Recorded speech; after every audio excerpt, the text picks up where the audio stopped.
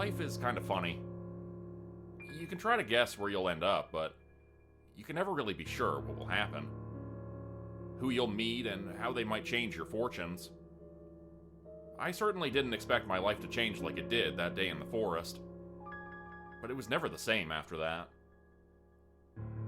My footsteps crunched across the dry leaves as I walked through the woods on the late summer afternoon. Birds were singing in the trees, and squirrels were chasing each other through the tall grass. It would have been a perfect day, if not for the fact that I was alone. Every so often, I would feel a pang of heartache at the loss of my friends back in Bridgeton, now 50 miles away. At that moment, it felt as if they lived in another world. Bridgeton might as well be Mars when you're not old enough to drive, after all. Why was it so hard to make new friends? I picked up a pine cone and threw it hard, missing the tree I was aiming for and sending it sailing through the air, where it landed in a pile of leaves. Something caught my eye where it hit the ground. A glint of something, shiny and gold. Walking over towards it, I reached down and was surprised to see a polished golden key. It had the symbol of a tree etched on the bow, and the blade of it was a long cylinder with teeth. I had never seen a key like that in real life. It looked like it was straight out of a medieval fantasy movie. Just then, a girl in a black hooded sweatshirt came around a bend in the path. She was dark-haired and tall, slender and beautiful, and I guessed her to be around my age. She saw the key in my hand and raced over, while I stood there dumbly looking at her. I was never very good at talking to girls. "You found it!" she exclaimed, looking overjoyed. The girl was suddenly inches away, and she hugged me unexpectedly, then surprised me even further by planting a quick, berry-flavored kiss right on my lips. She stepped back and watched me blush, with her astonishing purple eyes. "Thanks," she said, a devious smile on her face. I noticed the key was in her hand now, but I hadn't even seen her take it. "Hey!" But before I could say another word, she was off running. She glanced back over her shoulder and grinned at me, then disappeared off the path and into the woods. I wanted to chase after her for some reason, feeling like she'd gotten one over on me. The key had looked important and ancient, polished as if someone had taken extremely good care of it. And yet, she had seemed so confident that it was hers. Maybe it was, after all. Interrupting my thoughts once more, I heard the sound of someone rummaging in the forest a little ways off to my right. Then the deep voice of a man talking to himself. "Where is it? Where is it? It can't be gone. It must be here somewhere. It must be." "Hello," I said, walking over to him. He was a tall man with gray hair and a big nose, I saw, down on his hands and knees, rooting around in the leaves. He was dressed in green and brown, a canvas knapsack on his back. He carried with him a long, wooden walking stick. The man jumped up when he heard me coming. He looked at me and narrowed his eyes, appearing distrustful at first. But then he looked at me closely for a few moments, and his face softened. "Hello there, young man. You didn't happen to see a key on a chain, sort of like a necklace, lying around here? Did you?" I did, actually. I picked it up just over there," I said. He ran over to me and grabbed my shirt collar. Eyes wide and manic. Hair askew and spittle dribbling from his lower lip. "Where is it? You must give it to me. It is vital that you return it to me immediately." Seeing my scared face, and the fact that I looked ready to run away, he calmed himself slightly. "Sorry, it's just that it's quite sentimental to me. It's a family heirloom, and without it, well, let's just not speak of that right now. So, do you have it? I'll give you gold for it. Plenty of gold. I have lots." He began to pull handfuls of gold coins from his pockets, which glimmered in the dull light of the forest. They tumbled out of his hands, falling into the leaves and disappearing. He pulled more and more from his coat, tucking them into my pockets with his long fingers. He suddenly furrowed his brow. "Where is it? Where is it? Hey! Are you trying to pickpocket me like that girl did a minute ago? What's with the two of you? I guess you must be related or something. She's got it. Why don't you go after her?" The old man's face dropped. He looked furious and terrified at the same time, his eyes wide and unblinking. "You fool! Where did she go? Do you realize what she'll do with that key?" He stalked off into the forest, and I followed after him. "It wasn't my fault. She stole it from me. Who is she, anyways? Who are you? And why are you both so interested in that key?" He spun around and practically screamed at me. "That key is the only thing keeping our worlds together. We must stop her." "Oh. She's too much for me to handle on my own. I'm getting too old for this stuff. I'm gonna need your help, kid. Can you do this with your fingers?" He made his hand into a finger gun. Yeah. "Good. Then I'm gonna take a calculated risk here and decide to trust you. You've got brown eyes, so that's a good sign. At least they ain't purple. If you ever see somebody with purple eyes, just run the opposite direction, got it?" "Okay." "All right. Here goes nothing," he said, lowering the walking stick he was carrying so that it pointed at me. The end of it started to glow a faint white, then light blue. "Conjugatori, addicti, magici." A beam of blue light shot out of the staff, and my entire body suddenly felt warm and full of energy. It thrummed along my arms and into my fingertips, before settling into a low hum which reverberated in my ears. "Whoa, what'd you do to me?" "No time to explain. We've got an evil sorceress to stop. Just remember, finger guns." "Okay. Here, hold on to my arm for a second." I did as he asked, and suddenly the entire world went white. When I opened my eyes again, we were standing apart, in a completely different area of the forest. It was located somewhere I had never been before. A huge oak tree stood before us, towering high above all the others. It seemed to have 1,000 branches and 1,000,000 leaves. Such an impressive tree I had never seen before, and I felt immediately protective of it. Standing in front of it was the girl who had kissed me. She held the key and, with her other hand, was feeling the bark of the tree trunk, and looked to be inspecting it carefully.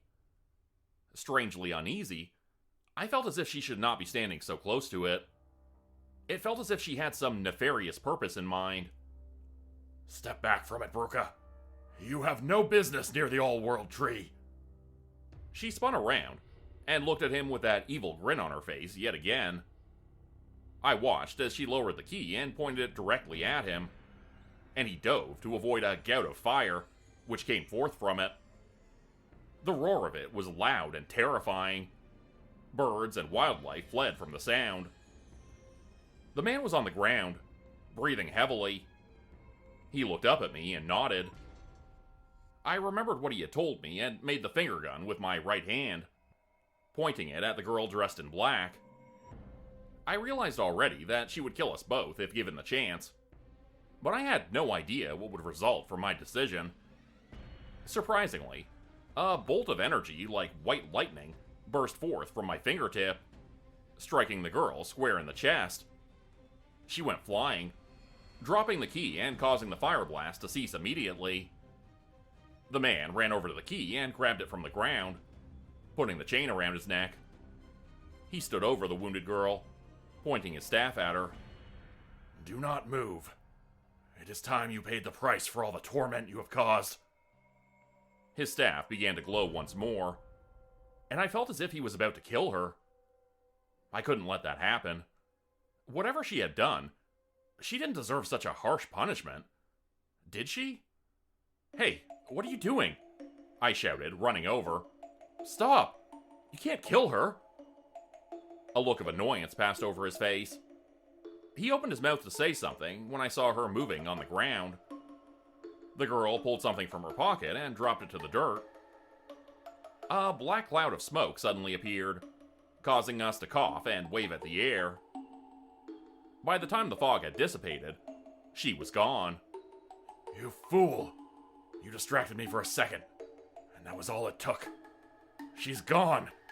I'll never get a chance like that again. He huffed and stomped away, walking straight towards the tree. There, he stood at its base, inspecting it, wiping it off as if she had dirtied it with her fingers. What? I am so confused. Who are you? Who is she? What's the deal with this tree and that key and... What did you do to me? I just shot lightning with my finger. Turning around, he looked at me and smiled warmly. You did, didn't you? And I suppose you did sort of save my life, in a way. Maybe you'll make a decent apprentice after all. That night, I lay in bed, wide awake, unable to sleep after all that had happened. I could still feel the power humming through my veins, and wanted nothing more than to express it again. Like a young musical savant who has just learned to play the guitar and knows that a Les Paul is nearby just waiting to be played. The man from the forest had introduced himself to me as Xavier. He was a sorcerer. Not only that, but he was the guardian of this realm, he told me. The most powerful one in each world was given the duty to protect the tree, and he had been granted the task from his mentor before him. My training would begin the following day after school, he told me, and I would have a lot to learn, especially since I was one day going to be the new guardian of the tree. The key, which hung around Xavier's neck, would one day hang around my own. Who would have thought? Just then, I heard something from the shadows in my darkened bedroom. A rustling sound like movement. I pulled the chain and turned on the lamp at my bedside, my heart trip-hammering with fear. There was no one there. But I had heard something. I was sure of it. I pulled the chain again, and the room was plunged into darkness once more. Even blacker than before, because my eyes were not adjusted to it. The sound was there again. Movement, rustling, footsteps drawing closer. I heard someone breathing as if they were standing over me in the night, watching me. Crickets were no longer chirping outside. Frogs and toads had stopped making their sounds. All was quiet except the sound of her breathing, standing over me, observing me. My heart was in my throat, fear filling every inch of me as she hovered over me. Purple orbs began to faintly glow, and I realized it was her eyes. The smell of the berry lip gloss she had worn when she kissed me filled my nostrils, and I felt like butterflies were fluttering in my stomach at the scent. But also, a growing sense of doom, of horror, at the smell which lingered beneath that. The stench of death. So, you're the one who will be Xavier's new apprentice. How delightful. I pulled the chain again, and the light came on.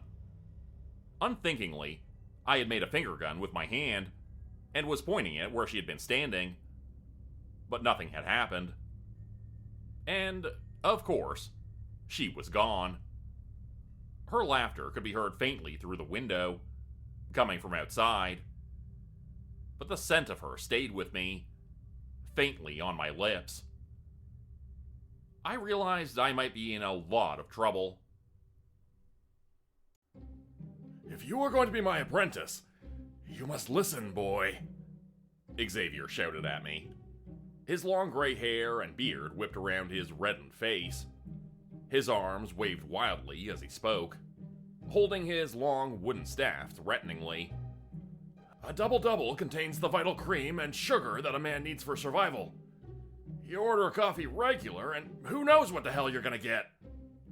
Sorcerers were much stranger than I had ever imagined, it turned out.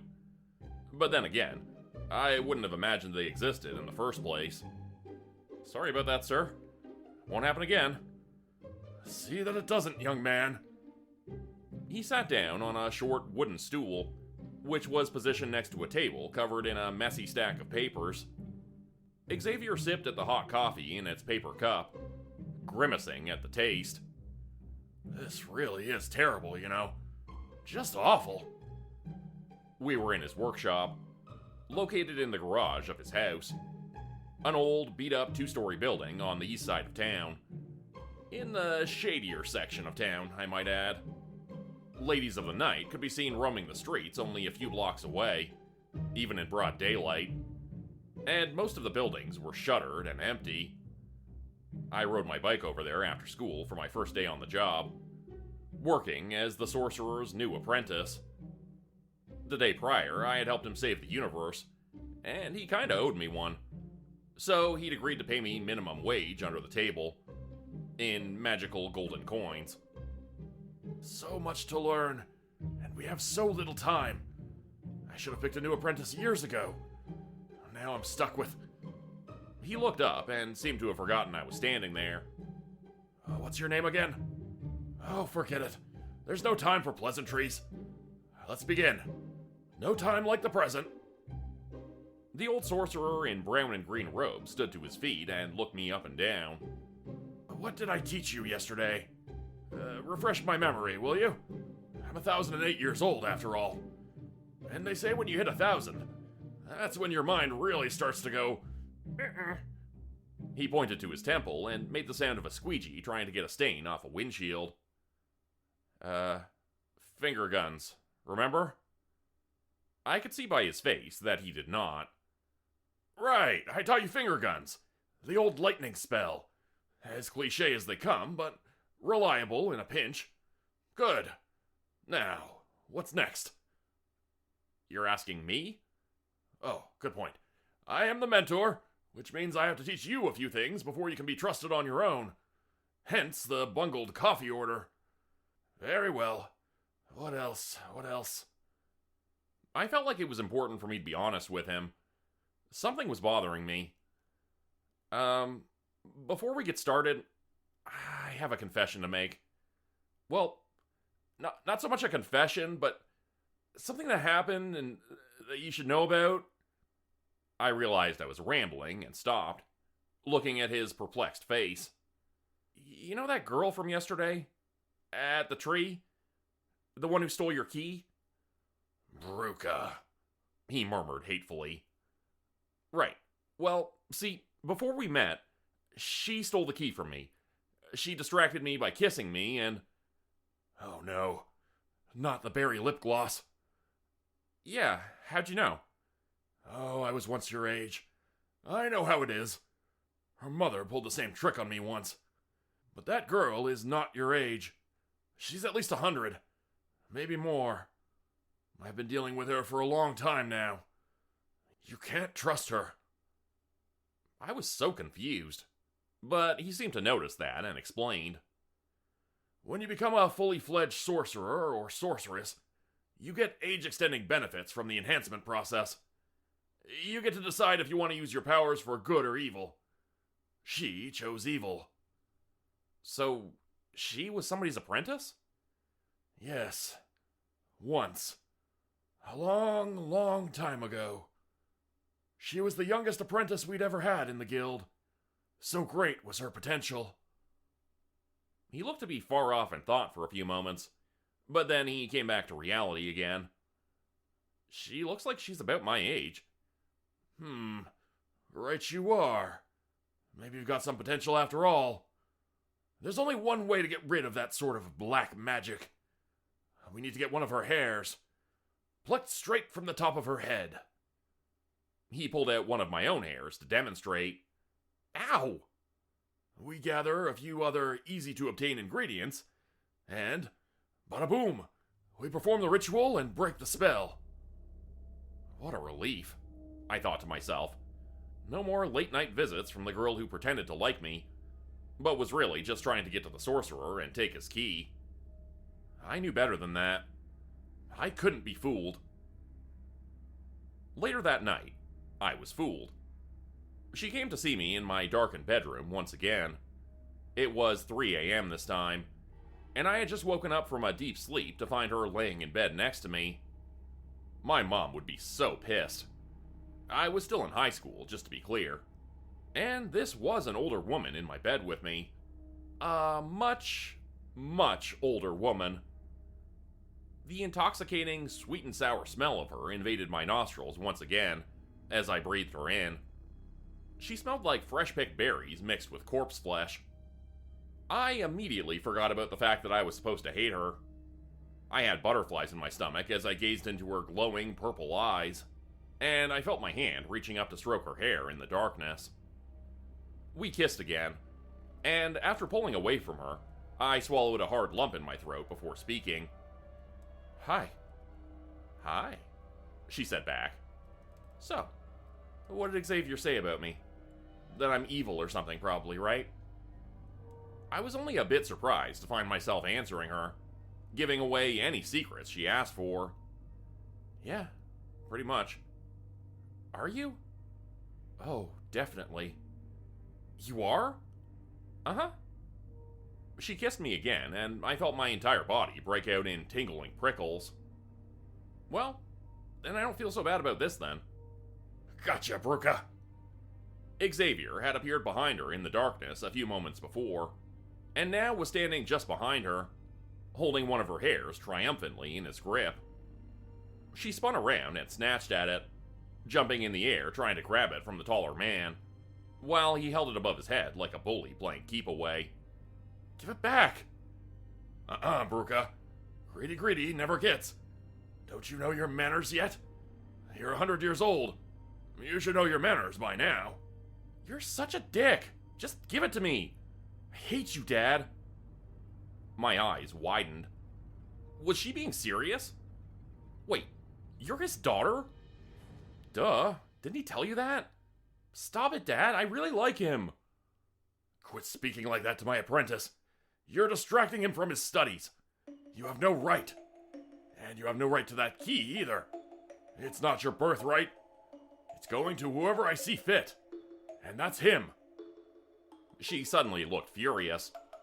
Him? You're gonna give it to him? He nodded.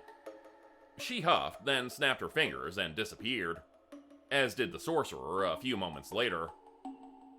My parents came in just after that, rubbing their bleary eyes. Who are you talking to? It's 3 o'clock in the morning. Oh, nobody. Sorry I woke you up. It was just a bad dream. Oh, okay. Good night, kiddo. My dad said, shooting me the finger guns like he sometimes did. I winked back and almost gave him the same finger guns back. I stopped myself at the last second. What a disaster that would have been. This whole sorcerer business was going to take some getting used to, and I was going to need to be a quick learner by the looks of things. I only hoped I could learn fast enough to take over the position as guardian of the all-world tree before Xavier really lost his marbles. That thought brought a newfound fear into my heart. What if Xavier was no longer able to fulfill his duties? Would I suddenly be responsible for keeping the universe intact? My heart beat with a dull thud in my temples and in my ears, the sound of it getting faster and faster. I wasn't ready for this. What's the point of all this, anyways? Just to guard some stupid tree? And if it's so damn powerful, why can't it protect itself? The all-world tree stood imposingly behind Xavier, tall and reaching impossibly high into the sky. Looking up, I tried to see the top of it, but could not. The all-world tree is not simply a tree, boy. Have you not come to realize this by now? We had been training for nearly 2 weeks, and he had definitely mentioned that. It had just slipped my mind. A lot of things were slipping my mind lately. Things like math and English homework, studying for tests, and getting good grades at school had fallen to the very bottom of the list. And up at the top of my mind was a girl with purple eyes and a mischievous smile. Somewhere beneath that was training to be the new guardian the all-powerful sorcerer charged with defending this corner of the multiverse. What's the matter with you? Are you even listening to me? He shouted at me, suddenly furious. I realized I'd been standing there not saying anything for a while. Oh, sorry. Lost in my thoughts, I guess. He huffed and turned towards the tree, his face now bright red with anger. With a quick tap of his staff, the bark began to split open like a zipper fly being undone. It even made a loud zip sound like a pair of Levi's being unzipped. Behind the hard exterior of the tree was an impossibly bright light, which shone through into the forest and stung my eyes. Xavier didn't flinch. Come on, he said. I will show you the consequences of not caring. Remember, all too soon the tree will be your charge, not mine. I will be gone, and you will be all that stands in the way. In the way of what? He grabbed me roughly by the arm and dragged me with him through the doorway, into the light of the tree. As we stepped through, it all went black. This, he said, holding his hands out once we were on the other side. This is what comes from not caring about what happens to the tree. This is what comes when it is not protected from the darkness. A black void was all around us. Pieces of rubble and chunks of broken earth. Old buildings and rocks floated through the air, drifting endlessly. In the sky, the sun had burnt out, and the moon was a crumbling wreck, eroding and falling to pieces. Wildlife, trees, and plants hung suspended, floating through the air, still alive but beginning to wither from lack of light. Everything looked miserably, impossibly alive, but it appeared that life was fading, being drained by the constant darkness. The mewing of a small kitten could be heard from a distance away, and I wondered how this could have happened. It was like the remains of our world if something had destroyed everything that made it what it was. Take a good look around. This is what will come of Earth, if you don't take this new responsibility seriously. I stumbled backwards in a terrified stupor, my back slamming into the tree. I turned around and the doorway was gone. But still, every inch of me wanted to leave this place. Are you listening to me, boy? He shouted, slapping me on the back of the head with the flat palm of his hand. You've been with her again, haven't you? That's why you're acting like this. How many times do I have to tell you? She's bad news. Nothing but trouble. He was talking about Grupe, of course. And it was true. I had been seeing her behind his back. She's your daughter. And? You think that makes it better? Just because I'm a guardian of the universe and a powerful sorcerer doesn't mean I'm not capable of being a shitty father. I went wrong somewhere along the way. I screwed up, okay? She's rotten. Dead on the inside. And that putrescent necrosis is spreading outwards. It'll get you too if you're not careful. Just stay away from her. No, I love her, I shouted, like the hormone-raging, lonely, ill-shapen teenager that I was. At that moment, I really did. Despite everything wrong with her, you couldn't have convinced me otherwise. I needed to convince myself. He wrinkled his brow at me, scowling, then grunted and turned around, tapping his staff against the dead, decayed surface of the tree. The rough bark unzipped again. You stay here, and give that decision some serious thought. Do you really love her?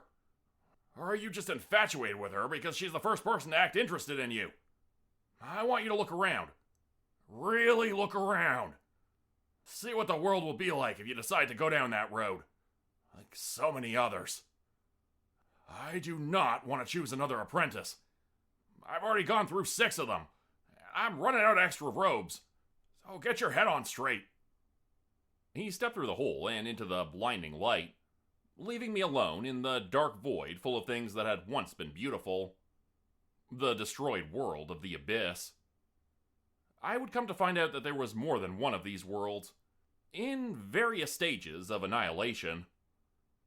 The kitten, who had been meowing a few minutes prior, was desperately swimming through the air towards me, its little toe-bean mittens raking the air with furious swipes.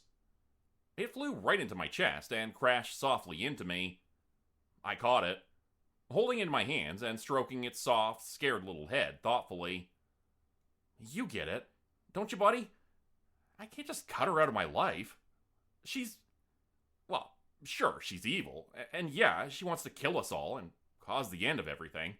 But you get it. I can tell. It's the intangible things, you know? The little things. Like how she's always got an extra stick of gum in her pocket for me. And how well, mostly it's how she makes out with me when her dad's asleep. I sighed, thinking maybe for the first time that Xavier was right. She was evil. She was always trying to get me to steal the key that he wore on a chain around his neck. But I refused to do that. I knew how important it was. Still, she pestered me about it nonstop.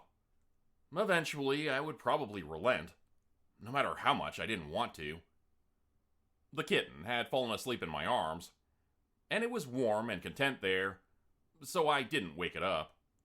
I just kept stroking its head softly, and thinking about what the hell I was gonna do. I had to break up with Grupe, I realized. She was no good. Literally. She had zero goodness in her, after a deal she'd made with a demon from a dark dimension several decades prior. With that thought suddenly unshakable in my mind, the doorway before me opened, and I stepped through. Right into Baruka's bedroom. She was laying on the bed, watching Sabrina the Teenage Witch on her phone. Dun dun! The Netflix deep bass opening sound effect greeted me ominously. Oh, hey, I said. Hi, she said, putting down her phone and raising her index finger and curling it inwards, bidding me to come closer to her. Let me guess. Did my dad leave you in that abyss dimension with all the floating cats? I realized I was still holding the little guy. Oh, shit. Should I chuck him back in? Do you think this will cause, like, an interdimensional rift or something? I'm sure it'll probably be fine. Just put him with the others. I let the cat down, and it joined a half dozen or so others. So, there's something I need to talk to you about, I began to say, when Xavier barged into the room and grabbed me roughly by the arm. What the hell, Dad? Get out of my room! He was about to tell me something important. He's dumping you, dear, the old sorcerer said, pulling me out through the door he had just come in through. The scenery on the other side did not look like the inside of the house we were in. Instead, it resembled a desert somewhere. What? Hey, he is not. Sorry. I really wanted to tell you in a nicer way than that. Again, really sorry, I said, before the door slammed and we were suddenly on a sand dune with the sun beating down on us from above. That was a real dick move, you know. She's your daughter. You talk to her like that? He scoffed and turned away, looking into the distance. Desert surrounded us on all sides for as far as the eye could see. She'd take your life in a second if she thought it would get her one step closer to her goal. Don't forget that. She's your enemy now. Your most bitter rival. Don't let her get close to you again. But she's your daughter. You two live in the same house. What if I see her in the kitchen when I'm getting a glass of water or something? Good point. Bring a bottle with you from home. Now, let's get down to business. I've shown you a couple basic spells. One basic spell. Finger guns. I demonstrated, sending 2 bolts of lightning into the distance, where they fizzled out among another set of sand dunes a couple miles away, probably making 2 tiny coasters made of glass that some camel would trip over at some point down the line. Careful with those things. You could kill a camel. Okay, so I showed you one spell. But now is the important part. I'm going to show you how spells work. This is the most complicated part of becoming a sorcerer. It takes a lifetime to master it, and you never stop learning. So pay attention. I perked up my ears and actually listened to the old guy for the first time in a while. He looked like he actually wanted to show me something.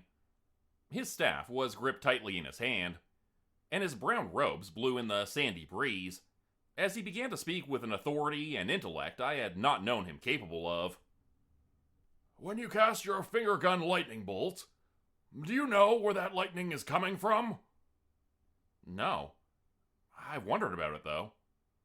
It was true. I had thought about it.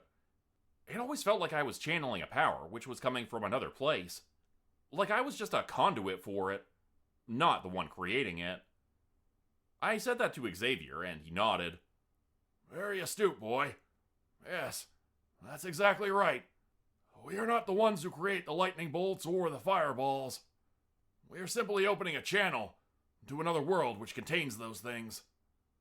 But then, how can I even cast a lightning bolt spell?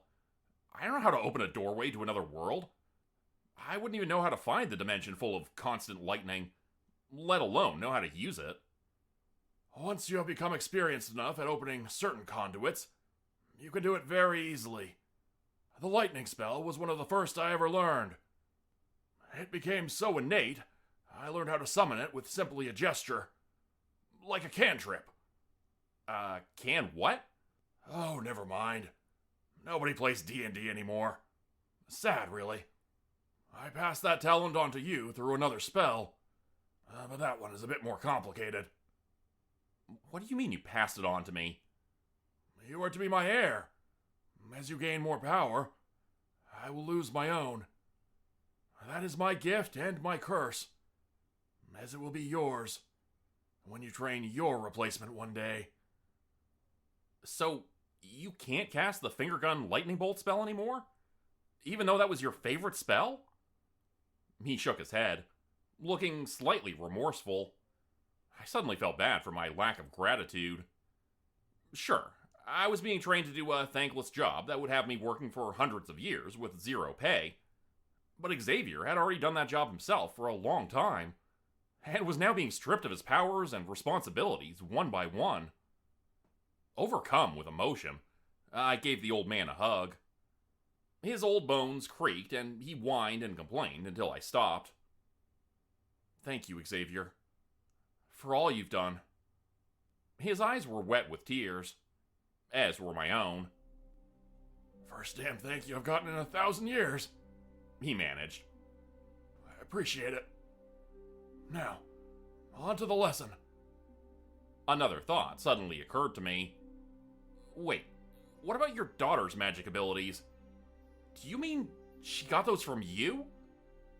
He looked at me sheepishly, but didn't say anything. And you said you've had, what, 5 different apprentices before me? Again, he said nothing, but his face was getting a little red. How many powers have you given away? Do you even have any left? I've got plenty of power left in me. There's an infinite number of spells out there, depending on which part of the multiverse you're pulling from. I just needed to get creative after a while. So what the hell am I supposed to do now? I can't learn some kinds of magic now because you gave away all your abilities? Well, not exactly. You can get them back. You would just need to defeat my former apprentices in battle. You beat them, you get their powers. It's sort of a Highlander situation in that regard. Sans the decapitation. Oh, this just gets better and better, doesn't it? His smile told me he did not comprehend sarcasm. Maybe that was one of the abilities he gave away, I thought to myself bitterly. This was going to be a very long apprenticeship. So, what does your magical staff do? I asked the sorcerer, alone with him in his workshop once again. And the key that Grupe is so obsessed with. Learning all the new information about how magic worked, using conduits to different dimensions, had ignited something within me.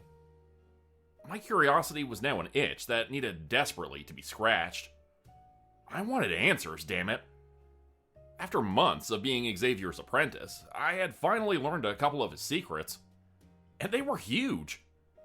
I couldn't believe he hadn't told me until now that he had given up pieces of magical knowledge and his own abilities to train his former apprentices. 5 of them.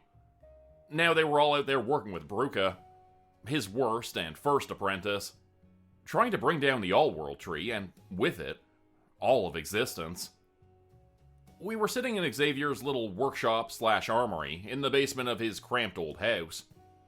His daughter, my newly now ex-girlfriend, was just upstairs, and I was waiting for her to start hammering on the door, barging in to try and talk to me. We had just broken up minutes before, a decision I had made after returning from the Abyss dimension, which showed the potential unmaking of reality. Exactly what would happen to Earth if I went along with the plan she had been hinting at for the past couple of weeks. I was realizing more and more by the second that it was the right decision to break things off with her. She had been using me, just like she had used others to accomplish her horrible goals. The staff was created using a part of the All-World tree, grafted from a branch by my master's master. It took many years and many spells to remove this piece of wood from the tree. Countless lives have been lost. Wars between worlds have been fought over the staff to preserve it from the hands of evil. It serves a very special purpose, allowing me to access the powers of the tree even when I am far away from it. When you cast the lightning bolts from your fingers, that magic still traveled through the staff. From it to you, our magic is nothing without it, unless we are standing right next to the All-World tree. But don't worry, I won't hold on to it forever. This staff will belong to you one day very soon. He tossed it to me, allowing me to hold it for the first time. I felt the heavy weight of it in my hands, and the power of it thrumming in my fingertips. It seemed to be alive with energy. When I moved my hands up the length of it, I noticed sparks flew from it, in all the colors of the rainbow. Hold it close, and whatever you do, don't drop it. There are forces in this world and others who would kill to have a piece of the tree, to wield as their own. Its magic is one of a kind, unbreakable and undefeatable when used correctly. So, how do I use it? He narrowed his eyes at me for a moment. Promise you won't turn evil on me like the other ones?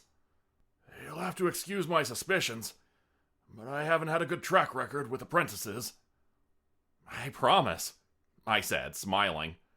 Don't worry, I'm with you. Let's keep the multiverse safe. Let the tree keep doing its thing. He still looked suspicious. Xavier, trust me, okay?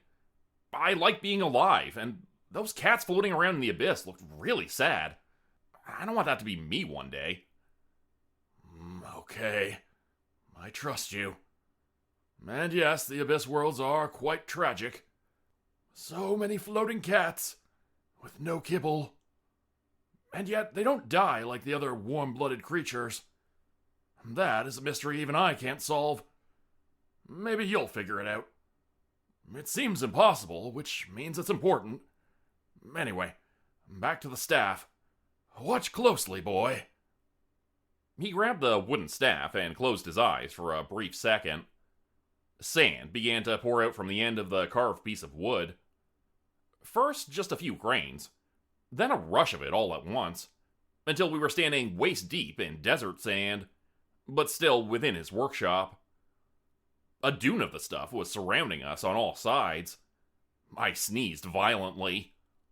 Gesundheit. He tapped the top of his staff with his index finger, and the sand was suddenly sucked back up into it from the base, leaving not a grain of it remaining on the floor. It looked like the world's most efficient Hoover vacuum cleaner attachment. Then he handed the staff back to me. You just have to close your eyes and picture the place. The desert world. Make the mental image as real as you can in your mind. Don't just think about how it looked. Remember how it feels. How it smells and tastes and sounds.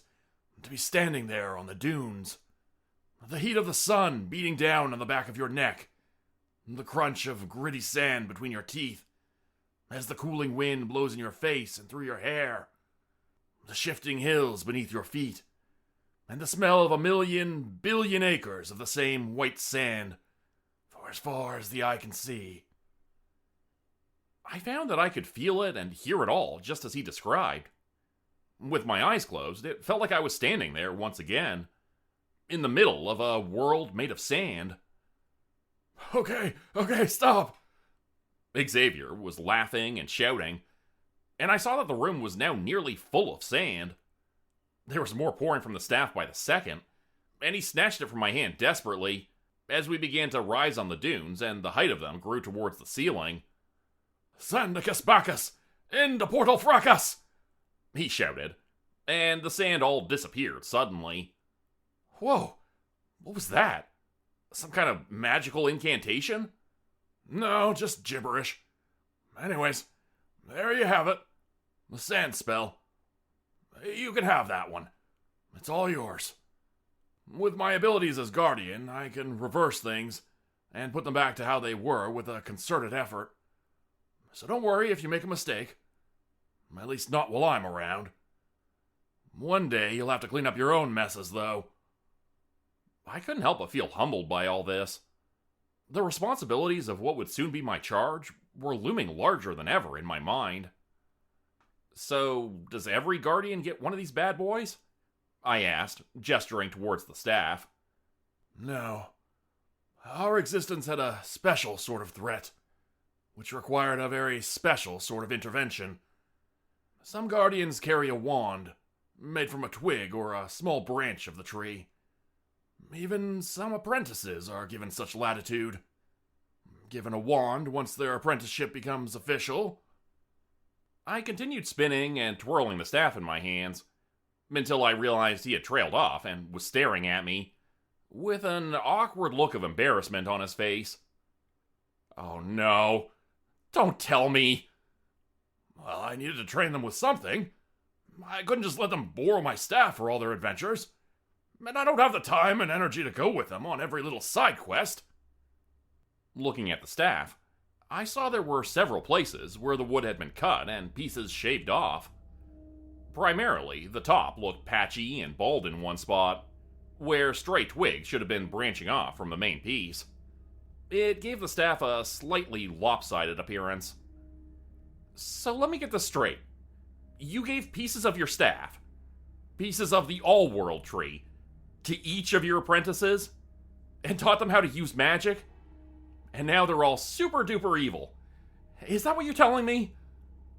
More or less. There's one boy who's leaning chaotic neutral. I've really got my fingers crossed for him. And for me, I hope. I gotta go fight them all now. That's what you're telling me, isn't it? Well, except for maybe the chaotic neutral one, don't forget. He might turn out alright. I'm keeping an eye on him. We'll save him for last, how's that? I sighed with exasperation, feeling defeated before even beginning. What would he tell me next? No wonder he hadn't wanted to tell me the truth, I thought to myself. It's all terrible. After a few more days of training, it was time for my first test, Xavier told me. He said one of the former apprentices he had trained was pretty dim-witted. The guy wouldn't pose much of a threat. And he had his own magic wand, which I would get to keep after I defeated him. It was hard to argue with that. I couldn't wait to have my own little piece of the all-world tree to open up channels to other dimensions with. I would have to be very careful, Xavier told me, since many of the dimensions were quite chaotic. But we would get to that later. I'll be with you the whole time, Xavier said when we were outside Derek's hideout. He was Xavier's sixth and most recent apprentice. The place was an old warehouse downtown, and the neighborhood looked more than a little scary. A trash can was on fire nearby, casting the street in a flickering orange glow. There was nobody standing near it anywhere. Rats and mice were scurrying past in the open, and a man in tattered rags shuffled past us, pushing a shopping cart full of cans. On his feet were two beat-up Kleenex boxes. The sorcerer caught me staring at them. Shuicus Nuicus, Xavier said with a smile, tapping his staff twice on the ground. The man's shoes became a very comfortable-looking pair of running shoes. He didn't immediately notice, but I thought he'd probably appreciate it later on. From the shoe dimension, the sorcerer explained. Xavier had cast an invisibility spell on himself, so that he could come along and assist me if necessary, but also so that I could use the spells I'd learned, which were cast through the staff. He wasn't quite prepared to lend me that yet, for somewhat obvious reasons. Alright, here goes. I went in straight through the front door, and found the place to be a huge, abandoned industrial shop. There was old, dusty machinery everywhere, and the only light was the dim glow of the moon coming in from a few dingy windows up above. Hello? I called out. Don't announce yourself, Xavier whispered. You're supposed to be sneaking up on him. Then why'd you tell me to come in through the front door? And why are you talking? I thought this was my mission. He simply harumphed and didn't say another word. Ah, there you are. He must be Xavier's new apprentice. My spies told me you'd be coming. The voice came from the shadows, and I stopped moving, looking around for the source of it. But I couldn't see anyone. So this is your hideout? I called out. A big, empty warehouse? To be honest, I'm kind of disappointed. I thought you'd be hiding out in an alternate dimension, in an old creepy castle or something cool. A kid stepped forward from the shadows. He looked to be about my age, with black hair and glasses. He was wearing a Led Zeppelin shirt and ripped jeans. I like urban exploring. It's one of my hobbies. That and killing lawful good douchebags like you. Let me guess. You're trying to protect the all-world tree? As if Xavier's the right one to be guarding it. The guy can't even control his own daughter. Don't talk about her. Or else what? What are you gonna do? He asked, taking out a crooked-looking wand from his pocket that appeared polished and yet scarred and burnt from various battles. Oh, there's lots I can do. Your best bet is to surrender now while you still can, I said, with as much of a threatening tone as I could muster. What? Did he teach you some plant life spells? How to make sand appear? I eyed the empty space where Xavier was standing suspiciously. I swear, I never taught him the sand spell, he whispered. Maybe the dirt spell, though.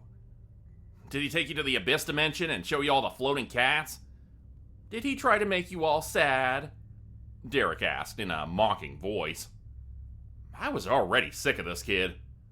I pointed my finger guns at him and shot a concentrated bolt of lightning in his direction. He looked momentarily surprised, but not surprised enough.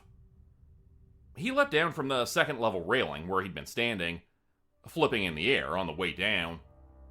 He landed like a superhero on the floor below, 30 feet or so from where I was standing. He looked unhurt and unbothered by my attack. My turn, he said, straightening his glasses and rubbing his hands together. He raised up his palms, and pillars of earth and concrete grew from the floor in rows, which shot up one by one in huge rectangular blocks. With his hand, he lifted them up effortlessly into the air, where they tipped over and toppled like dominoes, joining together in a line. Then he sent them flying towards me, a massive spear of rock and earth weighing hundreds of tons. The huge blocks of dirt and concrete were immediately upon me, as I stood terrified on the ground floor of the massive industrial building. I had only a second to act, maybe less. But time seemed to slow down as I watched them flying toward me, the air filling with dust and debris.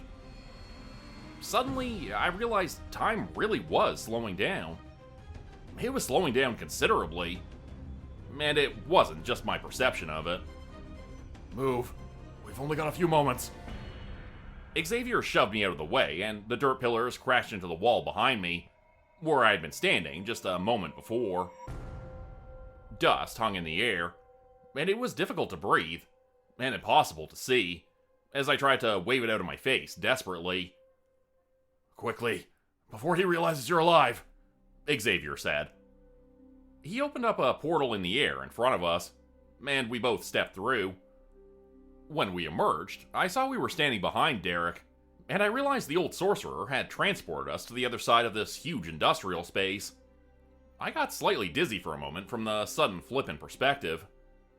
Shaking that off, I tried to concentrate. Closing my eyes, I imagined the vines from the jungle dimension, which Xavier had taken me to.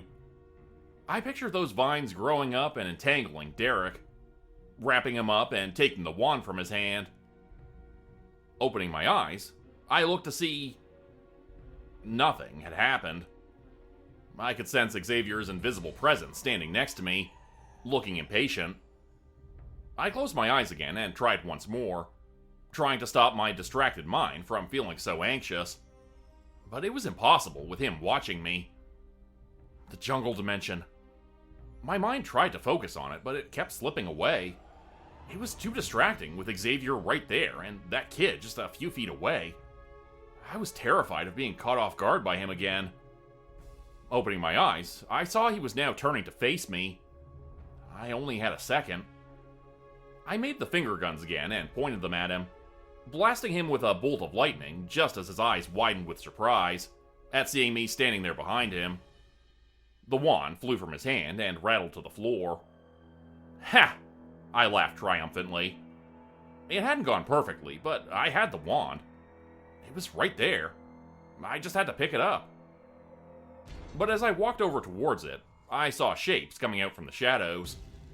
I took a terrified step backward when I saw that there were not just a couple of them, whatever they were, but hundreds of them. Thousands. Derek was on the ground several feet away, slowly getting up. He smiled when he saw them. Thousands of rats and mice came from everywhere to assist him.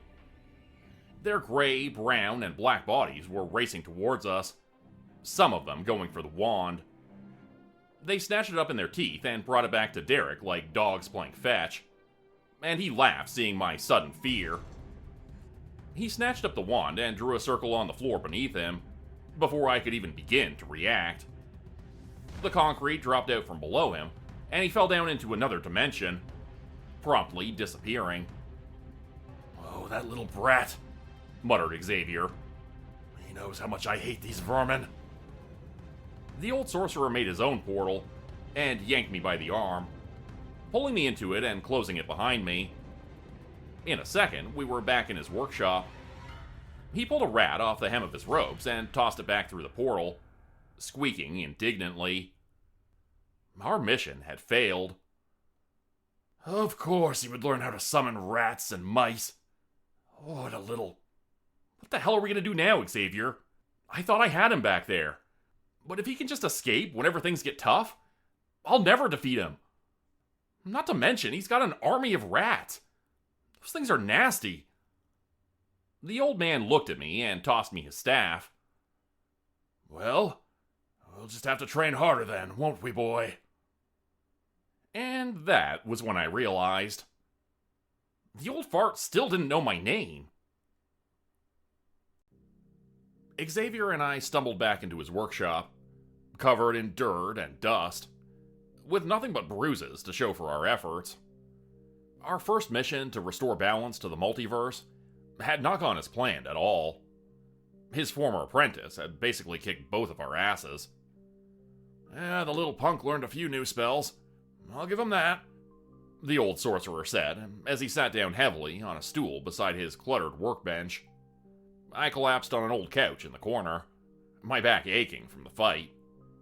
I thought you said he was the dumb one, the one who would be easiest to beat. That wasn't easy at all. We almost died back there. Thinking back, all I could picture was the horde of rats Derek had summoned at will. His spies, as he'd called them. Could he really communicate with them too? How the hell was he talking to those rats anyway? It's like they were his own personal army. Xavier looked at me and shook his head. You still don't understand. There are infinite worlds out there connected by the all-world tree. Infinite! Is there one with telepathically controllable rats, just waiting for a child master to command them? Well, there was. Not anymore, because he just emptied it out. What do you mean, emptied it out?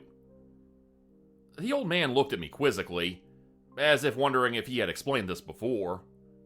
It was a look I was becoming all too familiar with.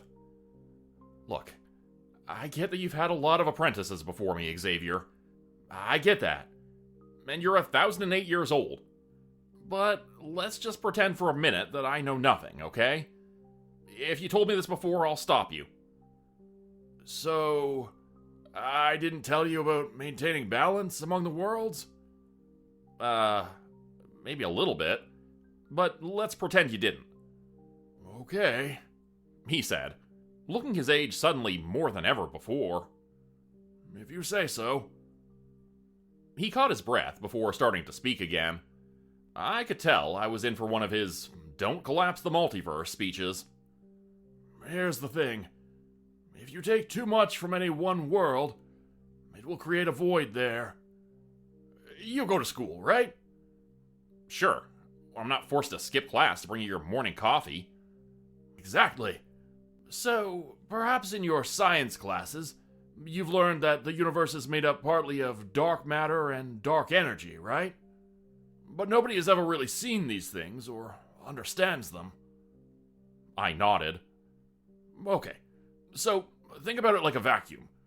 If you make a vacuum, say like in Iraq or Afghanistan, when they took out the existing governmental power structure, then all this other dark shit comes in and takes its place. I thought you were talking about like a Dyson or a Hoover. Same basic concept. Okay. So, is that what causes those abyss dimensions you showed me? You said there were more of them by the day. I said, picturing the world full of floating cats with no kibble. Xavier nodded.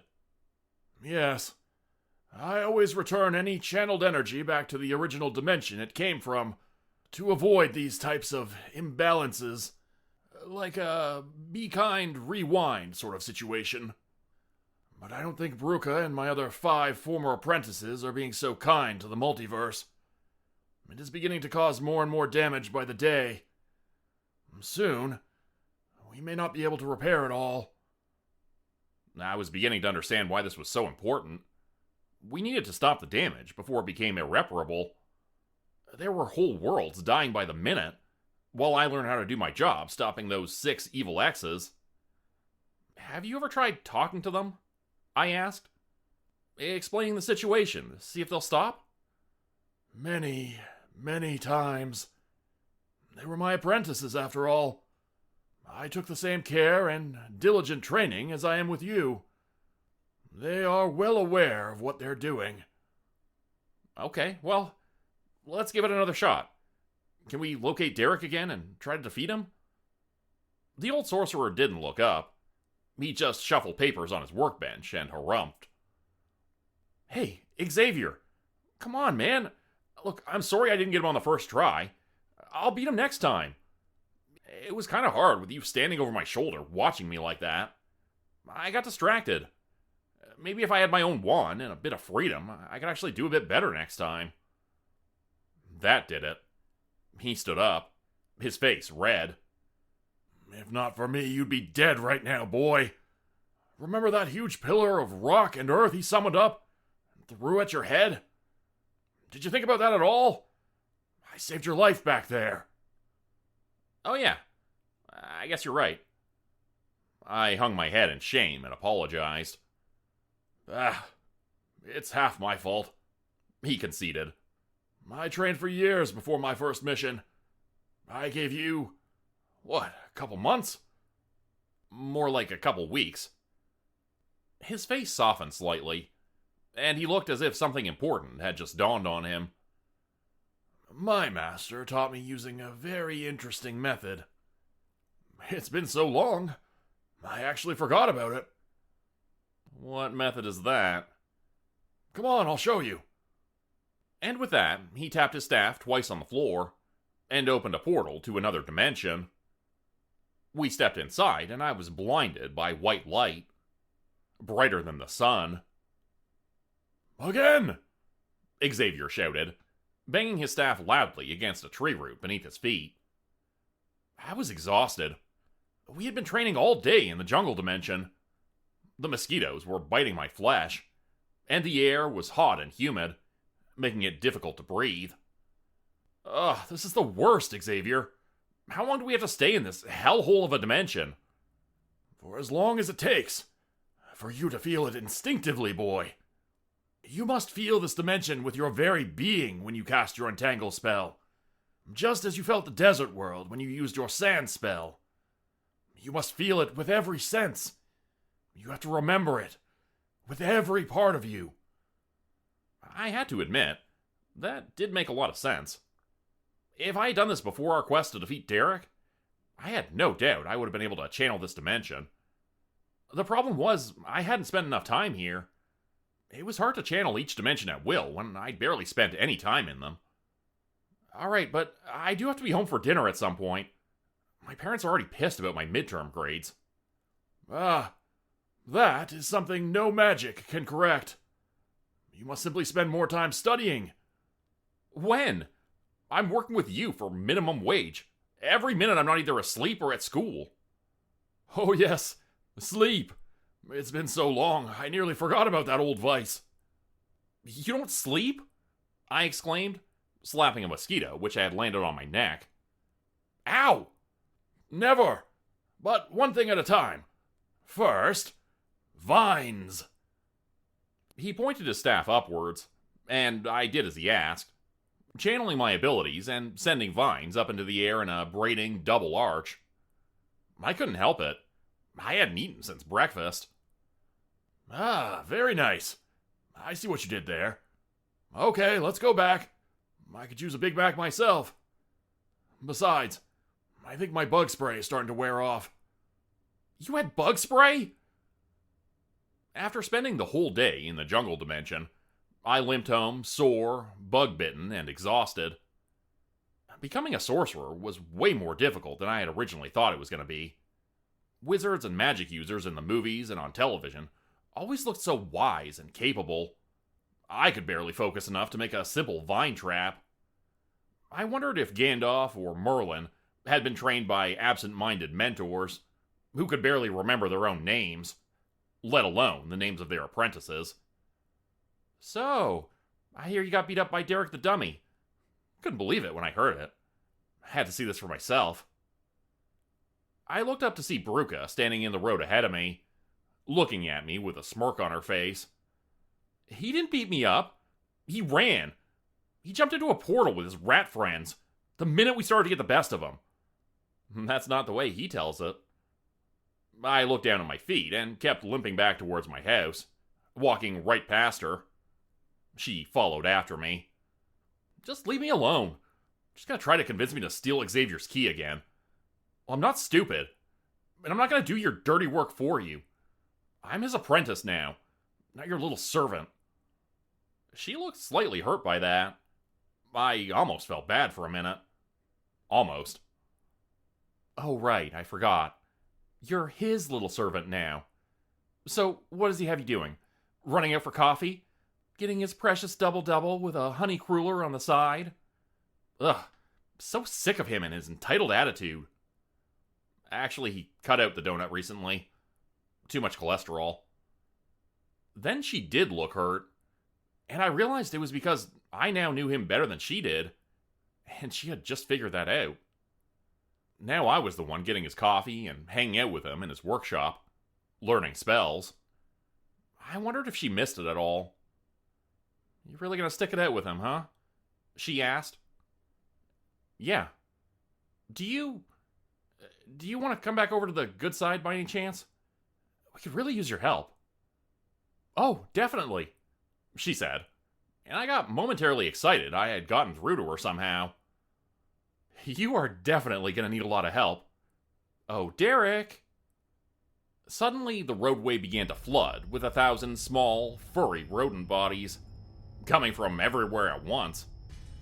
They emerged from the sewers and from the alleys, from beneath cars and houses, and they surrounded me. Then, suddenly the rodents were beneath me, carrying me away. I tried to blast a few of them with lightning bolts, but had no success summoning up any vines to assist me. Despite the day's training, I was overcome with panic and unable to focus. Derek was suddenly standing there beside Bruca, with his wand in his hand, making phallic summoning motions with it as he laughed at my misfortune. A portal opened up before me, and I was carried off toward it, upon the backs of a sea of rats and mice of questionable vaccination status. Bruca rubbed further salt in my wounds by taking her wand from her pocket as well, and casting a spell with it effortlessly. I screamed as wiry black tendrils appeared out of nowhere, seeming to grow up out of the ground like evil plant life. They moved like parasitic worms, but felt like they were made of steel wire, as they wrapped around my entire body, coiling around my arms and legs, my midsection and mouth, and I was dragged off into a swirling purple portal.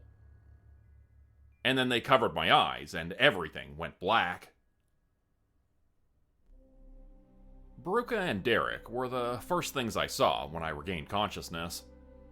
I looked around to see we were in a dark, cavernous place, which I guessed was far underground. There was no light source anywhere. My eyes had adjusted just enough to see the dim outlines of their features, as they slapped me awake with hard, barehanded hits to the face. What? Where am I? Where isn't important right now, snapped Bruke. It is who you are kneeling before. That is what you need to concern yourself with right now. Who you are meeting at this moment. This opportunity, it is not to be taken lightly. He will change your life forever, just as he did ours. Then a set of eyes appeared blinking in the corner. They reflected light where there was none. Two eyes glared at me from the blackness, and I could see a figure getting to their feet. Hello, the deep, rattling voice said. You are Xavier's apprentice. I've heard a lot about you. Who the hell are you? I asked, more frightened than I had ever been in my life. Names are not important, said the Shadow Man. Choices are the important thing. Branches on a tree leading to an end. You have a choice ahead of you. A decision awaits you. The same as a man walking down a road on a long journey and coming to a crossroads. There is a path which leads to the right, and a path which leads to the left, for both of you. The man sees that the path leading to the left is unpaved, full of potholes, and winds through dark forests and treacherous mountain passes. Or, the man sees that he can choose to go to the right. He finds that way is much more appealing to his eyes. There, the road is paved and flat, leading straight toward his destination, which can be glimpsed in the distance. Many others walk along this same road, and he sees it is lit with the warm glow of sunlight. He is almost there, if only he takes this path to the right. So, which way do you go? If you are the traveler, how could you or anyone else justify your choice to take the hard road? I stared at the reflections in his eyes and tried to comprehend his logic. What are you trying to say to me? Just speak it plainly. I don't appreciate your metaphors. Are you trying to tell me it would be easier to go along with you? That it would be better somehow to try and bring about oblivion? He shook his head and clicked his tongue. You look at the two paths and see the simpler one as the correct one. You see the right path as the true path. But sometimes things are not as simple as they appear. Let us presume you take the path, which appears so simple, so perfect. Many have traveled it before you, and you find it takes you exactly to your destination as you predicted. But then you continue on. You walk further, and you find that that path is but a loop, a circle, which takes you back yet again to that same choice, over and over, as if it is a test of unlimited attempts for us to pass. A test laid out for us by someone greater than us all. Someone who is very, very patient. The multiverse is coming to an end. I have seen it in the tree's glowing heart, where the beginning and the end are as one. I have seen things your master could only dream of. I know all of it comes to an end eventually. Just as it has before, it will come again. He will come again. We can start over from scratch and begin again from the start. Make things better this time for everyone. Not just for the lucky few, but for all. No more injustice. No more inequality. So your plan is to blow it all up and start over? Is that why you're turning all these worlds into the abyss? I challenged him, scared as I was. He nodded. Exactly. See? I knew you would understand. It's for the greater good. And don't worry. If you're here to see the end, you will get to see the new beginning. I'll make sure of that. Because you'll be in charge, right? Oh, yes. He will see to that. Who else would he put in charge? Who else could do it?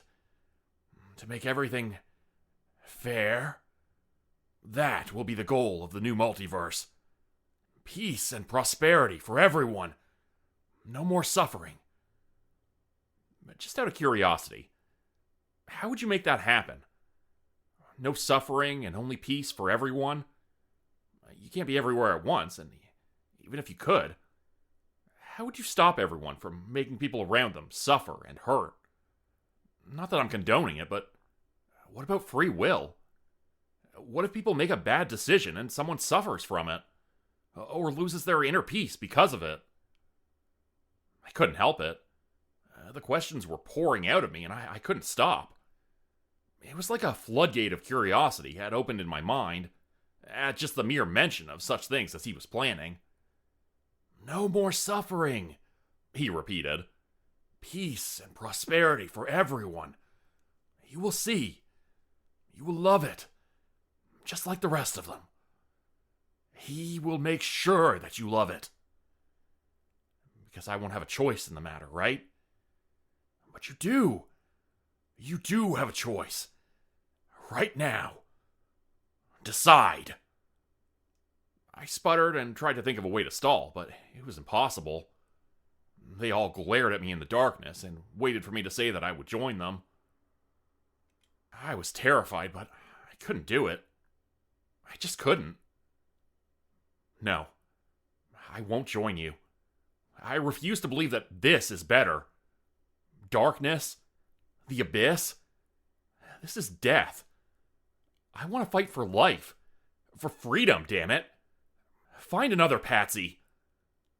I wasn't sure where I'd heard that last line, but it seemed to fit in that moment. The dark eyes around the room glared at me and squinted in disbelief. So be it. You will die with the rest of the non-believers, the dark shadow man said, and then he pushed me. Behind me, without me realizing it, a portal had been opened up in the ground. I dropped backwards into it, and then I was falling down, down, down for a long, long time. When I opened my eyes, I was in a grassy field, and I thought maybe, just maybe, I was home. But it would not be so easy. I stood up and looked around to see it was early evening in this place. The sun going down orange on the horizon. It certainly was not Earth, though. All around me were perfectly round craters that pockmarked the grassy meadow I was standing in. A cold wind was blowing in from the directions of some mountains in the distance, and I noticed a small village at the base of these mountains, smoke rising up from the chimneys there. The idyllic-looking town appeared to be of a medieval age, I thought to myself, walking carefully toward it through the grass. If there was any hope of contacting Xavier and finding a way home, maybe the village would have the answers. Mostly, though, I just didn't want to be alone in this strange world when the sun went down.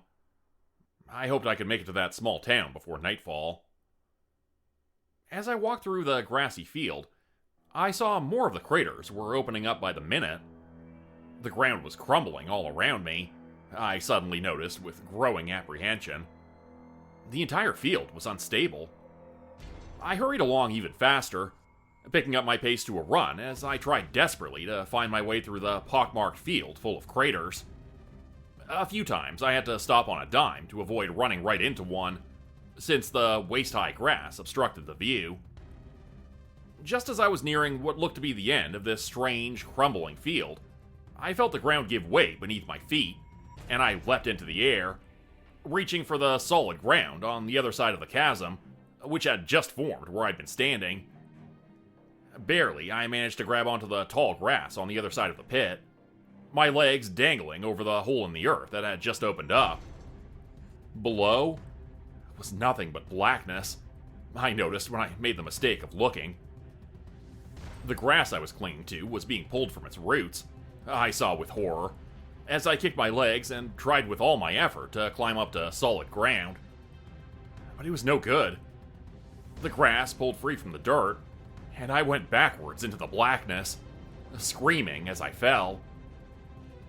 And then something grabbed me. Someone grabbed my hand and pulled me up. Panting, laying face down on the ground, I looked up to see who had rescued me. It was a girl about my age, who also now looked out of breath and exhausted from the effort of saving me. She had black hair and was dressed in dark, simple clothing. "Thank you," I managed to say. "You saved my life." "I did," she said back. "Now you owe me yours. Come, let's go to the village. I'll introduce you to my family, and you can see your new home, behind the glass." Whatever behind the glass meant, I wasn't liking the sound of it at all. Thanks. I really appreciate you saving me and all, but I need to go home. Back to my family. You understand that, right? Her eyes darkened and she stood to her feet, looking down at me. I noticed she was holding something in her hand that looked like a dog collar. "Talavar respectus," she said, and the collar suddenly flew from her hand and snapped around my neck, fastening itself tightly there. It felt like a necktie that had been tightened too much. "There," she said, nodding to herself. "Come with me. You understand that, right?" My time living in another dimension for a few months wasn't great.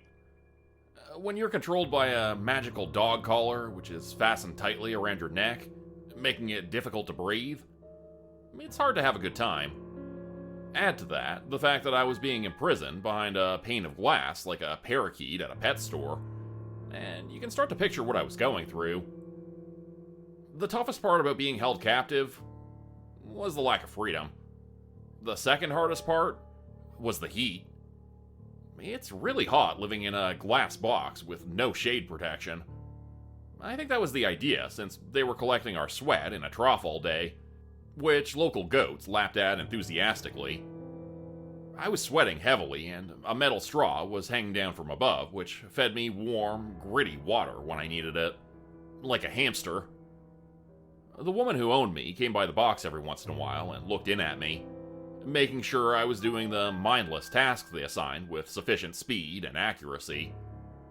The material I was taught to work with bent readily at the high temperatures in the greenhouse-style box, and I figured that's why it was being used as my prison.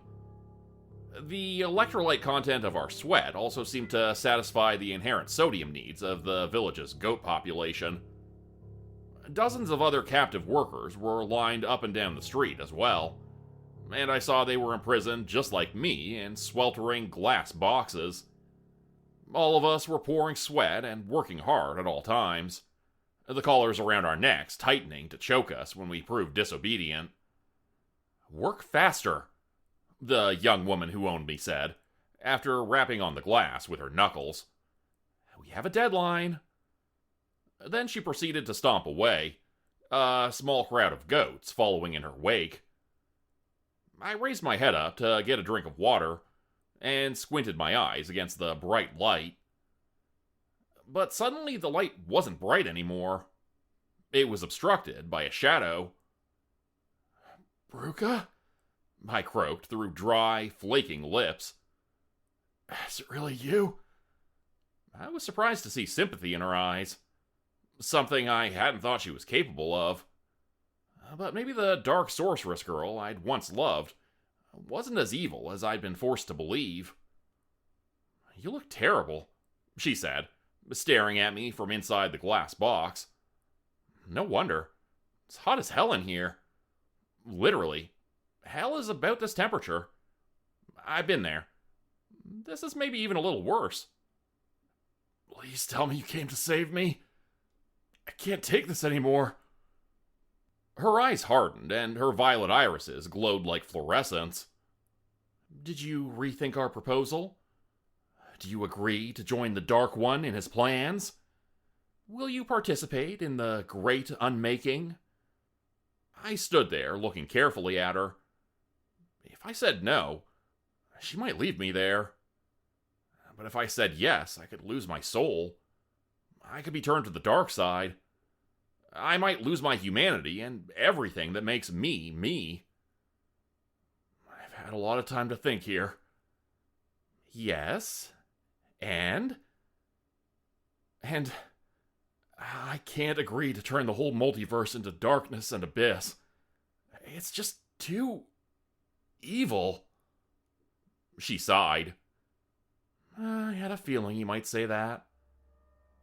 She blinked out of existence, leaving me in the boiling hot glass cube once again. I looked up and down the street and saw nobody had really noticed what had happened. They were all going about their duties as if the whole thing had just been a fever dream. Except for one thing. A gnarled wooden wand which sat on the floor of the glass box. It looked a bit familiar, like the one Derek the Dark Apprentice had wielded. She left me a way out, I thought, trying to hide my grin. Careful now. Don't blow this. I bent over and picked up the ancient-looking wand, made from a piece of the all-world tree. The power of it could be felt running through me a second later, and my heart began to beat faster as I thought about escaping. All this time, I'd been cut off from the magic I'd learned. I'd been incapable of using it without a piece of the tree to channel the other dimensions through. But I'd spent my time wisely. I'd spent it trying to think of creative ways to use the magic of the tree, without using the spells which Xavier had given away to his other 6 apprentices.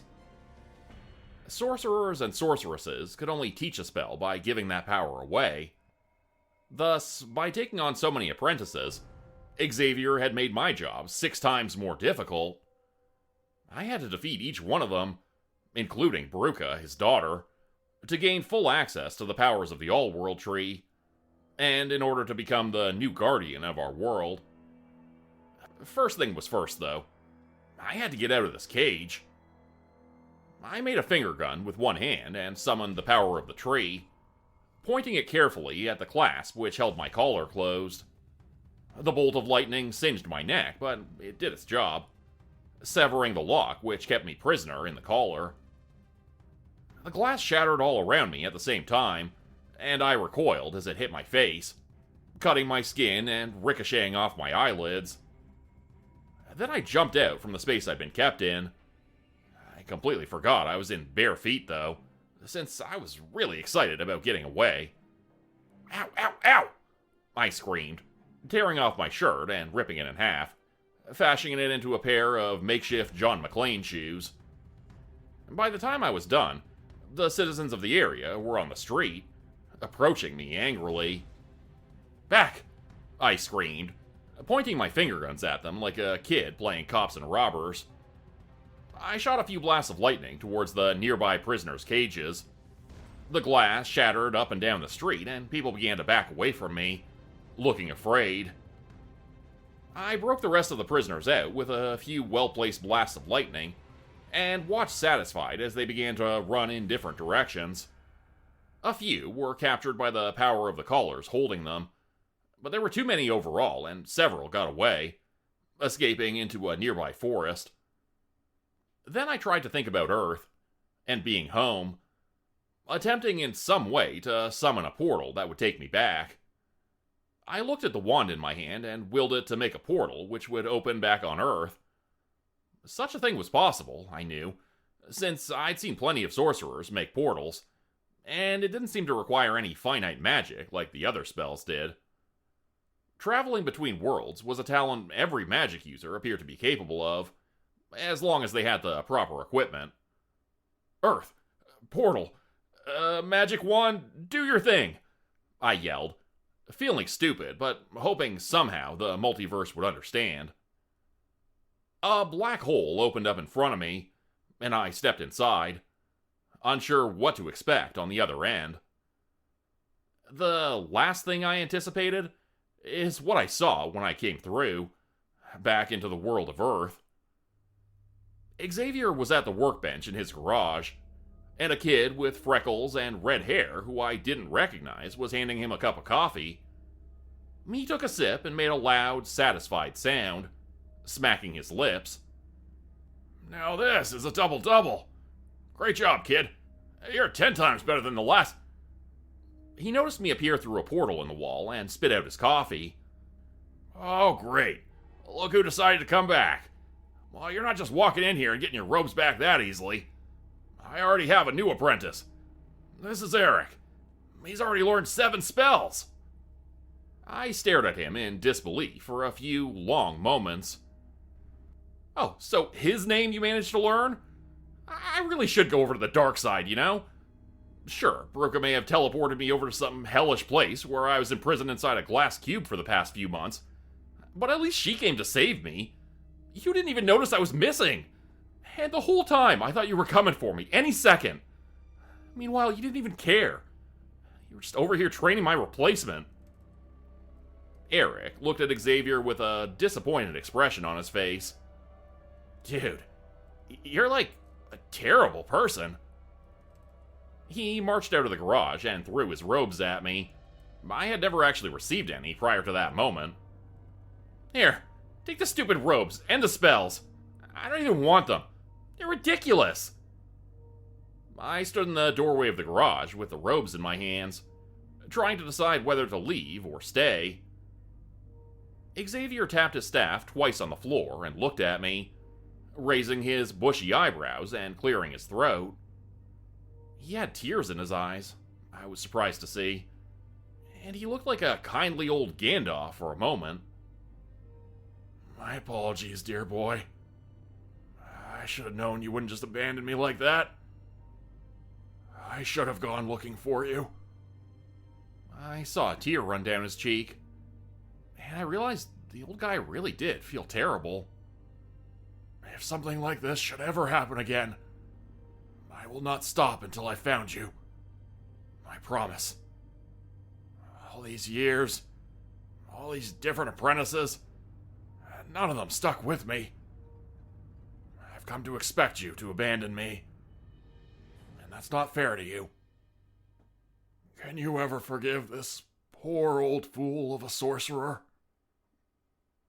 It took me a few moments to decide, but eventually I relented. All right, Xavier, I forgive you, but you need to try harder from now on, and you need to trust me if I'm going to be your replacement. No more uneven footing. It's you and me. We're partners now, got it? He harumphed. Highly irregular, but I suppose what they say is true. If something isn't working, you don't keep trying it again and again in hopes it will suddenly work. You have to change your tact. And maybe I have to change my ways a bit too. I couldn't help but smile. We were finally getting somewhere. Great. Now, let's figure out how to defeat this dark wizard, okay? Because I don't want to get sent to another dimension again. It was really terrible. There were goats there. I yelled this last part at him, as if it would explain it all somehow. Oh my, that does sound awful. Oh, and hey, look at that. You've got a wand. Congratulations. That means you must have killed one of your rivals. He picked up the wand and inspected it closely. Oh, You defeated Derek. No small feat. Maybe I underestimated you after all. I didn't have the heart to tell him that I didn't defeat anyone. But that meant Grupe had killed one of Xavier's former apprentices, and now she was even more powerful than ever. Suddenly, the wand in my hand didn't feel like a gift anymore. It felt like a dueling pistol, and I had just been challenged to a battle for life or death against a far superior opponent. Walking home on my injured feet was difficult. Glass shards were still trapped inside my skin, and I felt pain like little bolts of lightning running through my foot at times when I stepped on a pebble or put too much pressure on it. Halfway home, I had to stop and rest, sitting down on the curb and trembling from the pain. I only hoped I'd be home soon, and that my parents wouldn't be too upset at my absence for the past several months. Ow! Ow! Stop! Why? I heard someone's voice coming from behind me, from the other side of a bush. Getting up slowly, I walked over on my tender feet to take a look. Help! Help! Help! The screams cut off abruptly. I limped around to the other side of the shrub, and saw Grupe sitting atop the dead body of Xavier's most recent failed apprentice. His face was frozen in a scream of terror. "Hey you," she said with an innocent voice. "How is everything? Are you happy to be back on Earth? You're welcome, by the way." I wasn't entirely sure what to say. She had just killed an innocent kid, and yet I felt deeply indebted to her for saving my life. It didn't seem right to criticize her at that moment. "Everything's fine," I said, trying not to look at the dead body she was sitting on.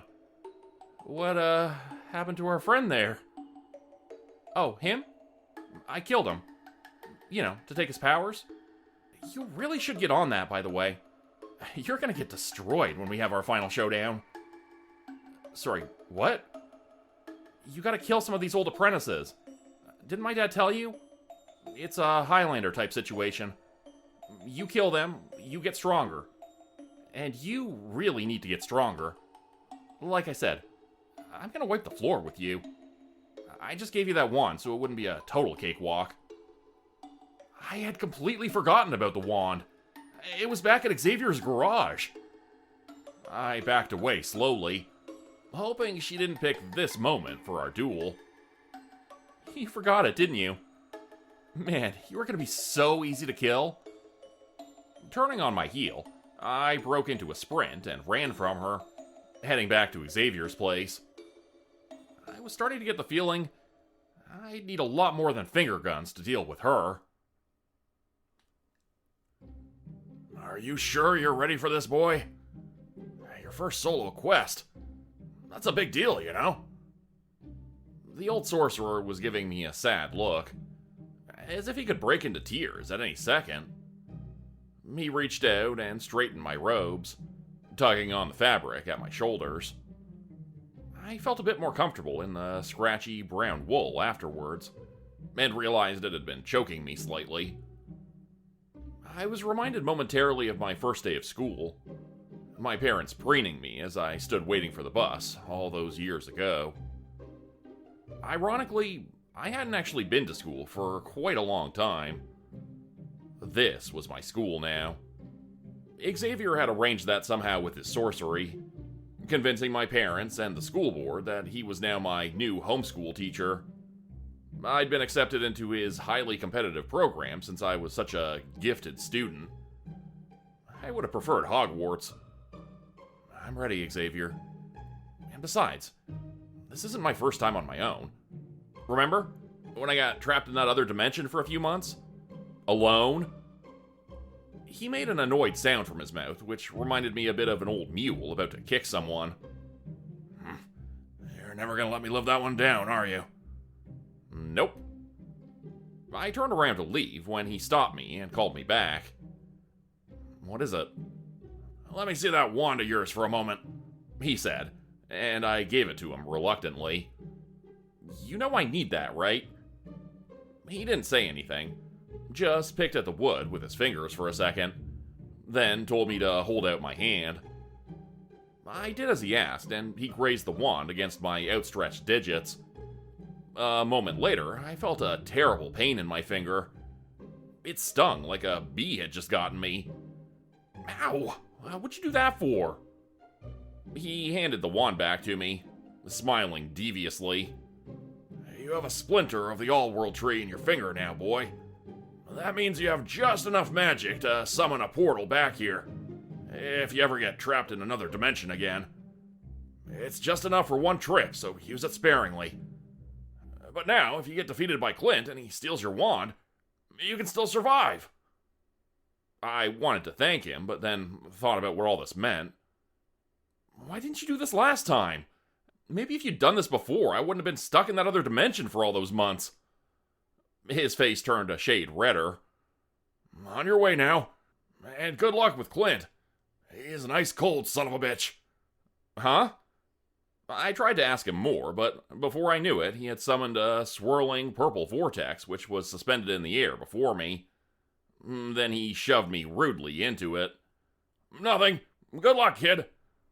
I heard his words echoing in my ears, fading off into the distance before cutting off abruptly as the portal closed. I fell hard onto my back, landing in the snow. Immediately, I was freezing cold and shivering uncontrollably. What the hell, Xavier? It's like -30 in this dimension. You could have told me to bring a damp jacket. There was nothing but silence, except for the sounds of howling wind all around me, and the crunch of snow beneath my feet. The mix of snow and hail which rained down from the dark gray clouds above bit into my fingers and cheeks. I remembered the hood on the brown apprentice robe I'd just been given, and pulled it up over my head, suddenly feeling a little bit warmer. There was a pocket on the front as well, like my favorite hoodie, so I stuck my hands in there, and they were no longer as cold either. The apprentice robe was well insulated, and now only my feet felt frozen, the ice and snow seeping into my cheap running shoes. A huge ice-crusted castle could be seen up ahead, and I began to run toward it as fast as I could, hoping it would be marginally warmer inside. Smoke was rising from multiple chimneys, which indicated someone was home, and likely more than one person. The twisting turrets and spires of the ancient castle were frosted with ice and blue-tinged snow. It rose up higher into the sky than should have been possible, its peak lost in the clouds above. This is more like it, I said to myself, shivering. That Derek guy's hideout was a joke. This is some Game of Thrones shit right here. Finally, I reached the front doors, and they swung open as I approached. The huge wooden planks which made up the doors were 10 times taller than me, and twice as wide. A giant door knocker was mounted on each side, forged to resemble the faces of terrifying twin dragons. Wrought iron hinges and locks made the entryway look formidable, as if it could withstand a battering ram. I stepped inside and found myself in a huge stone-floored foyer in this intimidating castle. My footsteps echoed back loudly, and I felt very exposed, as there were balconies above, and a tall, winding staircase which led down towards me. Oil paintings in fine frames hung from the walls. Tapestries and suits of armor decorated the room, and heads of gargantuan animals were mounted everywhere on the walls and even on the ceiling, as if there wasn't enough room on the walls for all of Clint's kills. Among the faces of animals from various dimensions, I saw people's decapitated heads mounted on the walls as well. Many, many people. Men and women, old and young. Why the hell had Xavier let me go after this guy first? He was a goddamn killing machine. Hey, punk, said a shadowy form which approached from the second floor, descending the stairs. I take it you're the new apprentice Bruca's been going on and on about? She's kind of obsessed with you. I'll be happy to give her one less thing to talk about. That really caught me off guard. Suddenly, I forgot all about this battle for a second. Did Bruca actually like me? No girl had ever liked me before. I'd always thought it was all an act. That she was only playing me to get to Xavier's key. Wait, she talks about me? Really?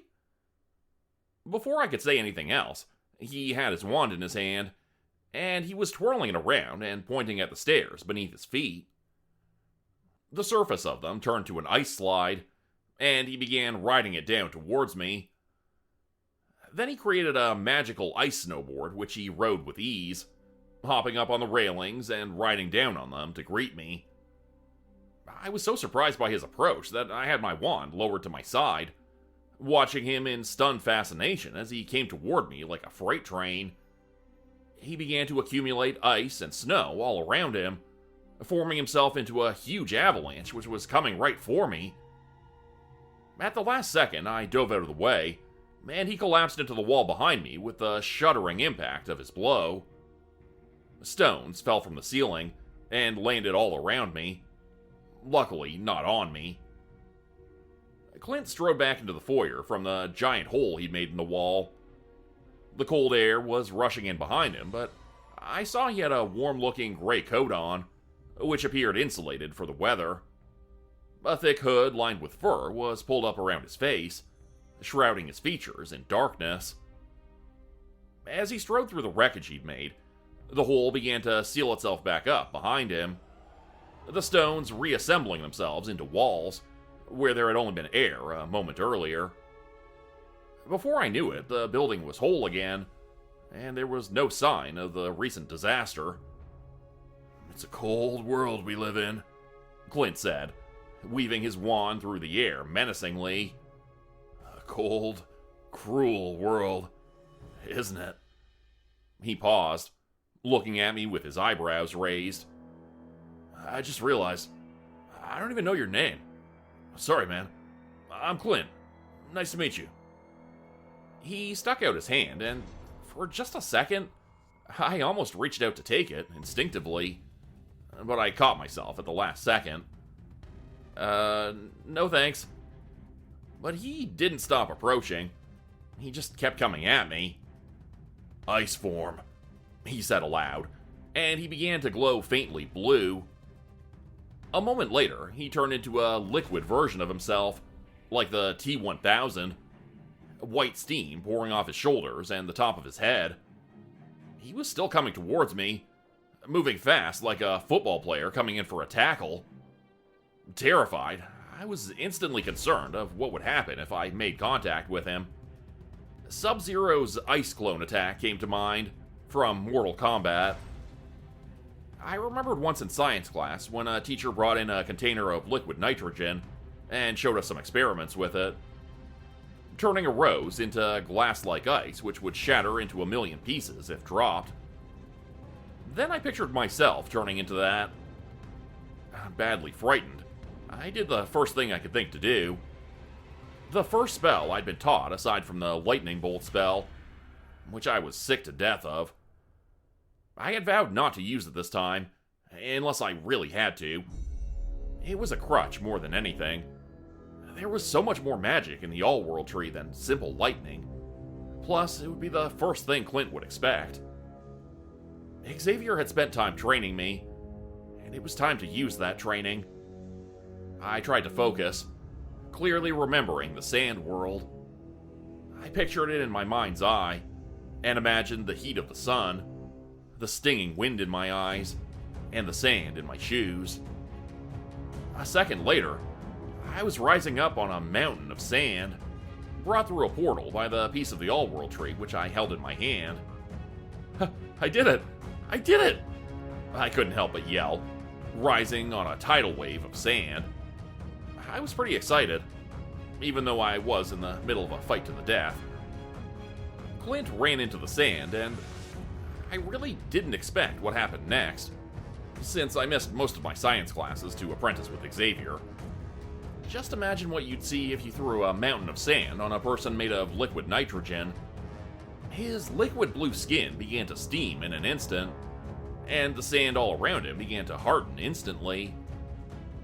Xavier's former apprentice began to scream as he evaporated into the sand, turning into steam and transferring his essence into a trillion individual grains all around him. My triumph was short-lived, though, as the mountain of sand began to grow higher and higher, and I realized I had forgotten how to turn it off.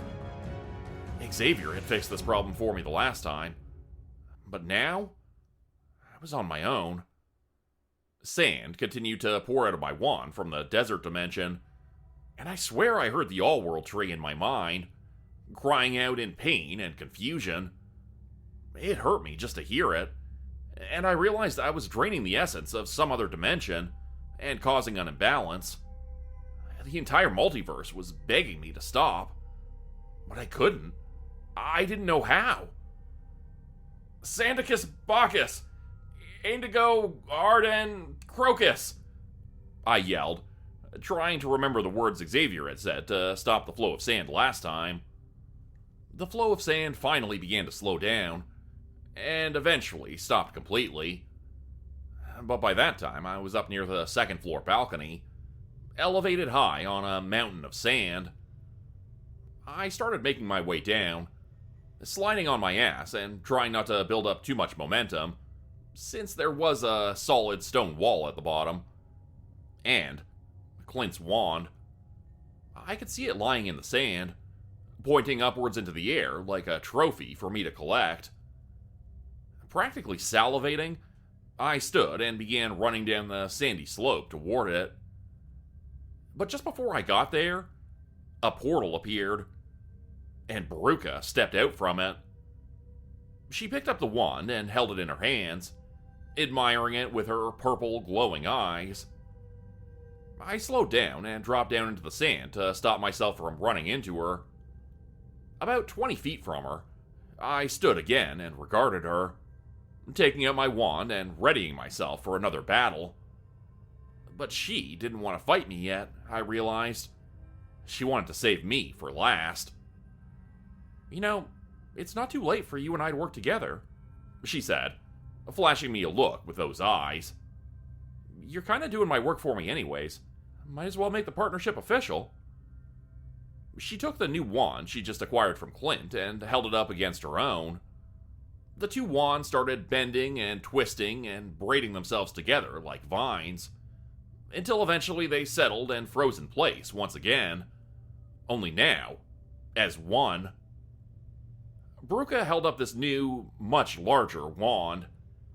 It was twice as big as mine, and twice as powerful, I imagined. So, how about it? You know you're gonna lose.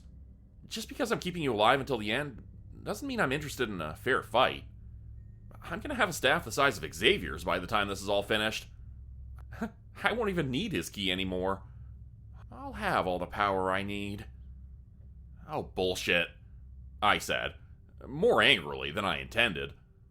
That key is the only thing keeping the multiverse together. You just want me to think it isn't, so I'll drop my guard. You've already shown your cards, Bruke. I know your game. She just smiled and turned, quickly spinning her now much larger wand in a spiral, and creating a swirling purple vortex in the wall.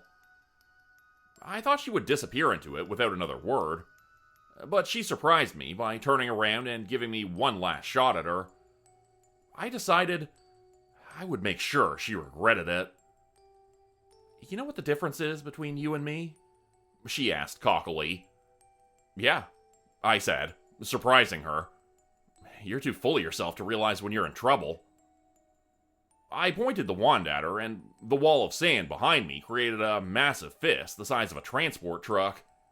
It hurtled toward her, and I saw her eyes widen with surprise as it was about to impact her. But then, at the last second, she ducked into the portal and disappeared. The fist made of sand collided with the stone wall and punched a huge hole through it, and cold air rushed in a moment later. I stood shivering in the freezing foyer of the castle once again. Sand was everywhere, and I realized I had ruined what had essentially been a really badass hideout that I could have claimed for my own. I'd been to the beach with my parents before. There was no way I was getting all that sand out of the carpets. This fantastic hideout was completely ruined. Well, this hideout is completely ruined, Xavier muttered, his white beard whipping around his face in the cold winds. Too bad. It had some real Game of Thrones vibes. We were standing in the sand-filled foyer of the ruined castle of Clint, Xavier's former apprentice, who I had just killed. A giant hole in the stone wall of the main level let in the howling wind and blowing snow, which had begun to fill the foyer of the medieval-style castle all around us. The old sorcerer was giving me a strange look, staring at me with his brows raised. So, let's see this upgraded wand. You must be pretty pleased with yourself. To be honest, I wasn't sure if you were up to the challenge. I hesitated, then pulled the same old wand from the pocket of my brown robes that he'd seen before. The one which belonged to his other apprentice, who I had not been able to defeat. There was no good way of telling him that Grupe, the dark sorceress who was my nemesis, had stolen the wand from me at the last possible moment, right after I'd started celebrating my victory over Clint. So I just said it. Grupe stole it, right after I killed Clint. She snuck in through a portal and combined his wand with hers. What? How? She shouldn't have been able to do that. Like I said before, this is a Highlander type situation. You can't take another sorcerer's powers without killing them first. That's how it's always been. Well, looks like she figured a way around it. And what's going to stop her from doing the same thing again next time? Xavier began to pace the snow-cluttered room, kicking the white powder into the air with his boots occasionally, in childish outbursts of anger. He was muttering and cursing under his breath, saying things in an ancient language that I didn't understand. But then he stopped dead in his tracks and turned to look at me, focusing in on the wand, which I still held in my hand. Give me that. He snatched it from my hand and began to examine it more closely. Whispering incantations, he waved his hand over the surface of it, inspecting it from an inch away. Aha! Just as I suspected. What? What is it? He twiddled his fingers, and I saw the polished wood begin to change, the colors of it shifting before my eyes. Runes had been scratched into it, burnt with black magic. Blast! That dark wizard fooled me again. He used some sort of ancient spell to etch her name into this wand. That means whoever you kill with it will count as hers. And she can track you. She can see everything you're doing, including this right now. He threw the wand across the room, and it hit the far wall, clattering off the stone and landing softly in a heap of snow. "Hey, that's my wand!" I yelled, running over and snatching it up, having flashbacks of Grupe swiping the other one. No, it isn't. It's hers. If you continue to use it, you'll just be giving her more power. Don't you see, boy? She hoodwinked us again. I stared at him stupidly. She bamboozled us. It was a shell game, a thimble rig, a scam, a flim-flam, a sham, bunco, sting, swindle. Why are you looking at me like that? I couldn't possibly be any clearer. You mean she tricked us? Yes. Go figure. No wonder she gave me that wand. She gave it to you? That was when I realized. I had never told him that part. I guess in retrospect, I should have known it was too good to be true. Well, back to square one, Xavier said, setting the wand down inside a black box and shutting the lid.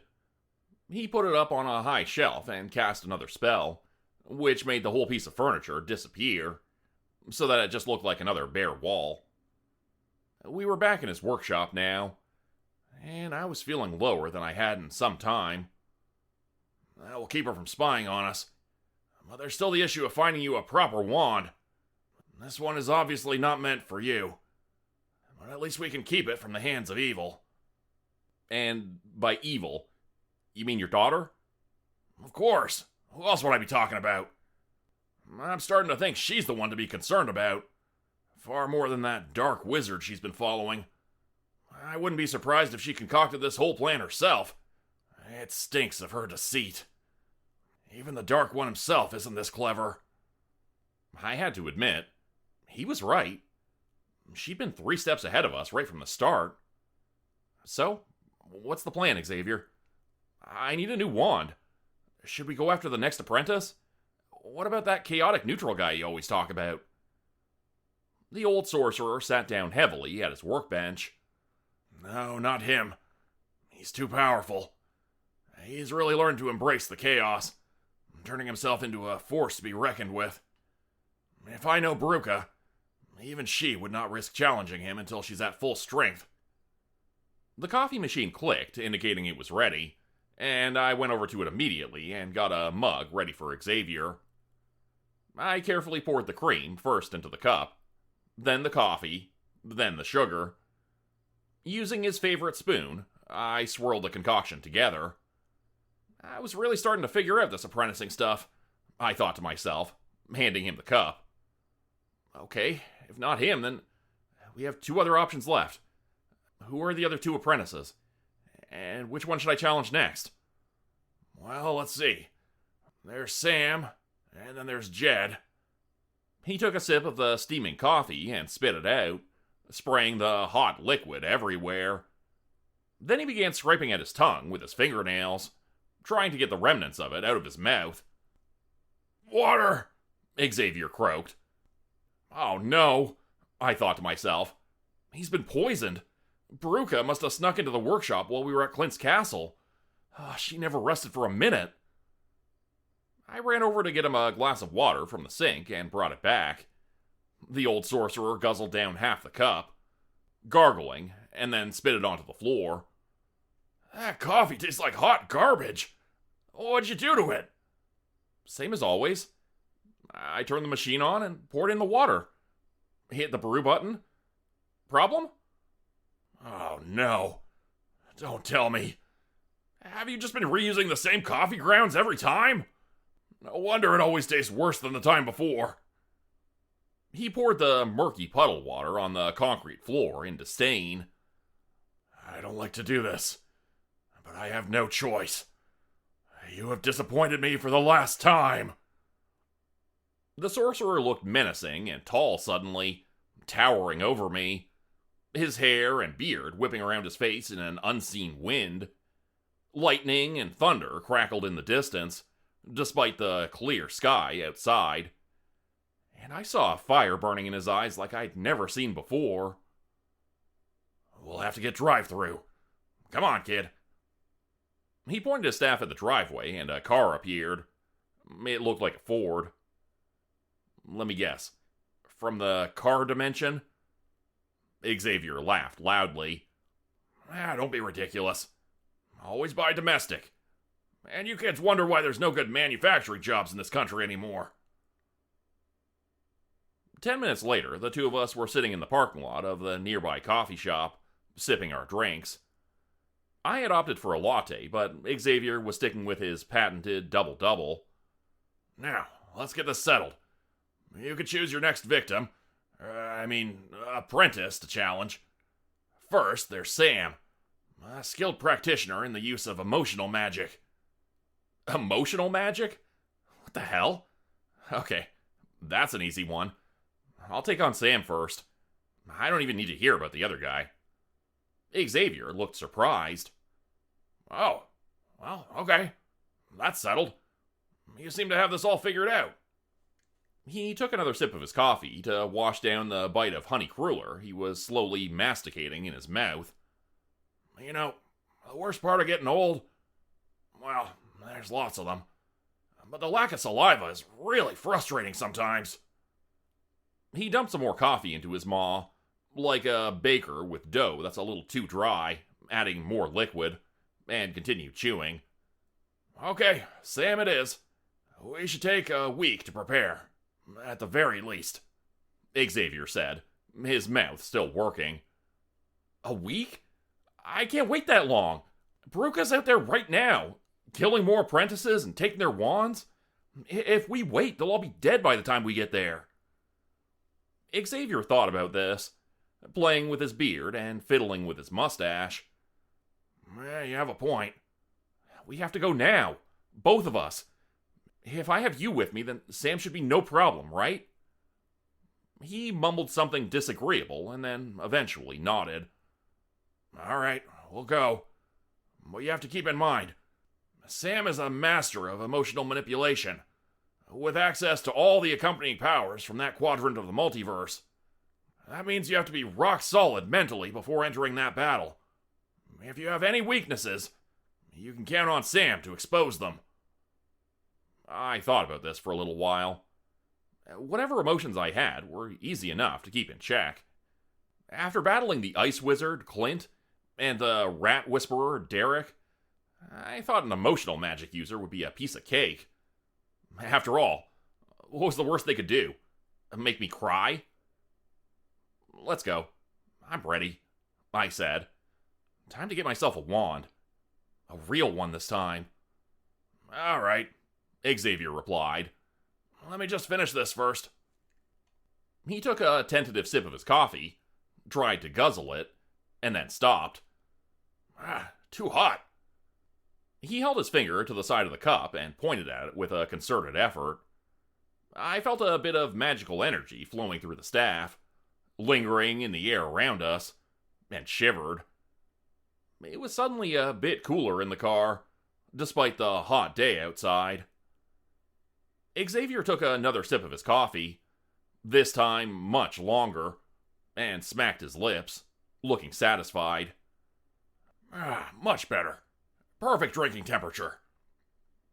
Apparently, the rules about using the powers of the multiverse sparingly only applied to me. Okay, step through the portal, boy. Same as the first time against Derek. I'll be with you the whole way. I'll try not to interfere as much this time, though. Just remember to stay strong, and that you have the infinite wisdom and strength of the multiverse on your side. I nodded, stepping through the swirling blue vortex. Stepping out on the other side, I found myself in a field of roses. The flowers were in full bloom, their thorns looking viciously pointed. If I moved any direction, I would bump into a thorn bush, it seemed. Not far in the distance, I saw a sprawling palace. It was painted in pale gold, and a path was leading toward it from the center of the field of roses. If I could just get to that path, I knew I would be able to reach the gate with no problem. Xavier plunged out of the portal next, landing in a tumble of thorns and snapping several delicate rose stems in the process. Ow, ow, ow! He muttered, standing up and pulling the stems and branches from his cheeks and hands, where the thorns were embedded. I noticed there were odd-looking black streaks beginning to quickly spread from the wounds where his skin had been pierced. These vein-like streaks were growing rapidly longer, moving in the direction of Xavier's heart. He looked down at his hands with growing concern. Oh dear, that's not good at all, were the last words from the sorcerer's mouth as he collapsed in the dirt. He looked to be sleeping, making loud snoring sounds with his lips flapping together like a horse with each exhale. Black, poisonous-looking veins were still spreading all over his skin, growing outwards from where the thorns had stabbed him. They spread across his face, and I imagined them slowly advancing towards the old man's heart. And with that thought, the old man exhaled a breath of air. Only this time, he did not take another breath afterwards. He lay silent, still, and unmoving among the roses. Xavier? Xavier! Wake up! Please, wake up! I was shaking the old sorcerer by his shoulders, and trying not to get stabbed by any of the sharp rose stems which had poisoned him. They were still stuck in his skin and covered his robes with barbs. The two of us had gone through a portal to fight Sam, his former apprentice and master of emotional magic, whatever the hell that was. But as soon as Xavier fell through the portal, he had been impaled by rose thorns. Those thorns had incapacitated him with a lethal toxin, and had now caused him to completely cease breathing. I felt for a heartbeat, but there was nothing. His lips began to turn blue as he remained motionless, sprawled out in the field of roses. I realized he could actually die. He wasn't invincible, after all. Once upon a time, he had been a boy just like me. You can't die like this. I was just starting to learn something from you. You can't leave me yet. I'm not ready. I realized I was crying as tears pattered softly to the soil beneath my feet. For a while, I just stood there, staring at his body. It didn't seem possible that it could be true. It made me want to go home, to give up hope and to give up on this entire ridiculous goal of becoming the new Guardian. I almost did retreat. I was very close to doing so. But then I heard a whisper in my mind's ear, telling me not to quit. It was so quiet it was barely understandable, but it was there. A familiar voice like Xavier's, telling me to keep pressing forward. This was important. As important a quest as ever there was. To save the multiverse. And I was the only one who could. I remembered the Abyss dimensions, the floating cats with no kibble, and the dark wizard who wanted to unmake the multiverse so that he could remake it to suit his needs and benefit him. There was only one person standing in the way of all that now. Me.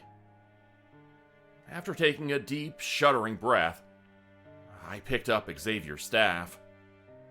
My staff now. I looked around the field of roses and tried to figure out a way to get to Sam's sprawling palace in the distance. If not for Sam, Xavier would still be alive. Sam had planted the roses which had poisoned him, and I would get my revenge. So you're really gonna try to fight me, huh, loser? I spun around to see a girl about my age dressed in dark clothing. She had long, black hair with pink highlights and facial piercings, making her look like one of the goth kids from my high school. In her hand, she held a long, slender magic wand with a black rose curled around its shaft. "You killed him," I shouted. "He was just trying to help people. You killed him." The girl smirked at me, laughing. "He deserved to die for coming here. Same as you. Any last words?" I couldn't think of anything clever, so I shot a lightning bolt at her. She dove out of the way, concealing herself among the roses. Their thorns didn't seem to affect her, as she used the flowers for cover and began racing in my direction, the leaves rustling with her movements. A moment later, her voice was behind me. This totally threw me off, since I had thought she was in front of me. Turning, I took my attention off the body of my dead master. "Poor Xavier," she said in a mocking tone. "He trusted you, and what did that get him? A failed apprentice, a dead sorcerer, and a forgotten key." I turned around to see she had been throwing her voice like a ventriloquist, and had been in front of me the whole time. And she was grabbing something from Xavier's dead body. "The key!" I shouted, realizing too late that I had forgotten the most crucial thing, and had left it exposed. Above all else, I was to protect that key with my life if Xavier passed away. He had told me this on multiple occasions. The key was the symbol of the All-World Tree, a talisman of its unlimited power. I still didn't know exactly what it did, but I figured it was really important for some reason or other. And I had just forgotten about it at the worst possible moment. "Oh, Brooke is going to be very happy with me," she said, smiling. "Maybe she'll even want to get back together again." "What? You dated her too? Did everybody in the frickin' multiverse go out with my ex?" She disappeared back into the roses again and laughed teasingly.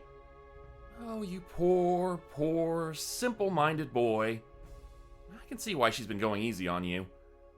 don't expect the same treatment from me." She sent a flurry of roses my way from where she stood. They shot out from the ground like rockets, and came careening toward me as I dove out of the way, barely avoiding their deadly poison. "You stand no chance," she called to me from everywhere, her voice echoing in the air around me. "This is my domain. You've lost your mentor and his most prized possession. Xavier must be embarrassed that he ever met you." That last statement made me pause. Sam was a master of emotional magic. She could manipulate people into making bad decisions by exploiting their fears and their sadness, their love and their rage. But she had made one mistake. She had referred to Xavier in the present tense just now. Xavier must be embarrassed that he ever met you. Not Xavier would have been embarrassed or Xavier was embarrassed. Instead, she had referred to the old sorcerer as if he was still alive.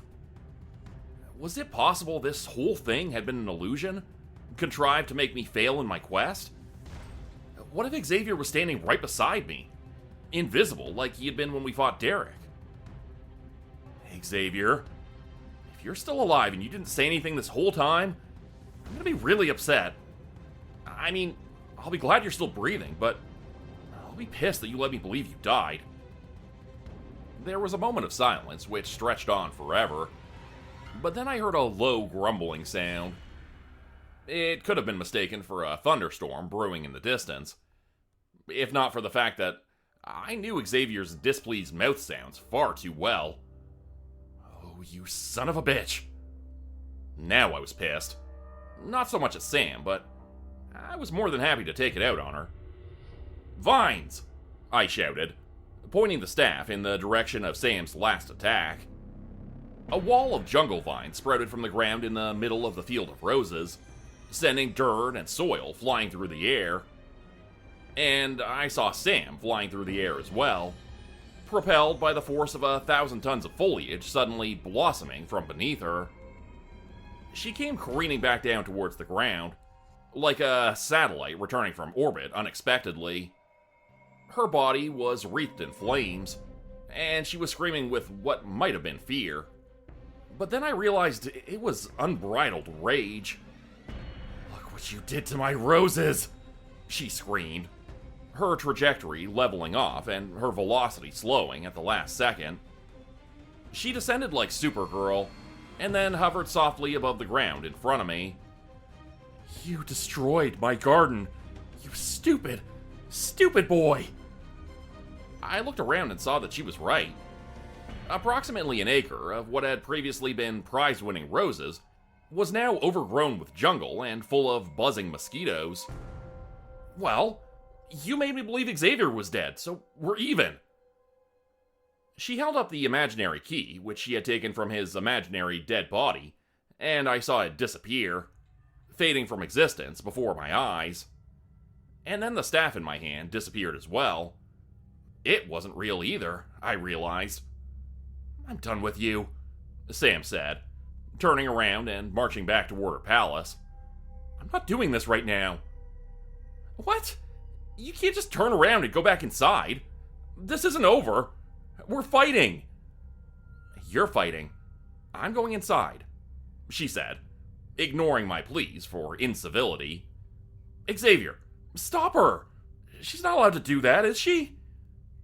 There was no response from the invisible sorcerer. It seemed this was up to me to figure out. And something about attacking a retreating opponent just didn't sit right with me. "Okay, fine. I'll come back tomorrow. But then we're fighting for real. I'm serious." She waved her hand at me, and I sighed, feeling defeated. Turning around, I summoned a portal back to Earth. At least I knew how to do that myself now, and wasn't dependent on Xavier to get me home. He was still hiding in some invisible state, refusing to speak or come out. "Okay, I'm going back to Earth, Xavier. Stay here if you want. I'm not going to attack somebody when their back is turned and they don't want to fight. We'll come back tomorrow."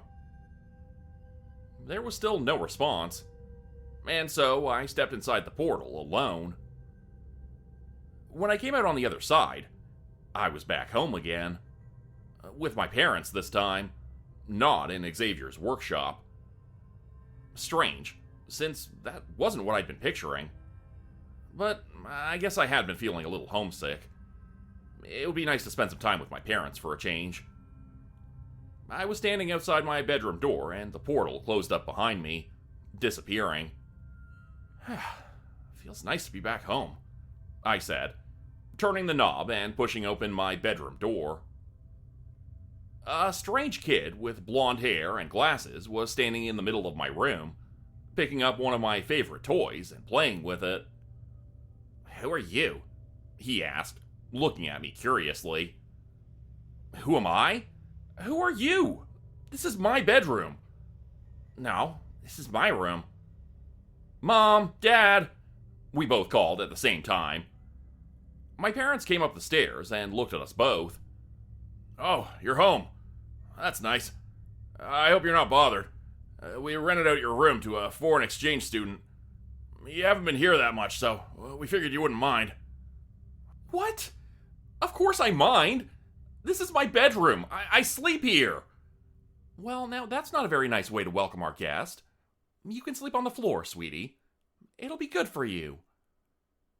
My mom pushed me into the room and closed the door behind me.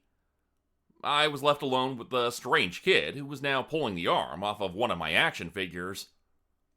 "Can you not do that? It's a collectible." "This piece of junk? It's not even mint in box. You'd be lucky to get back store credit." He succeeded in pulling the arm all the way free from the Michelangelo Ninja Turtle.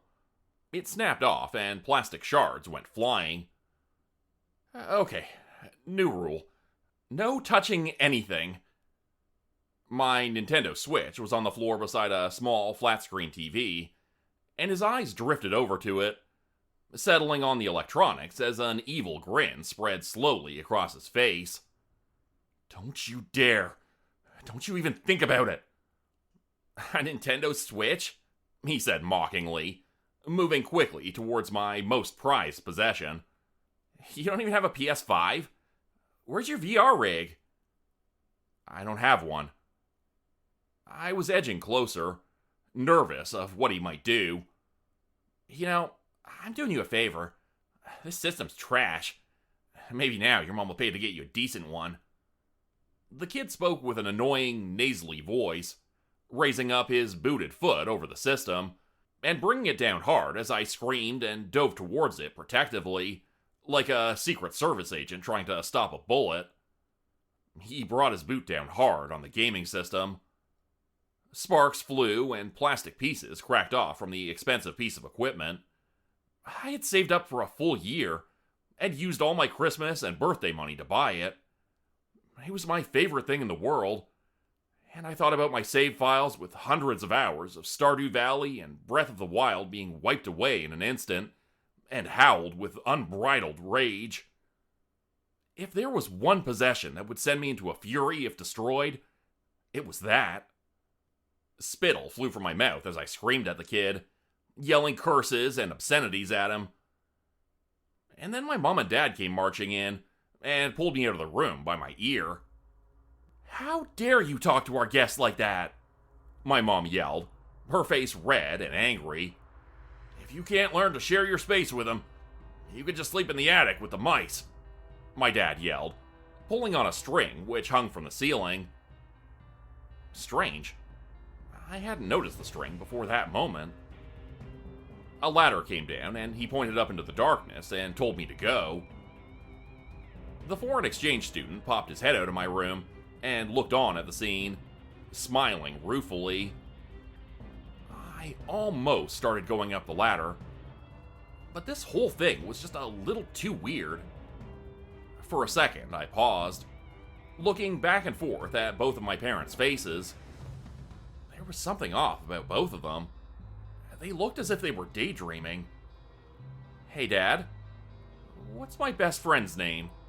I asked, suddenly suspicious. He glared at me with hateful, half-asleep eyes, completely unlike the looks I usually got from him, which were tolerant and kind. "You don't have any friends," he scoffed. That did it. Suddenly, I understood exactly what was happening. My dad knew I didn't have any friends, but he'd never be so rude as to say that to my face. Turning around, I pointed my finger guns at the foreign exchange student and pulled the triggers.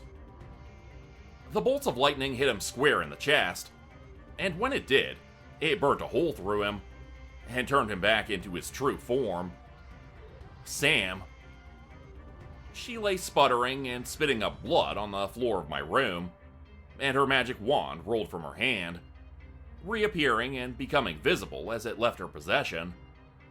A hole the size of a basketball was burnt into her chest, and there wasn't any chance of a snappy action movie quip or anything of the sort, as she lay there turning pale and cold. It was slightly disappointing. But then I snatched her wand off the floor and held it up triumphantly, and it was all worthwhile. My parents were blinking and looking around with stunned expressions on their faces when Xavier popped out from a portal suddenly and began whooping like a barn owl. Whoo! Whoo whoo! You messed that little emo girl up good. You did it, boy. Your first real victory. My parents gasped, and my dad fainted suddenly at the sight of the dead body of a teenage girl in my room.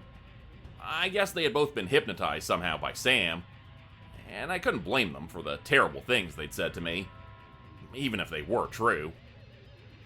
Before I could tell them anything, my mom started to scream at us both. "This is what you've been doing after school?" My parents were not happy when they found out what I'd been doing after school. It turned out my mentor was not a Harvard-educated tutor, as they had been led to believe. They were seeing for the first time what I had known for months. Xavier was a powerful sorcerer, a protector of the universe, and sworn guardian of this corner of the multiverse. "You're his teacher? You must be 103 years old!" My mom was yelling at Xavier, as my dad regained consciousness from his fainting episode. Well, actually, I'm 1,008 years old, give or take a few. It's kind of hard to keep track after a millennia. Oh, great. And he's completely insane on top of everything else. My dad was struggling to his feet and blinking his eyes repeatedly, looking stunned. Did I just see what I think I saw? Did you just shoot lightning bolts out of your fingertips, young man? Xavier looked nonplussed. He simply waved his hands in the air and began to speak in a low voice. Oh, we don't have time for this. Okay, you two. Look into my eyes. Don't remember. Misremember. This November. My parents blinked and stood like zombies in front of us, their arms hanging limply at their sides. Then they collapsed to the floor, snoring loudly. Xavier grabbed my arm and yanked me down the stairs forcefully. There, that takes care of that. Now, let's get back to your training. Neither my mom nor my dad would remember any of what had just happened, which was good news for me, since I just shot a girl with a lightning bolt, and they were probably going to ground me for that. Or, even worse, take my Nintendo Switch away. "You're really going to need to teach me that spell," I said as we walked out the front door. That one would come in handy. Later that day, after a brief rest and a trip to the local diner for waffles and syrup with extra whipped cream and strawberries, we traveled back to the Abyss Dimension. "What are we doing back here again?" I complained to Xavier, instantly feeling depressed. It was hard not to be saddened by this place, looking around at all the cats floating through the air. The crumbling houses and streets, cars and lampposts all drifting in a sea of darkness. Nothing was alive except for the cats. I told you, he said. There's something off about this place. It could be the key to everything.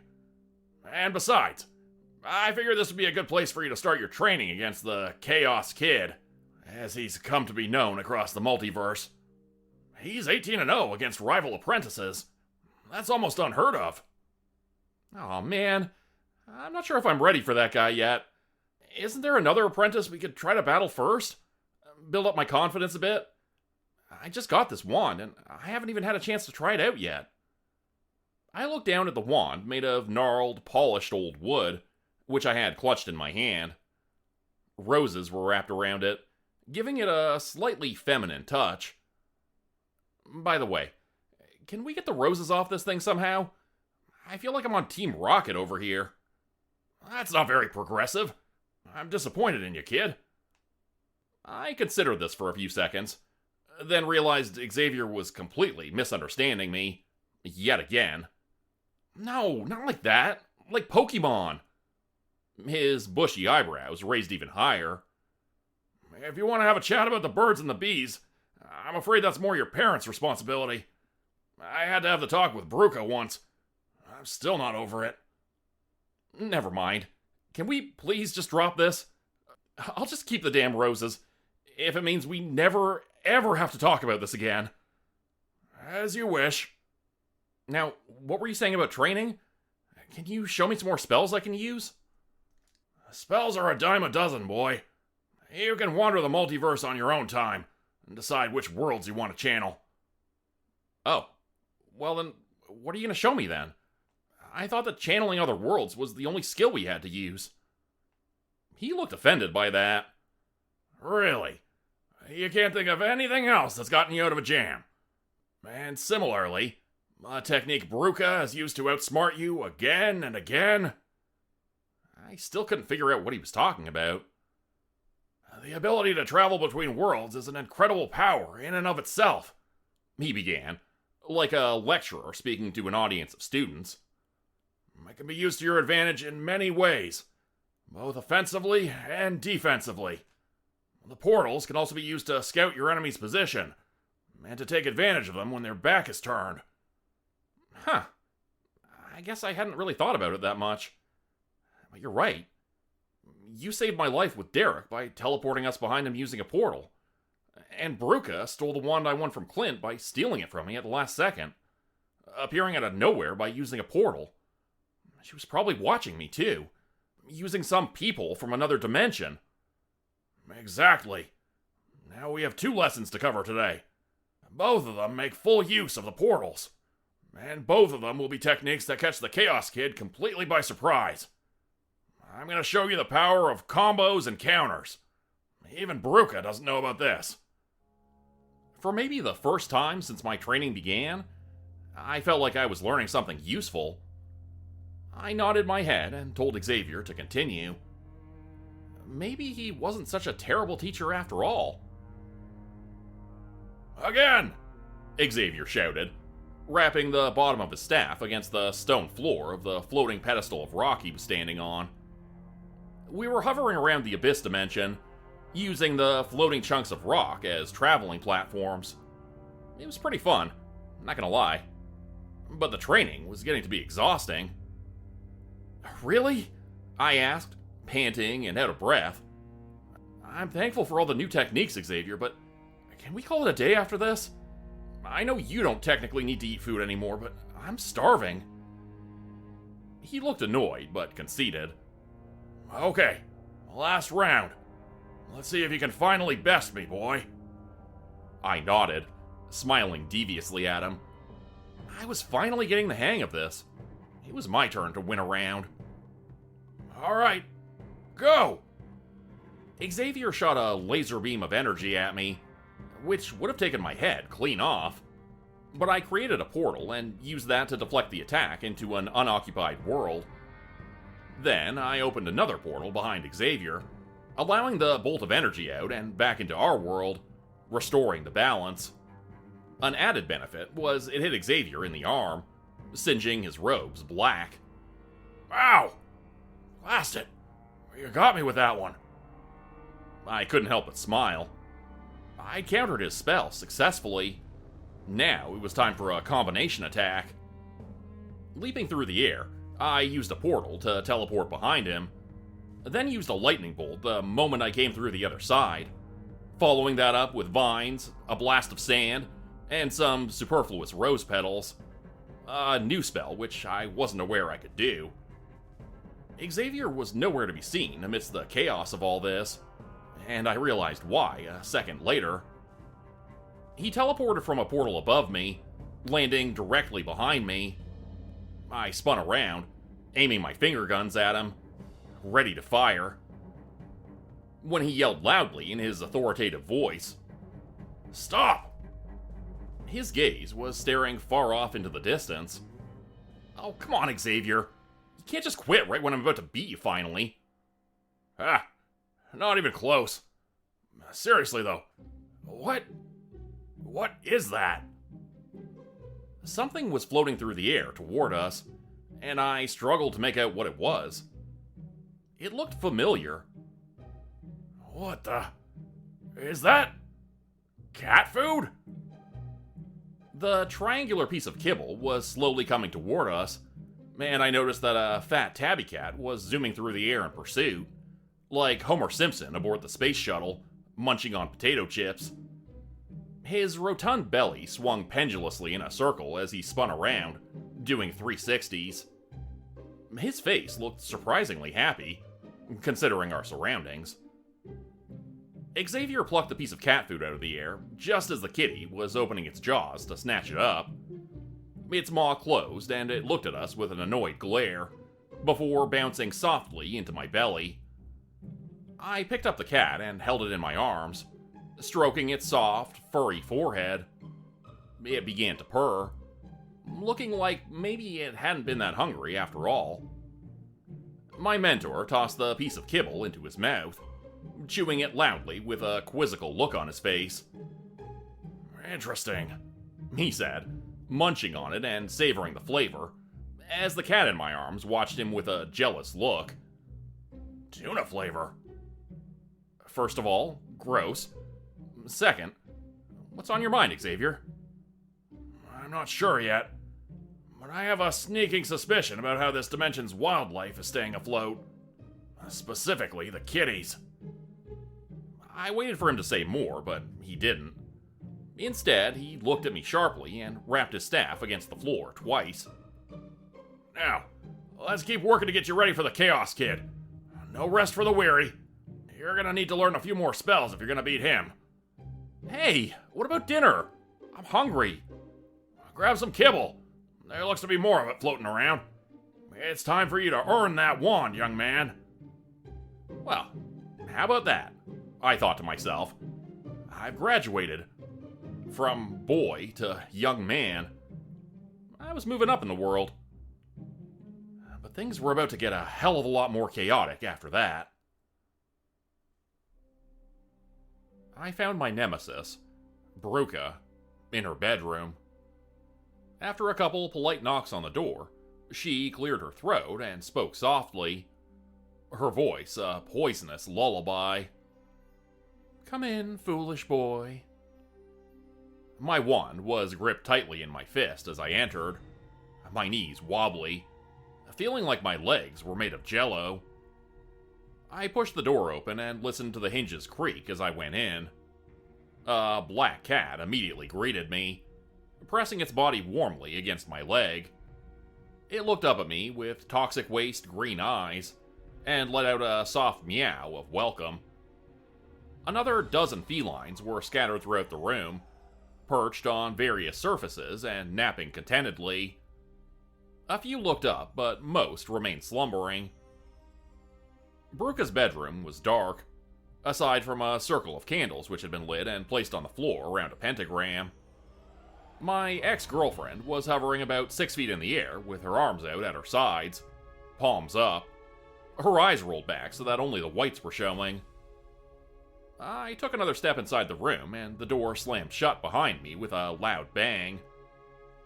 Spinning around, I tried the doorknob, but it was locked and unmoving.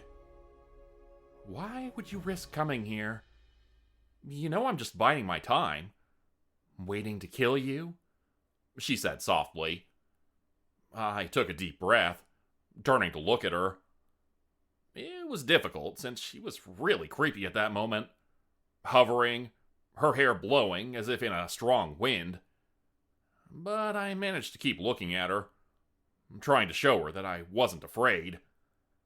I don't like this. Chrissy, wake up, played in my head over and over as I stared at her, trying to make words come out of my mouth. Finally, I succeeded. Why don't you just kill me already? I'm right here. Let's get it over with. She didn't answer, but that was fine, since I didn't really want her to kill me. It was a bluff. I don't think you're really as evil as you let on, Baruka. As much as you like to pretend you are. Her features softened, and her eyes rolled down in the most unsettling way, revealing her violet stare. Oh, but I am. I'm even more evil than you think. Nope, I don't believe it. You're the one who's been feeding the cats in the Abyss Dimension, aren't you? Huh? No! What? Her concentration seemed to falter for a second. She dropped to the floor, landing awkwardly on the flaming candles. For the second time, I had managed to register genuine surprise from her, and I took that as a small victory. Ow! Ow! Shit! Oh, that wax is hot! I ran over to her, helping her onto her bed as she wiped the liquid wax off of her clothes, and cried out in pain. For some reason, I couldn't help but to run to her when she was hurting, and I realized that meant I still had feelings for her. We sat down together on the lumpy mattress. The smell of her overwhelmed me again, like it always did. That aroma of berries and fall flowers turning brown. A not unpleasant autumn bouquet of decay. I'd forgotten all about the wand, now clutched too tightly in my grip, the rose thorns digging bloody holes into my palm that I wouldn't notice until much later on. Hey, let me ask you one thing, and then I'll drop it, okay? How can you want to destroy everything? The sun, the stars, your mom and dad, the whole frickin' universe. And yet, you go out of your way to save those cats in that dark, ruined world. A world that you and that dark sorcerer created, I might add. Look, I don't know where I'm going with this, but it won't work. You know that, right? Your master wants to obliterate everything and start from the beginning. That means all those kitties are eventually going to have to go too. Same with these ones in your room. Do you really want that? Do you really want everyone and everything to just die? Her violet eyes looked into mine, and she actually appeared to be considering my words for the first time. Look, I get you don't like your dad. Sometimes I don't even like your dad. Xavier is... well, I don't really think there's a word for it, but you know what I mean. Still, don't let him spoil your outlook on an entire multiverse just because his philosophies don't mesh with yours. There are good things in the multiverse that are worth saving. Things we all love and we would miss if they were gone. You know, cats and dogs, waterfalls and frickin' theme parks, green grass and sandy beaches.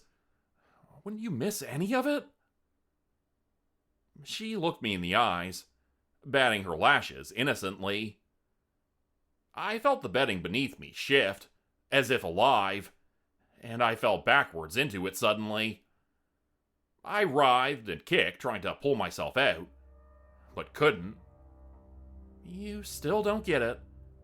I keep trying to explain it to you, but you're just slow, I guess. Like my dad.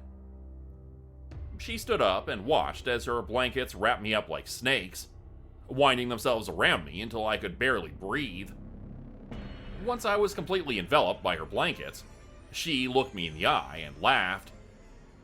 I am not the fun, friendly witch girl who you win over one day and bring to the good side. I am darkness incarnate. I'm pure fucking evil. I am the winter that will never end. I drain people's blood and drink it in skull goblets. I take people's skin and turn them into suitcases. I'm the motherfucking devil. Don't you get it, stupid? You can't change me.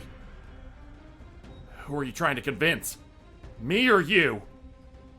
These last words really seemed to anger her, since she summoned a portal a second later and cast me into it. I fell down into an ocean of icy water, still wrapped tightly in the blanket and unable to use my wand. Unable to try and swim to the surface or do anything to help myself. I was caught in a net of fabric like a fish being brought up to a boat. Only I was sinking deeper and deeper by the second, falling down and away from the light above, and into a darkness so black and deep that nothing could escape from it. As I plummeted down into the freezing water, my breath became tight, my lungs rejecting the sudden drop in temperature. It was shocking my system, causing my tissues to hitch and spasm and ache. Something was coming toward me from the darkness, and I saw a face full of teeth. 2 red eyes, glowing and growing as they got closer. I let out an involuntary scream of terror, and felt water fill my lungs with pain. That fear quickly turned into panic, as the eyes drew close, and I saw they belonged to the biggest shark I'd ever seen. Only this shark had night vision, and it was convinced I was its breakfast. It snapped its massive jaws at me and was suddenly on top of me. All that I saw was a brief flash of bright white, and then total darkness as it swallowed me whole, not even bothering to chew. I was a piece of plankton to this enormous whale of a shark, and it gulped me down with a healthy burp afterwards. Its belch was like an earthquake that rattled my bones and made my teeth hurt. I fell down into its gullet, tumbling breathlessly into its belly, and winding up amongst a smorgasbord of sea snakes, sharp-toothed eels, and strange aquatic spiders that seemed to live like parasites inside the massive creature, spinning green, mossy-looking webs which hung from everywhere and made it difficult to move. It was hot and humid and difficult to breathe, but at least there was air, even if it was foul-smelling and rancid. Immediately, the creatures all turned their heads to look at me, the odd-looking stranger who had joined them in their bizarre habitat. Strong acid was bubbling and burning away their skin, exposing bones beneath the muscle tissue. But that didn't stop them from feeling famished, since they attacked me a second later. I managed to unravel myself from the wet blanket that had entrapped me at least, and that allowed me to maneuver a little bit. An odd phosphorescent glow illuminated the huge stomach cavity, which allowed me to dodge out of the way just in time, as something that looked like a swordfish stabbed its long, toothy snout in my direction, bobbing up from beneath the water at my feet. I kicked at it and moved backwards, only to find myself in the boneless, squirming embrace of a squid. Its tentacles wrapped around me and began to squeeze. Strange, hook-like claws dug into me and burned me as if it was injecting me with acid. But soon, the crushing feeling of it wrapping me up outweighed any other pain. I felt like a Capri Sun at the end of its life cycle, as the creature crushed my ribcage and the air gurgled from my lungs. Home, I thought to myself, picturing a portal. Nothing happened. Earth, Xavier, blue sky, grass. Still nothing. My parents, home, my cat, Mustafa. I tried to think of anything I could that represented that place and reminded me of it, but nothing worked. And with each passing second, my vision grew darker, and my lungs screamed out louder for air, and I felt myself slowly losing consciousness. Although I knew that if I did black out, it would be the last thing I ever did. I couldn't help it. I pictured Bruca. She reminded me of being home more than anything, although I wasn't sure why. A loud pop, like a bubble being burst, could be heard all around me. And then, I was somewhere else. But it wasn't Earth. This was somewhere else. Somewhere I'd never been. The sky was a swirling vortex of stars and planets, multiple suns and moons. A faint, hazy glow backlit the cosmos. Although I could breathe the air, it was cold and uncomfortable. and I felt as if this place were not meant for human life. Or any sort of life, for that matter. Bruca could be seen far off in the distance, walking down a path which led towards...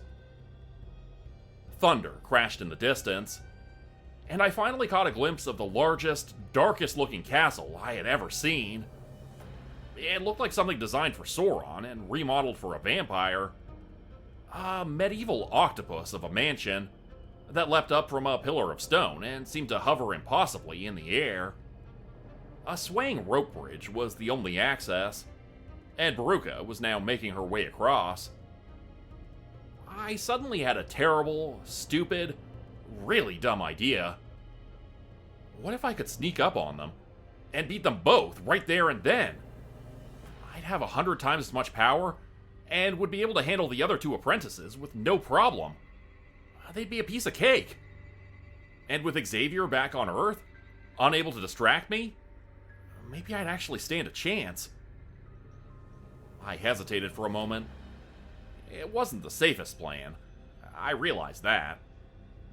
But I decided I would at least try to get close enough to spy on them. Worst case scenario, I would get caught, and I would just teleport myself back to Earth using the splinter which Xavier had lodged in my finger. With that, I felt confident in my ability to get home if I needed to. Taking a shaky step forward, I began to follow Bruca into the purple darkness of this strange new world. As I followed my nemesis, Bruca, from a distance in a mystery dimension, I couldn't help but marvel at this strange place I had unwittingly teleported to. It was unlike any world I had seen before. A shifting kaleidoscope full of dark, surreal imagery. Instead of a moon floating up in the sky, there was a shimmering, three-dimensional diamond, which looked like it was made of highly reflective, polished platinum, hovering just above the horizon.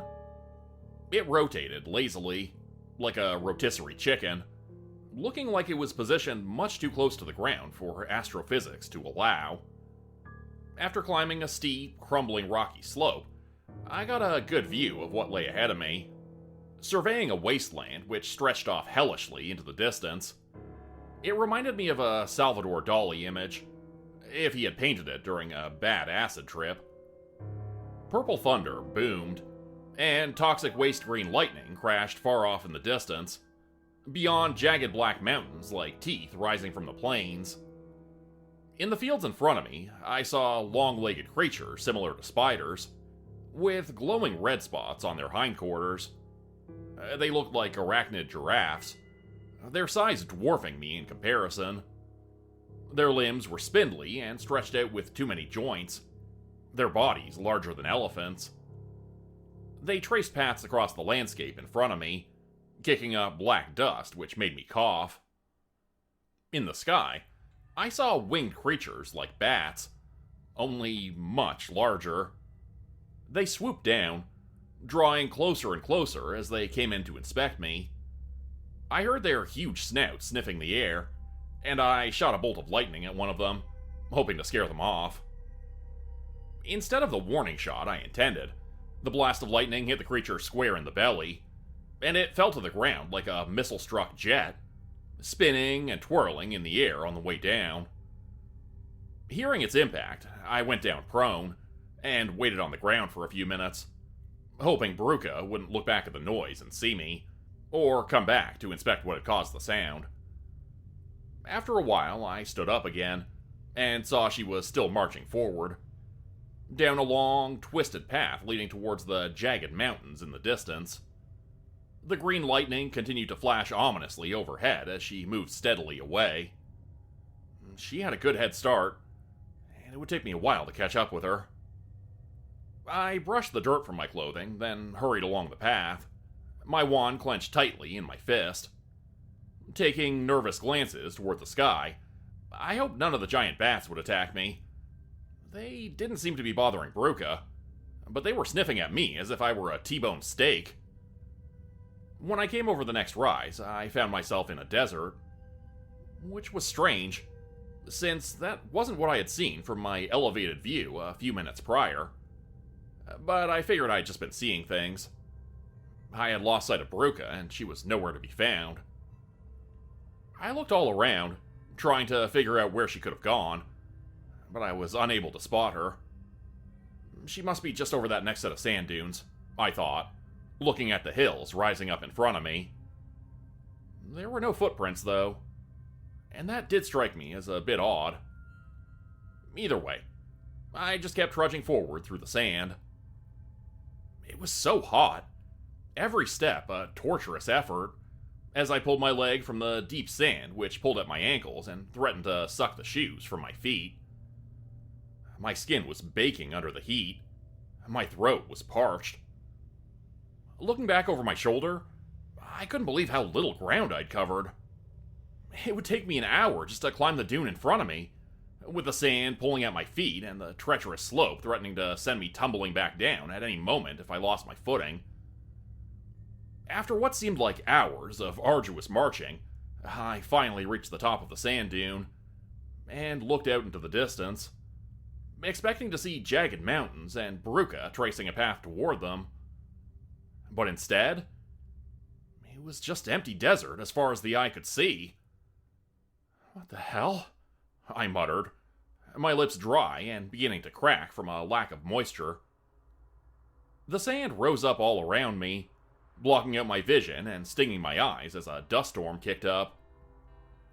When it settled back down again, I looked around to see the entire world was now desert, and the place I had come from no longer existed. It was just sand on all sides, and the baking sun blazing in the sky above. Although, I could have sworn that the sun looked like a shimmering metallic diamond when I got to this world. And it sure as hell wasn't a desert dimension, which I had experienced before. This place had looked completely different when I'd arrived, but now it was altering itself all around me. Something very strange was going on here. Something chaotic. And I had a feeling who might be responsible. Bruca was gone, and the entire world now looked different than when I arrived. I considered teleporting myself back home again, but reconsidered. There was a reason why she'd come here, and I got the feeling it was important. With nothing else to do but think things over, I sat down on the peak of the sand dune and considered my options. I twirled my magic wand through the grains of sand, doodling symbols and shapes. My mind wasn't focused at all. It was almost like I was meditating as I sat there cross-legged in the desert, letting my mind drift. When I looked down, I saw that I had somehow created an intricate mosaic pattern of complex drawings. They looked like runes or hieroglyphics, but I had no idea what they meant. Okay. That's a little weird. I had no memory of creating the drawings, since, apparently, I had done them while daydreaming with no conscious effort on my part. Suddenly, the sand started shaking underneath me, and I stood up, backing away as the ground began to split apart, as if being torn apart by the force of an earthquake. Beneath me, the earth rattled and shook, throwing me off balance and nearly sending me flying off the side of the sand dune. But I corrected myself at the last second, and managed to stay upright. The ground broke apart, the gap growing wider and wider as I watched, terrified. And then I heard a voice coming from deep beneath the sand, far, far below me. It was Bruca. You suck. You know that? I should have killed you when I had the chance. I thought for a second she was talking to me, but then heard a boy's voice respond. You never could have killed me. If anything, I should have killed you when I had the chance. A loud explosion could be heard down below, and I looked through a gap to see a pitched battle was being fought. Bruca was casting bolts of dark magic at someone, who I realized from a distance was probably the Chaos Kid. I couldn't remember his real name, just that stupid nickname Xavier had given him. The old sorcerer told me he was dangerous, maybe even more dangerous than Bruca. I guess she had decided to take him out next, before his power could get any stronger. which was exactly what Xavier had suggested I do next. If the Dark Wizard and Xavier really were mortal enemies, they sure did seem to have a lot of the same thinking in common. It struck me for the first time how, if you go far enough in one direction with an ideology, you can bump up against the exact opposite ideology on the other side. Like communism and fascism, the middle ground seems to work out a lot better for everyone involved. I realized I was actually missing school for the first time, and couldn't believe it. But history class had always been fun, and I definitely wasn't learning about that stuff from Xavier. Maybe I just missed having a teacher who didn't nearly get me killed on multiple occasions. Still, the fate of the multiverse and all that jazz. To hell with it. Here we go, I said, regretting all of my life choices. I jumped down into the gaping hole at the top of the sand dune, and dug my magic wand into the sides like an ice axe, hoping to slow my descent. Grit and sand shot up into my face and stung my eyes. It didn't work at all. Sand is different from ice, I guess, since I just fell faster and faster, tumbling down into the pit while screaming at the top of my lungs. Luckily, the tunnel sloped gently at the bottom, bracing my fall, and I came sliding out of a hole in the wall of a dungeon-like space at approximately 150 miles per hour. My momentum carried me in a flying tumble into the Chaos Kid, who I sent crashing into a wall on the far side of the room. He hit his head on a rock and promptly fell asleep. His snores echoed loudly through the underground chamber a few seconds later. "You?" Bruca yelled at me, getting to her feet. "Again?" I saw her face was bruised, her clothing ripped and torn from her battle with the other apprentice. She looked like she'd been through hell. How the hell did you, of all people, manage to knock out the Chaos Kid? How did you even get through the illusory field? There was a Class 4 entropy lock on the whole thing. It took me weeks to figure out how to get through his defenses. I stared at her dumbly. You mean the sand? I just drew some pictures in it with my wand. Open right up. She growled, making a sound like a dog protecting its food bowl from an interloper. Well, that figures. Of course you have chaos magic. You are the most unpredictable, random, irritating person I've ever met. She cast a bolt of dark energy at me from her wand, howling with rage as she did so. Well, you're not going to be the one to kill him. I was just about to do that before you showed up. Bruca ducked behind a rock, moving closer to the Chaos Kid, and his wand, which lay on the floor next to his unconscious body. I countered by moving behind a rock on the other side of the cavern, edging my own way closer to the wand. We both wanted it badly. If Bruca got it, she'd have me outmatched in power 3-1 with her amalgamated wands. But if I got to it first, we would be evenly matched in our raw access to the All-World Tree and its multiverse magic. It would finally be a fair fight between the two of us, at least on paper. I shot a finger gun of lightning at her, then another, and another, racing towards the wand which was on the floor. As I dove to grab it, Bruca opened up another portal, and I saw its counterpart appear right next to the Chaos Kid. She was going to beat me to the wand if I didn't do something to stop her, and quickly. But as it turned out, I didn't have to. The Chaos Kid's eyes popped open, and a second later he was up on his feet, his twisted ebony wand clutched in his fist as we stood before him, both of us arriving at our target at the same time. He smirked, with an irritating and condescending look on his face, his eyes traveling up and down the length of me in a way I truly hated. It was the look of someone who knows they're better than you, without even a second of consideration. A partner, Bruca? I thought you had more dignity than that. And this scruffy boy is your backup? He looks like he escaped from middle school. Hey, I'm a freshman in high school. I shave, I responded, feeling my baby smooth face getting red with anger and embarrassment. He's not my partner. He's not even my friend. Get out of here, loser. I was here first. Bruca shoved me. I stumbled backwards and felt hurt, both physically and socially. I don't know why I needed her to like me. I just did. It was like the more she hated me, the more I wanted her. Part of it was that I could tell she didn't actually hate me. The fact that she had spared my life so many times seemed to reinforce this belief, since killing people was kind of her thing.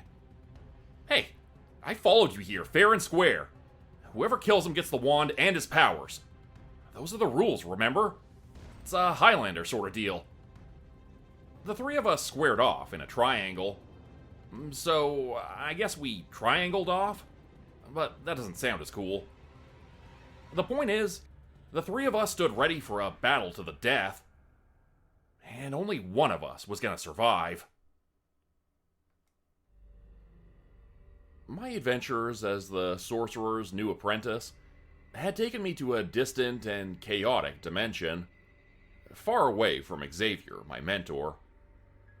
Braving the strange lands to follow the girl of my dreams, and also my sworn enemy, I had almost died on several occasions, before finally discovering the entrance to the Chaos Kid's underground lair.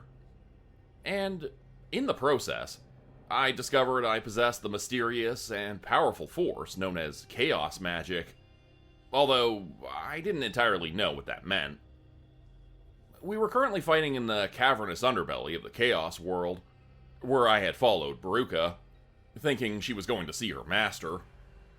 The Dark Wizard was the one pulling her strings, making her his puppet, and playing a wicked counterpoint to my own mentor, who was trying desperately to save the multiverse from destruction. Xavier didn't know I was here, but if he did, I had a feeling he would be proud of my bravery.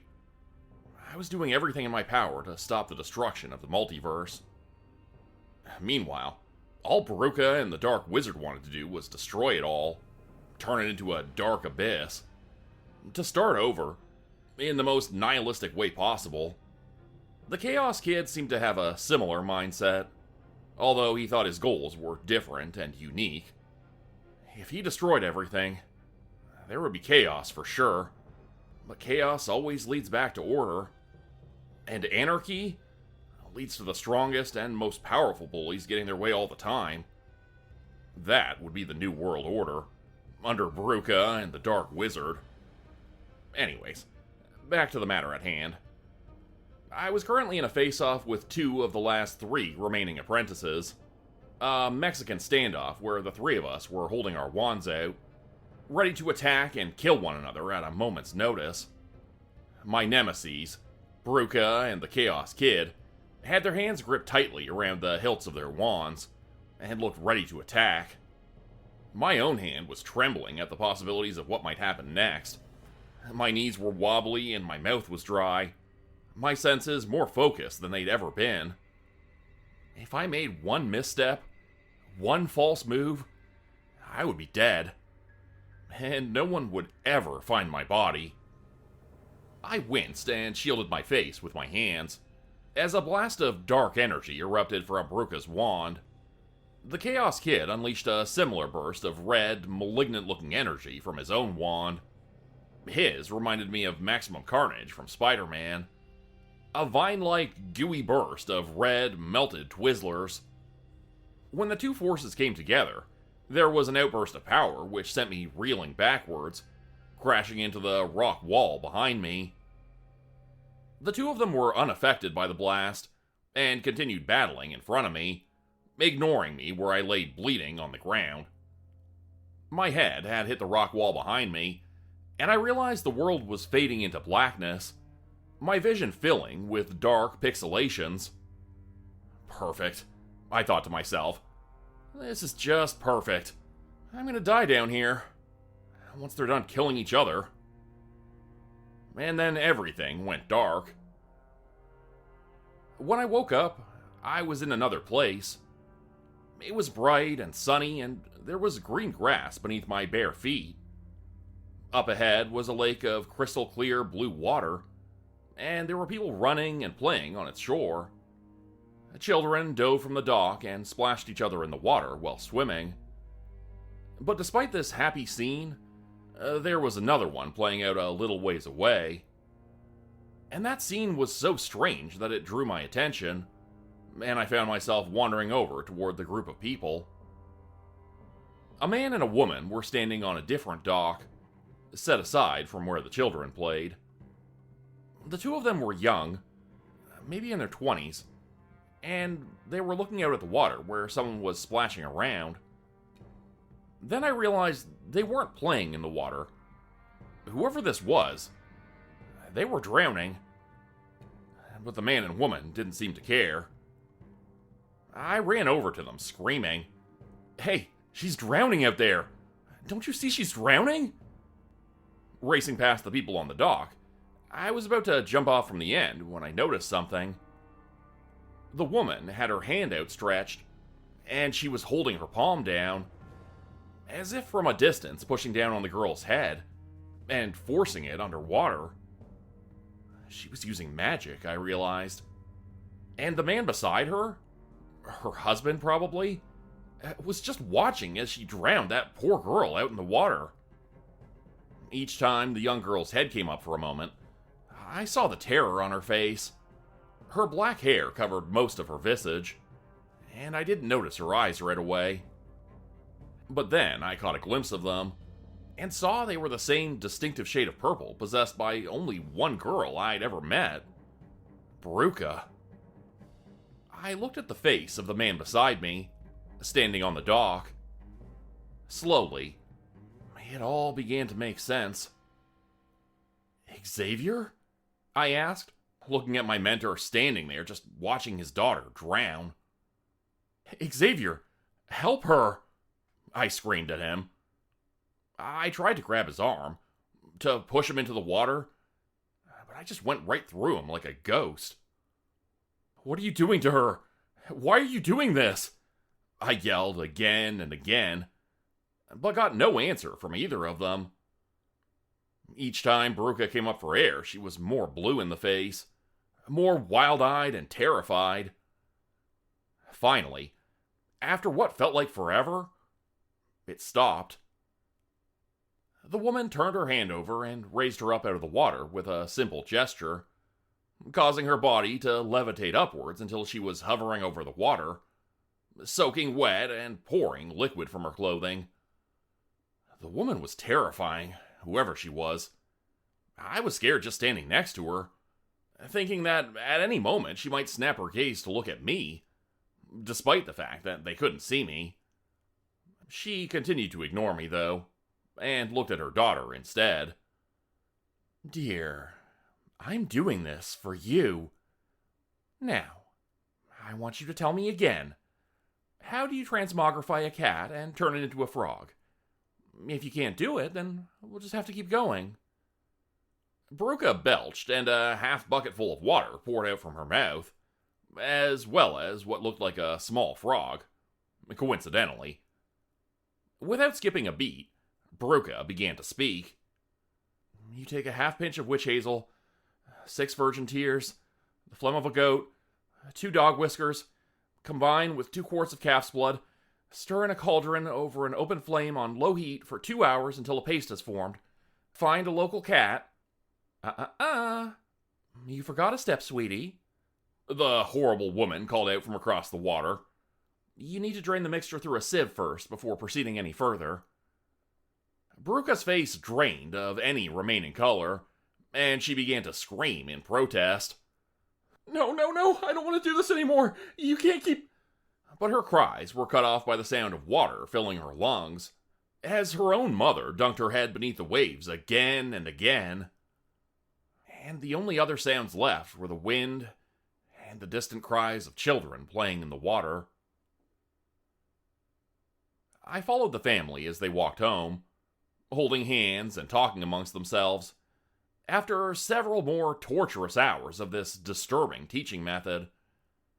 Somewhere I'd heard that a study had been done, proving that traumatic events made lasting memories that could never be erased. The pieces fit together in my mind as they walked home and I listened to their conversation, and I realized all of this was normal in this world. It was a teaching method, A way to retain information through trauma. Wherever we were, it couldn't possibly be Earth. Could it? It definitely looked like Earth.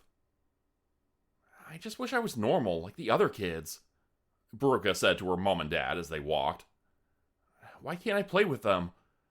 Why can't I go to school with them? Her mother pulled her in with a hard yank on her arm. Because we are not like them, understand? We are different. You are different. You need to act like it. I ran ahead and looked at Xavier's face, not understanding how he could be so callous, so cruel to his own daughter. What the hell's wrong with you, Xavier? How could you do this to your own daughter? But he just continued looking straight through me. Eventually, we got inside their house, and Bruke went straight to her room. I followed her there and waited until she was alone before trying to speak to her. Despite the change in Xavier's age and appearance, Bruke looked about the same. Still a girl around my age. But I didn't understand how that was possible. She shut the door of her bedroom and sunk down on the floor, clutching her knees to her chest as she began to cry uncontrollably. I got down on the floor beside her and put my arm around her, despite the fact that it passed right through her like a ghost. It's okay, I said. Everything's gonna be okay. I'm sorry your parents are such assholes. My heart stopped in my chest when she spoke back to me. Thanks, she said. They are assholes, aren't they? I didn't know what to say at first. Then, after a few moments, I stuttered a reply. You can see me? Yeah, and I can hear you too. This is a memory, dummy. You're in my memories right now. Serious breach of privacy too, if I do say so myself. Oh, sorry. I guess you're right. This is all kind of personal. She sighed. It's okay. I'm kind of glad you're here. This is where it all comes from, I guess. My hatred for mankind, my desire for destruction, my nihilistic mentality. It all stems from this one stupid, unforgettable day, and a bunch of almost equally bad days before and after. That's pretty insightful of you to say that. If you know that, though, why don't you change? Why let this trauma take over your life? You're being exactly what she wants you to be. A horrible, heartless person. Xavier isn't like that anymore. She cut me off by grabbing my throat and squeezing it hard enough to cut off my air supply. Don't you say his name to me right now. He is not better than this. He is still the same piece of shit who did this to me all those years ago. I tried to squeak back a reply, but couldn't. And now, it's time for me to end it all. To get rid of everything, including him. I couldn't breathe, much less speak to argue with her. But after a few moments, she let go. Sorry, I rasped. You're right. I shouldn't defend him. I'm really pissed at him for watching that happen and not doing anything. This might actually be the end of our relationship. I don't know how I can learn from someone who can do that to his own daughter. I don't know if I can even be around him after seeing that. It was too much. I'm traumatized just seeing it. I can't imagine how you must feel. She softened her gaze and actually smiled at me. It had been a long time, but I hadn't forgotten it from that first day I'd seen her in the woods. Even if it had been a phony smile to steal Xavier's key from me, it had stuck with me. She had a beautiful smile. You mean that? You're not just saying it? Yeah, I do. Of course I do. Look, I care about you. Even if you do try to kill me every other time we meet. She looked at me for a long, long time, not saying anything. Her cheeks began to color with a blush, and she huffed. You're really frustrating, you know that? What do you mean? Well, First I thought you were just another brat Xavier was going to train for a while and get tired of, or get killed. But you just keep sticking around. And... She paused, something dawning on her. Her eyes widened further and further. What? I asked.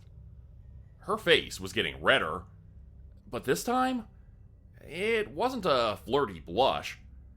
I realized she was pissed. You son of a bitch. You and your fucking emo magic. How could I let you do this to me? Emo magic? Oh, right. I forgot I had that. But I don't even know how to use it. I tried to protest.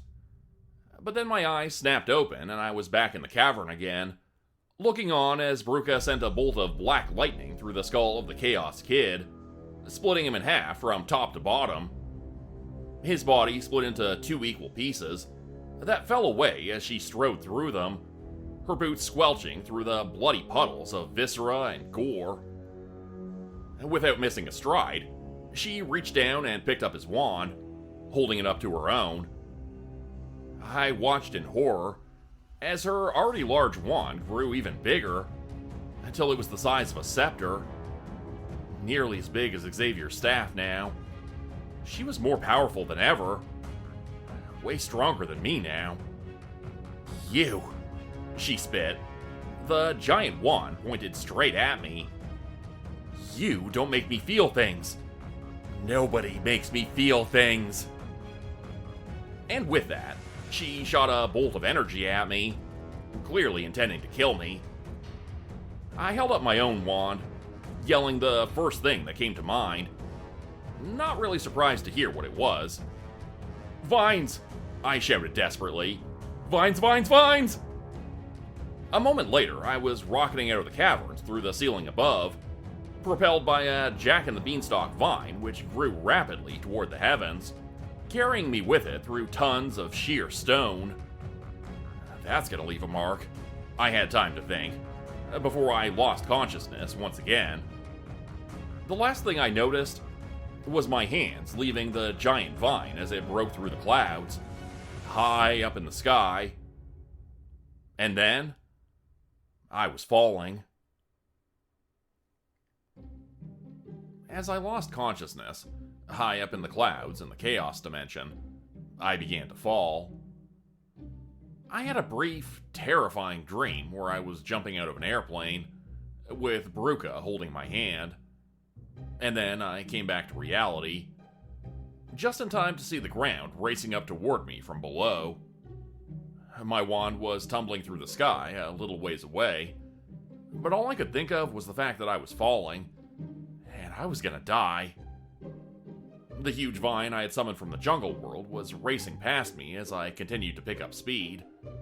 It reached up to the heavens from the caverns below ground, thicker than a California redwood, reminding me of the fabled beanstalk which Jack had climbed before he felled the giant.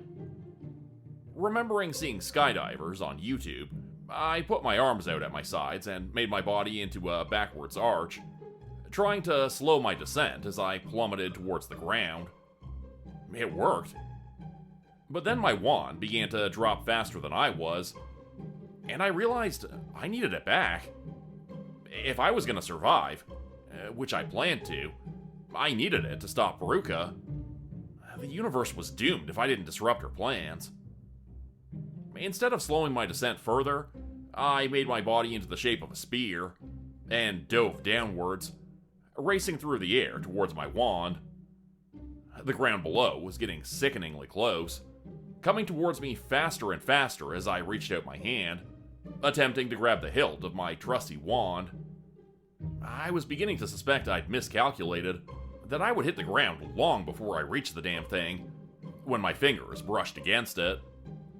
Instead of grabbing it, I flicked it accidentally, sending it tumbling and spinning away through the air.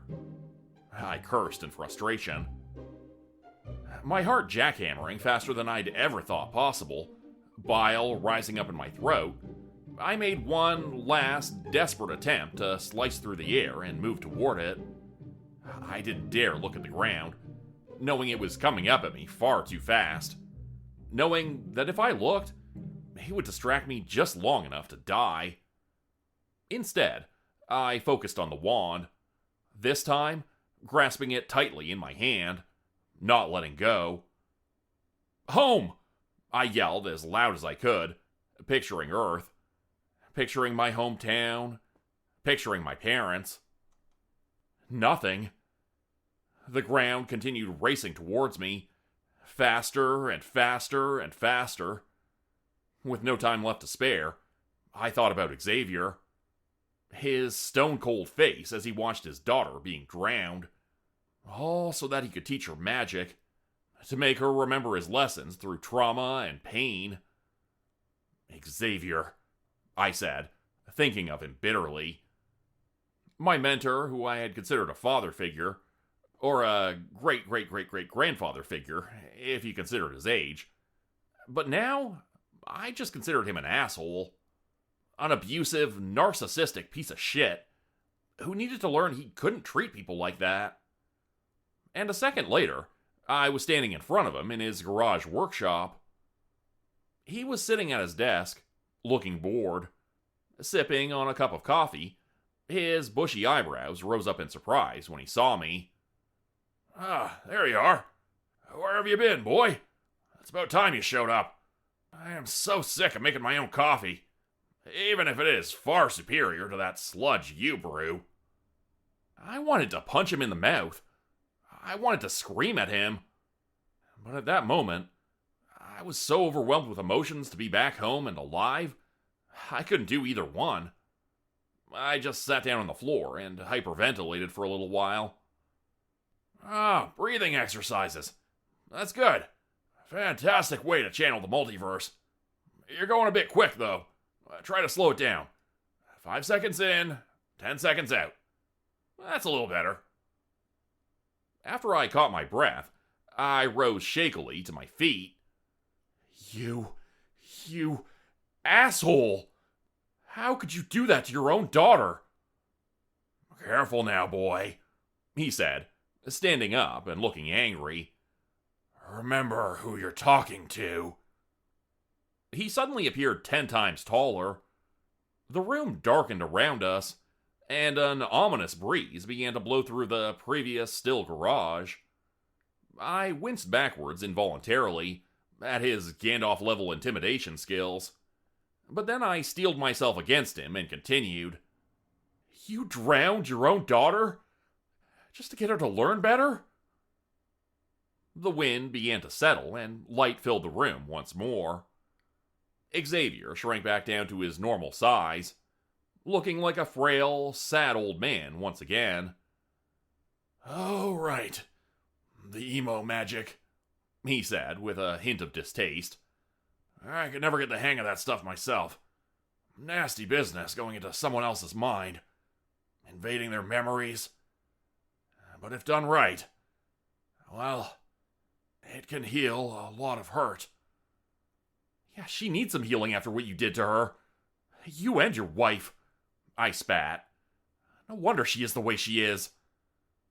He sat back down, looking defeated. "I was once under her spell, too. It's no excuse, I know. But that woman, Baruka's mother, was far more powerful than anyone in the multiverse. I couldn't stop her. And I couldn't resist her once she had in her mind to teach our daughter the ways of magic. She said that it was how she was taught. And her parents, and theirs before her. She said it was an ancient tradition, a religion, and I was ignorant to try to stop her." "Well, you should have tried harder," I said.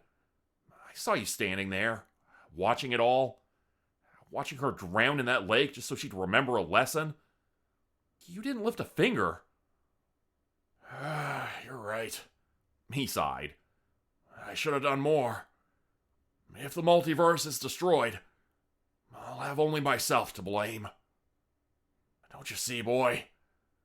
That, among other reasons, is why I'm trying so hard to stop it all. To stop my daughter from destroying everything because of me." Tell me something. Where did this all happen? You didn't try to fight her by yourself, did you? Now it was my turn to look sheepish. The Chaos Dimension. I followed her there. I thought she was meeting the Dark Wizard and that maybe I could... You could do what? Speak up, boy. I thought maybe I could kill them both.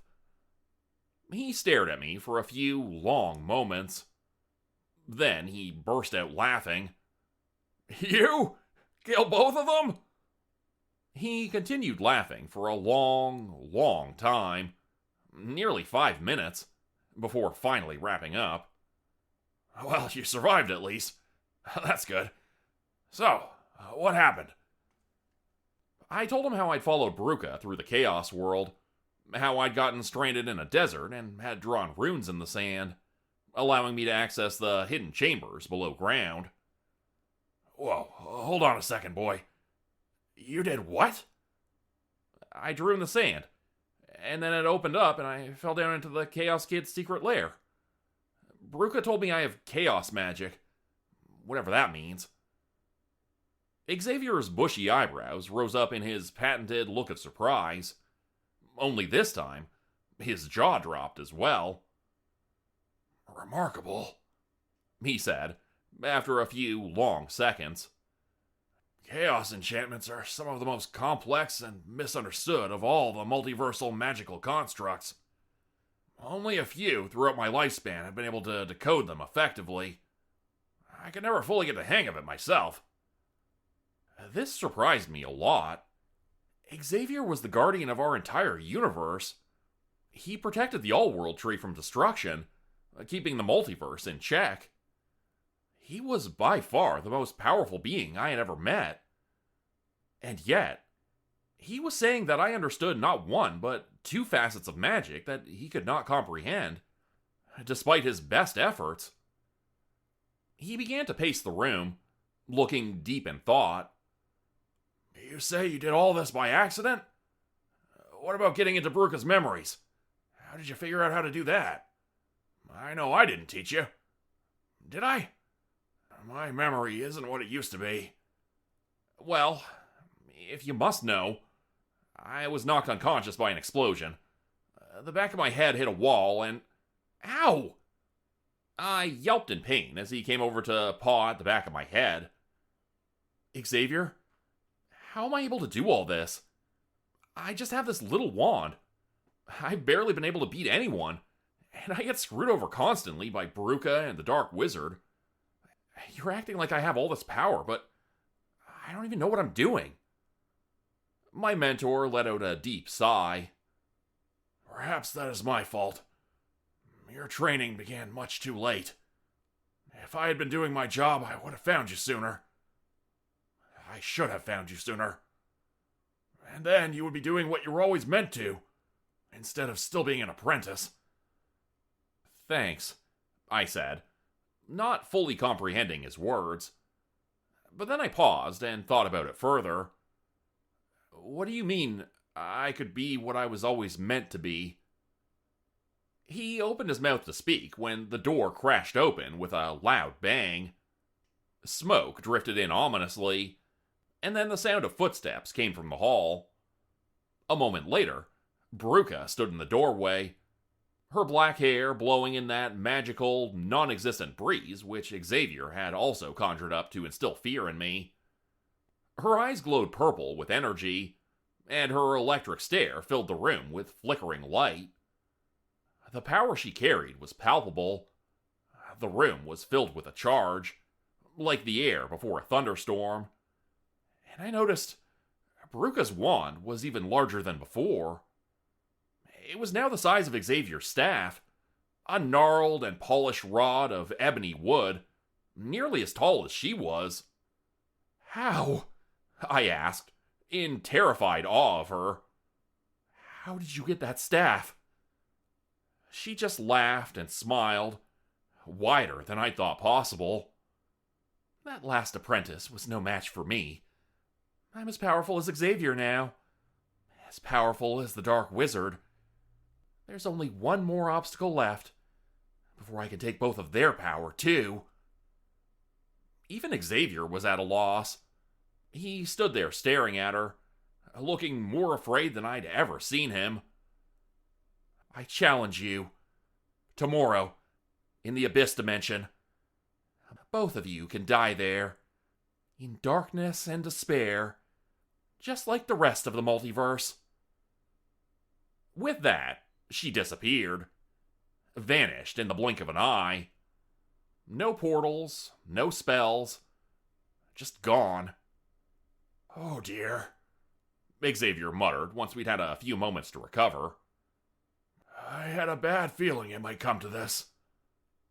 Come to what, Xavier? He looked at me with sorrow in his eyes, and began to conjure up a gateway to another world using his staff. Step inside, boy, he said. Your world is about to change now, and I'm afraid it won't be for the better. We stepped through that portal into another world.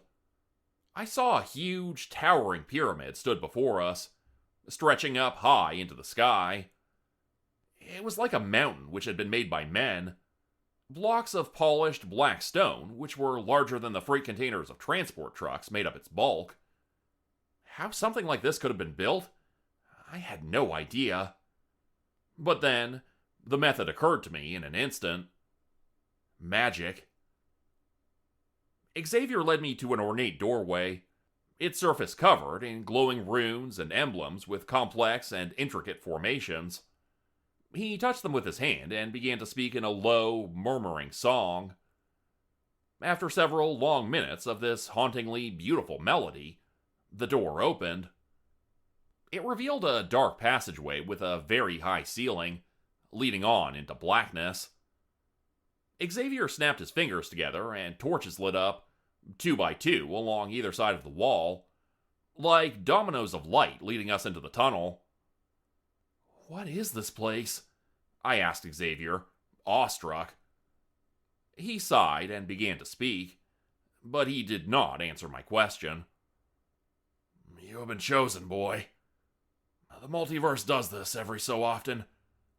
Once every millennium, although it can be far more frequent. Chosen for what? He stopped walking and turned to look at me.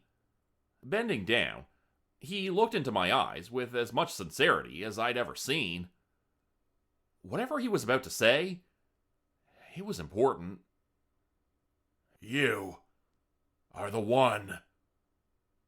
He let that sink in for a few moments. Then he stood up and started walking away again, heading down the long passageway. What? What kind of Matrix bullshit is that, Xavier? The One? You know how played out that is, right? That's the freaking plot of every single fantasy story. Seriously? The One? There is a reason why it is such a popular trope. The concept of the One has existed throughout every dimension and every time since the beginning of it all. The very first story ever written was a recounting of the journey of Fox, a young girl who would eventually save the multiverse. She was the first recorded One, but there have been many throughout the countless millennia since her. Okay, fine. So I'm the One. I'll buy it. What does that mean, though? And you still haven't answered why we're here. He led me into an open chamber, and I saw that it was the hollow center of the Great Pyramid we were in. Once we were through the doorway, the walls of the corridor disappeared, and there was only a narrow stretch of floor leading towards the center of this massive chamber. On both sides of us, there was only blackness, and if you stepped off the edge accidentally, you would fall forever into darkness. And I had a feeling you would never, ever hit the bottom. Up ahead, there was a light source, glowing a faint blue color, and there was a silhouette of what looked like a person inside. As we got closer, I saw that it was a woman, and she was alive. It appeared as if she was encased in ice, but it allowed her to stay conscious within it. The blue ice swirled and moved, as if alive with magic. Who is that? I asked, afraid that I already knew the answer. Once again, my mentor answered a different question instead, one that I forgot I'd asked. The One is the being who is called upon to save the multiverse from destruction. When the Guardian of the All-World Tree fails in his duties, and all other avenues have been exhausted, they must... He trailed off, looking at his feet. They must what? What do I have to do, Xavier? I'll do anything. They must become one with all magic. Chaos magic, emotional magic, and what I like to call classical magic, which is what I've been teaching you all along. How to channel the multiverse. That's classical magic. It's what all of us learned from our earliest days. But there's another form of magic too. One that you will need to know if you are to stop Grupe. Unfortunately, if you are truly the One, it is the only way. And what kind of magic is that? What does it have to do with her? I asked, gesturing up to the woman in the block of ice, looking at us with a growing smile. Who is she anyway? That, Xavier said, is Grupe's mother. And I'm sad to say that she is not dead, like I always told her that she was. She's very much alive. Why are we here, Xavier? What is this place? I asked, knowing the answer already. This is a prison for the most dangerous woman in the history of the multiverse. And we are about to set her free. Prepare to meet your new teacher, boy. Xavier was murmuring an incantation, and I looked up in horror at the woman encased in magic ice, who he was about to release back into the multiverse. She was the most powerful being in existence, according to my mentor, and I'd personally witnessed her do some pretty unforgivable things when I was teleported back in time through Grupe's memories. I thought again about how twisted this whole situation was. My mentor Xavier was the guardian of the All-World Tree, the keeper of the multiverse. He was training me to be his replacement. Meanwhile, his own daughter, Grupe, was trying to destroy everything and turn all of existence into a dark void, hoping to start over. On top of all that, I'd recently found out that Grupe had been set on this twisted path due to an abusive childhood that had scarred her and traumatized her, making her want to destroy everything, since it was all so obviously terrible, for her at least. And who could even blame her for thinking that way? Her abusive parents were, of course, my mentor Xavier, and this dark sorceress who he was now trying to set free, even though he had presumably been the one who trapped her here. And I'm assuming he did that for a very good reason. My head was spinning as I tried to make sense of it all. Xavier, stop! I ran over to him and pulled him back from what he was doing. We need to talk about this. He turned around and scrunched up his face in irritation, and I noticed the woman encased in the magic ice made an almost identical face, looking annoyed with my interruption. We don't have time for this, boy. Grupe is killing the Dark Wizard as we speak. And do you know what happens after that? She kills me and you. Not in that order, of course. And then everyone else. Everyone is gonna die. Don't you see? This is the only way. The only way. He pushed me away from him with anger, and I fell to the floor, bruising my backside. Not only that, I almost fell right off the edge of the floating platform we were standing on, nearly tumbling off the side and into the never-ending darkness. My breath caught in my throat, and I felt queasy and sick, thinking about how I just died, and my mentor hadn't even noticed. This wasn't like him. This wasn't Xavier. This was someone else entirely. And I didn't like him. But I also couldn't fight him. I wasn't strong enough. I couldn't help it. I curled up my knees in front of me and sat on the cold stone floor, crying. And I watched as he slowly unlocked the shields, keeping the dark sorceress imprisoned. After several long hours, it seemed that Xavier was very close to finishing what he was doing. I could sense the power of the magical ice dissipating, and I could see the woman inside beginning to look more and more excited with anticipation at getting out. Rivera, I am about to do something I never, ever thought I would do, Xavier said slowly, and I was surprised to hear him say the words out loud. I thought he was in a trance, deeply hypnotized by the woman and being forced to let her out. But this was his own voice, and I realized it was him all along. I'm about to let you out. Not because I want to, but because I need your help. We need your help. She watched his face closely, listening to his words. This boy is the one. He has been chosen by the All-World Tree to stop the unmaking of reality. Only one thing is missing from his training. One thing that I cannot teach him. Xavier turned to face me. You learned so much on your own, boy. I've been a terrible teacher. But you cannot learn dark magic on your own. It must be taught.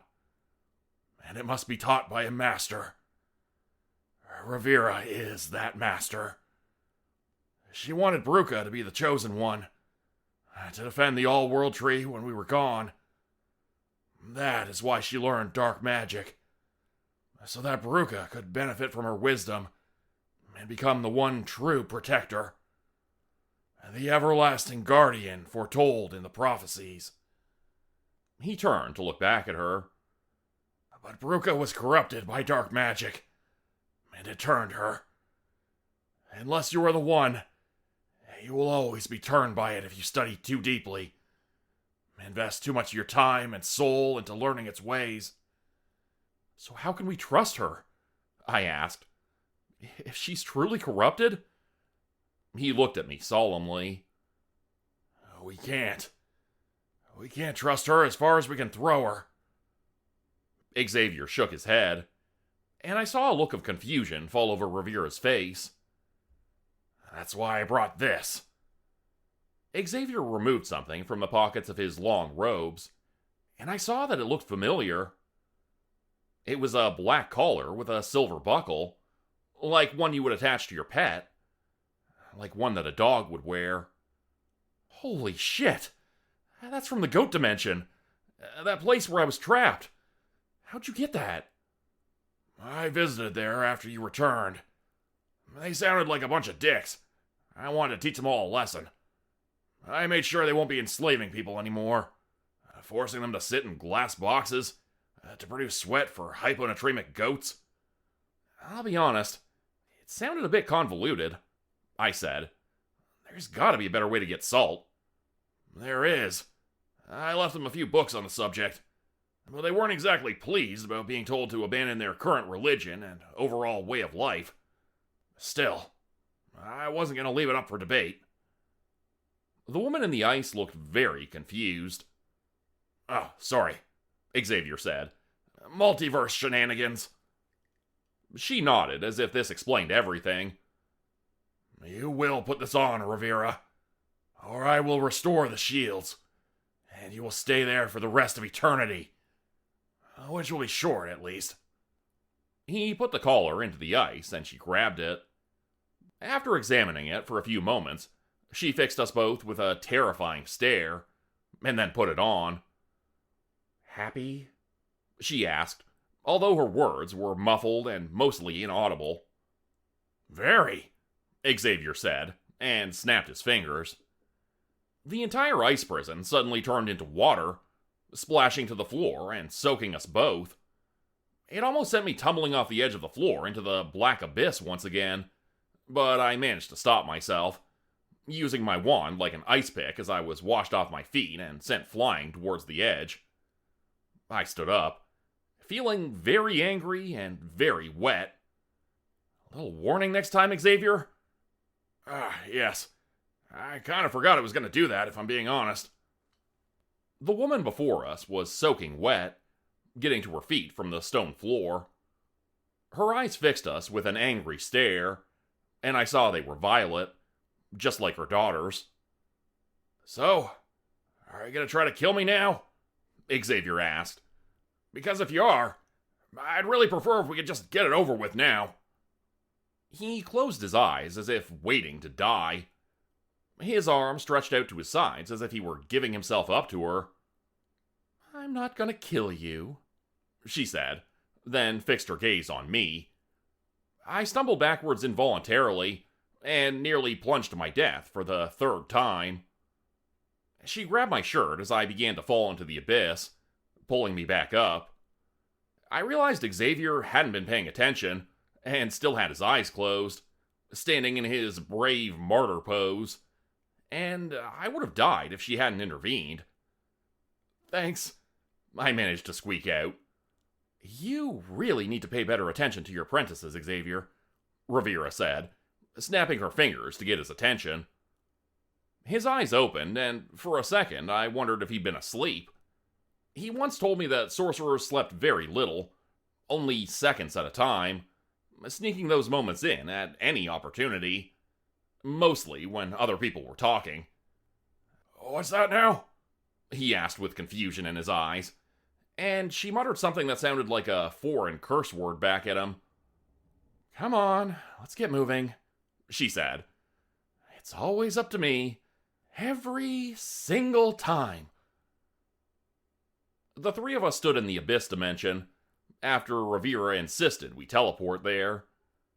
She said she wanted to see her daughter's progress. After a few moments of surveying the dark wasteland, she let out a soft chuckle. What could possibly be funny about this? Xavier asked. Is the undoing of all reality a joke to you?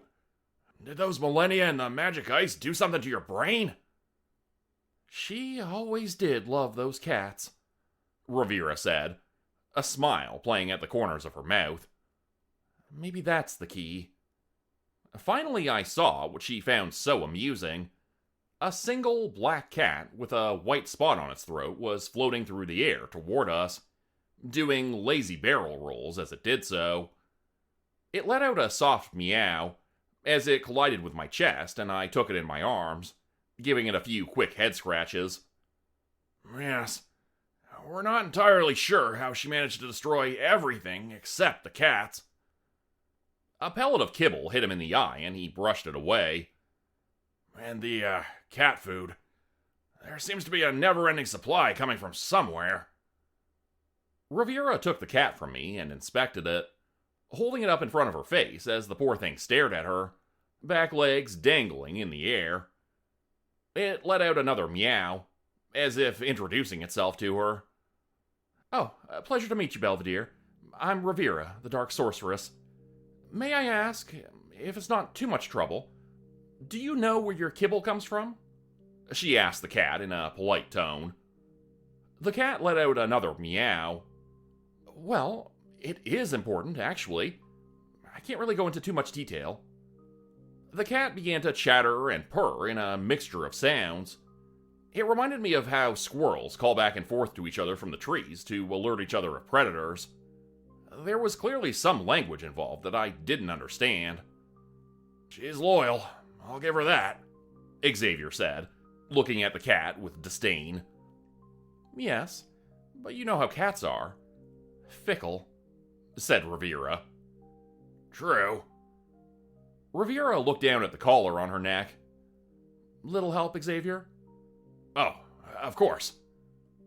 With a flourish of his hands, Xavier produced a churro meat stick, the most treasured of all cat treats. Kind of like a go-gurt filled with liquid meat. He handed it to Rivera, and she ripped open the top, holding it up to the cat's face to get a whiff. The cat looked hypnotized by the meat stick, her eyes going back and forth as the Dark Sorceress waved it in front of her face. The cat went in for a bite, but then Rivera pulled it back at the last second. She fanned out a dozen churro meat sticks in front of the cat's face, like a magician doing a card trick.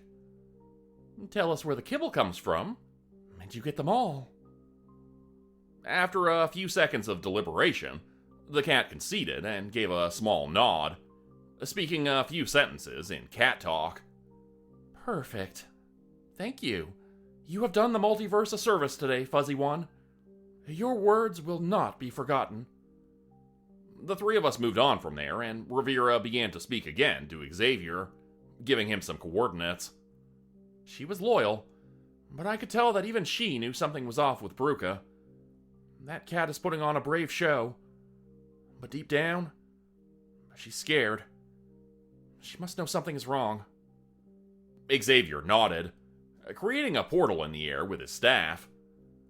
Brace yourselves, he said.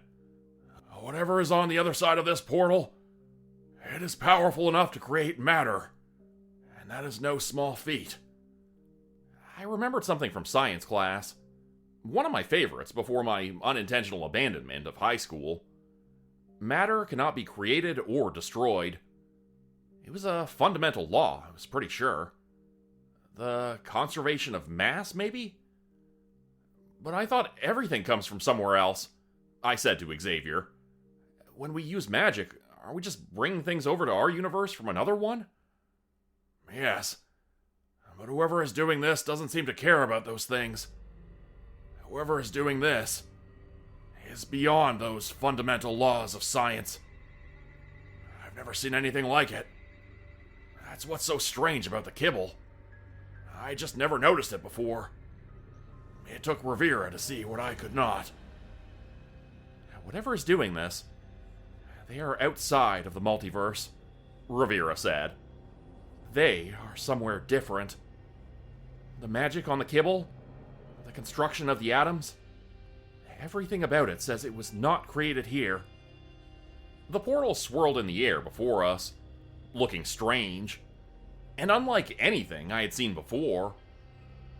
Then suddenly it changed, turning a bright violet shade. They're letting us through, Xavier said. But there's no guarantee we'll be able to come back. It doesn't matter. This is the only way, Rivera said. We must find out who is on the other side of this gateway. They are the key to all of this. The three of us stepped through the swirling portal to the other side.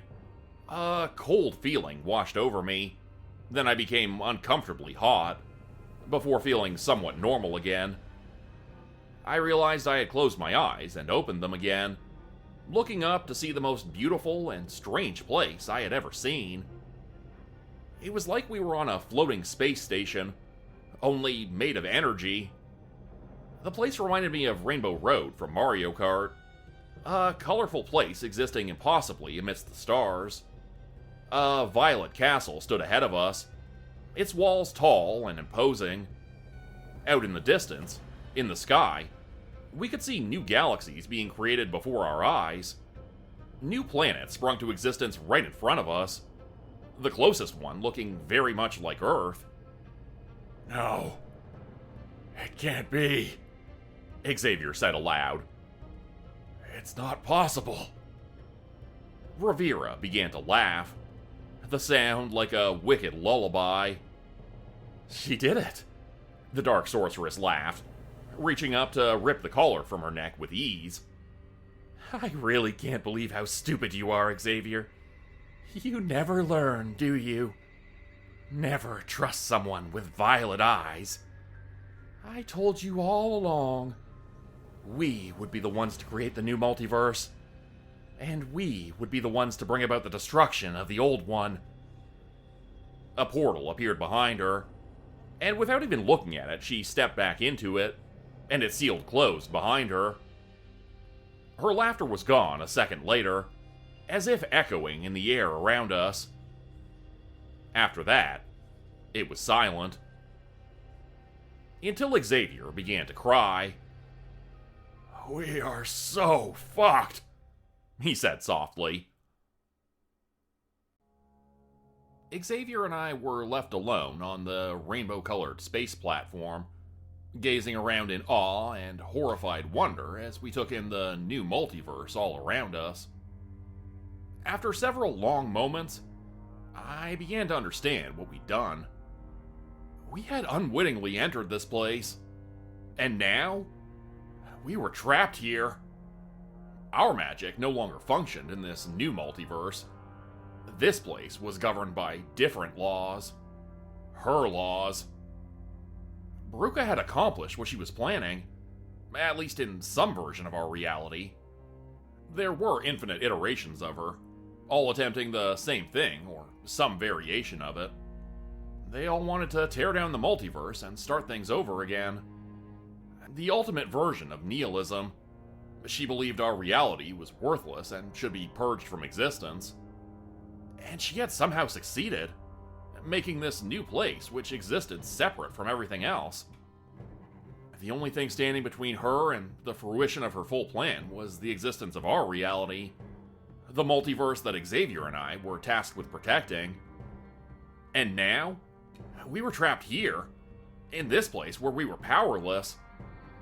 I just imagined Bruca laughing at us, mocking us for our stupidity in coming here. "Let's go," Xavier said, pointing toward a large pair of double doors which went into the castle. "We might as well get this over with and talk to her. She's running the show here." I sighed and took a step forward. The moment I did, we were teleported instantly to a throne room, a magnificent hall, far larger and more ornate than anything I'd ever seen in my life. It put Buckingham Palace and the Taj Mahal to shame. And sitting on an enormous throne in front of us was Bruca. Her eyes were as violet as ever, but they were glowing now with a power that shone outwards and hurt my eyes to look at. Her entire body was illuminated with that power, but the brightest of it was in her gaze, which was directed straight at me. Rivera hovered in the air to her left, looking discontent with standing. Instead, she wanted to seem intimidating, I guess. And she definitely was scary looking, with that same violet energy running hot in her hands, glowing and pulsing with power. She smiled repulsively at us, and I realized that I truly hated this woman. She had hurt her daughter when she was a child, made her evil, and had turned her into what she was. She was using her for her own purposes, to increase her power and make her into a god in this place. Or so she thought. "Bruca, darling," she purred, looking down at her daughter. "Why don't you finally give these two exactly what they deserve?" The Bruca in this multiverse did not say anything. Instead, she simply raised her left hand into the air, then closed her fist tightly. As soon as she did that, Rivera fell from where she was hovering, nearly 20 feet in the air, and crashed into the ground with so much force that it rattled the floor beneath my feet. The sorceress was badly injured, looking as if she had lost all her powers in an instant. Blood poured from a wound in her leg, a splintered bone sticking out at an angle. Purple energy flickered and sparked around her hands as she tried desperately to attack her daughter with magic, but nothing happened. "You little bitch," she spat, crawling toward Bruca on her belly. "I made you what you are." Bruca stood, and a blast of energy rippled outwards, turning her mother into a pile of ash.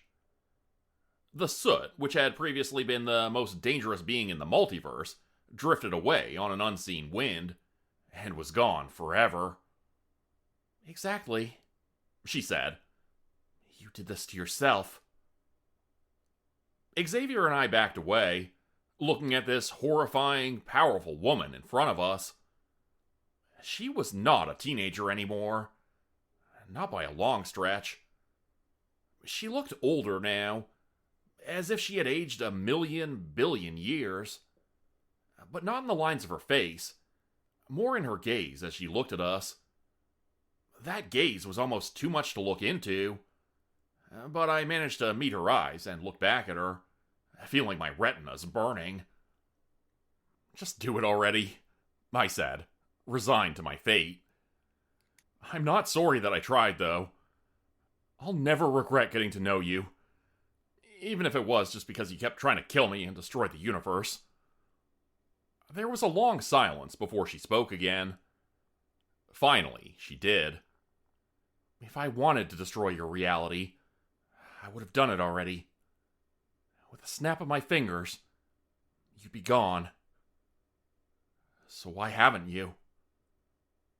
Grupe sighed, looking off into the galaxies she was creating with no effort at all.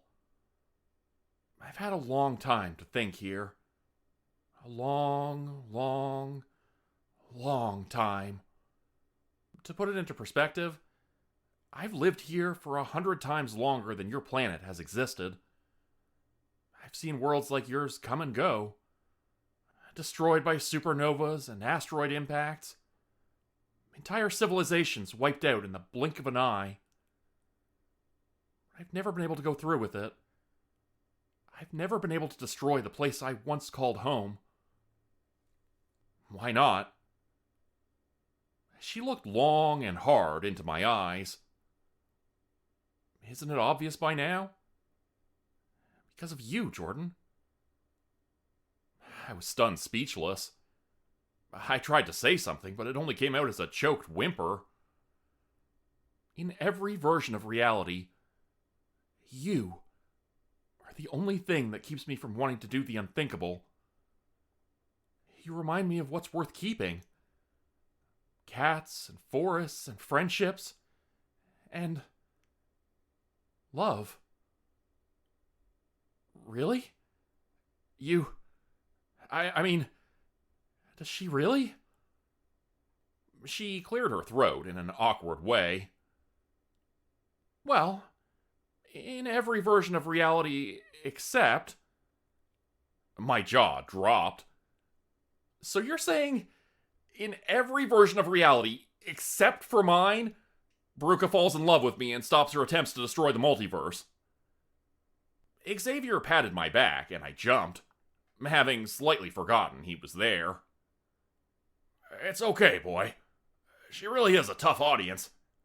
You should see how she stonewalls my dad jokes. It's not entirely your... Grupe snapped her fingers, and Xavier was encapsulated in a purple cone of silence. He banged his fists against it, but I couldn't hear a sound on the other side. He really was a terrible father, she said. Not as bad a parent as Rivera, but still just awful. Yeah, sorry about that. People are assholes sometimes. Tell me about it. So, why'd you bring me here anyways? Just to tell me that I'm failing my attempts at courtship on a multiverse-destroying scale? Because I'm already under enough pressure here.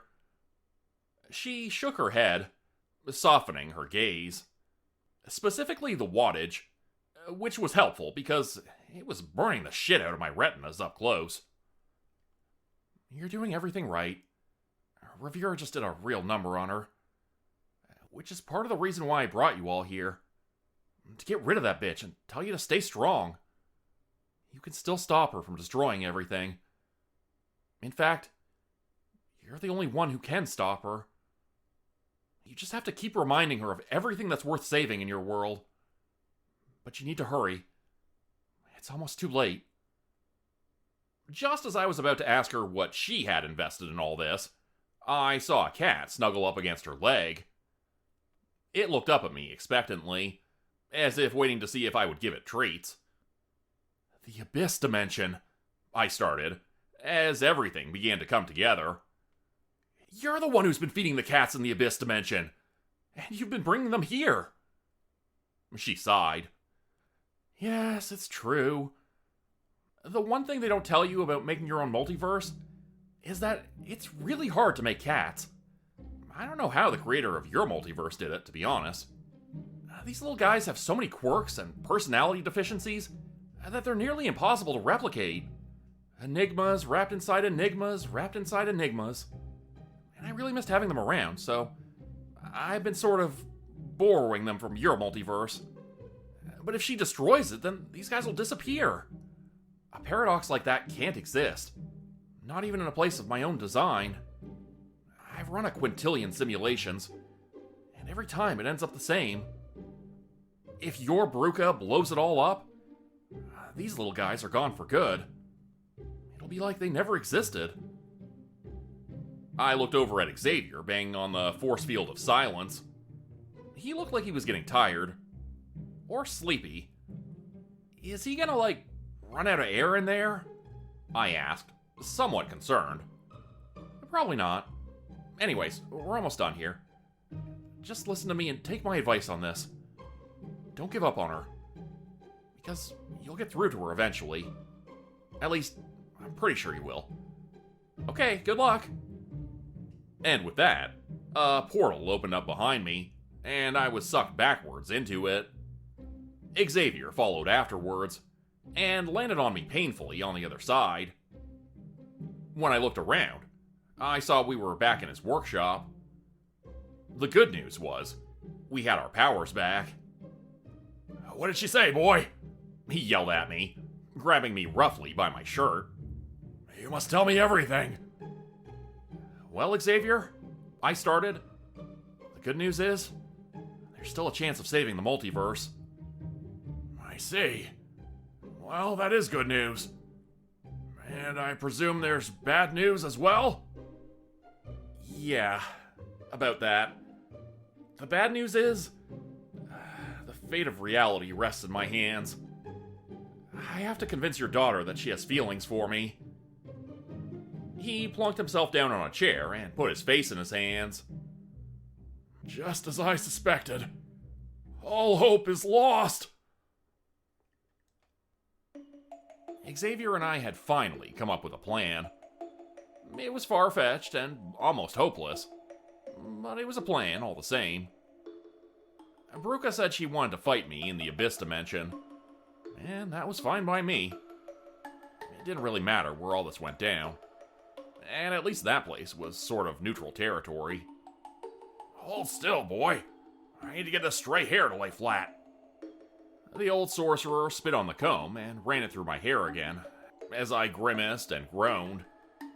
This was even worse than magic training. Who would have thought things would come to this? Alright, that's about as good as it's gonna get. Do you have a speech prepared? Or are you just gonna open with the gift? I don't know. I kinda thought I'd just wing it. The fate of the multiverse is in his hands, and he wants to just wing it.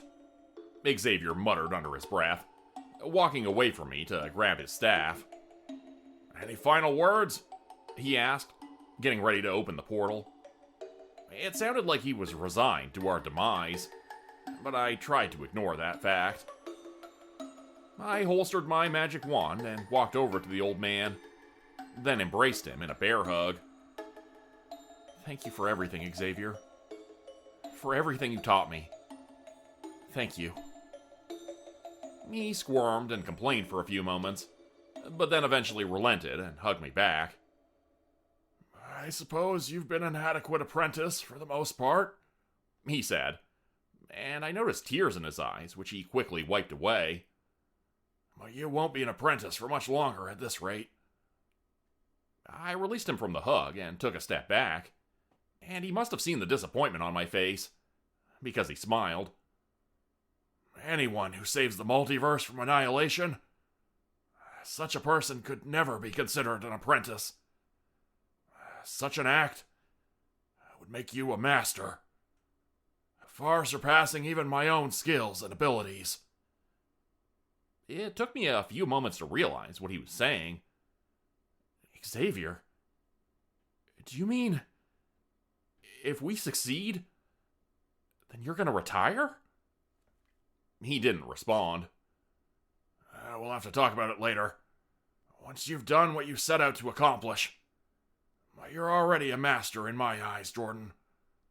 I'm sorry I gave you such a hard time for so many months. Now it was my turn to get teary-eyed. You've been the best teacher an apprentice could ask for, I said, wiping my eyes with my sleeve. Now let's go save the fucking multiverse. He nodded and began to twirl his staff in the air in front of him, creating a portal. Without another word, I stepped through. It didn't take long to spot Bruca in the Abyss dimension. She was hovering in the air, pulsing with power and energy like a younger version of her counterpart, the one who had created the other multiverse. I wondered if she was even aware of that place's existence, or if she would believe me if I told her.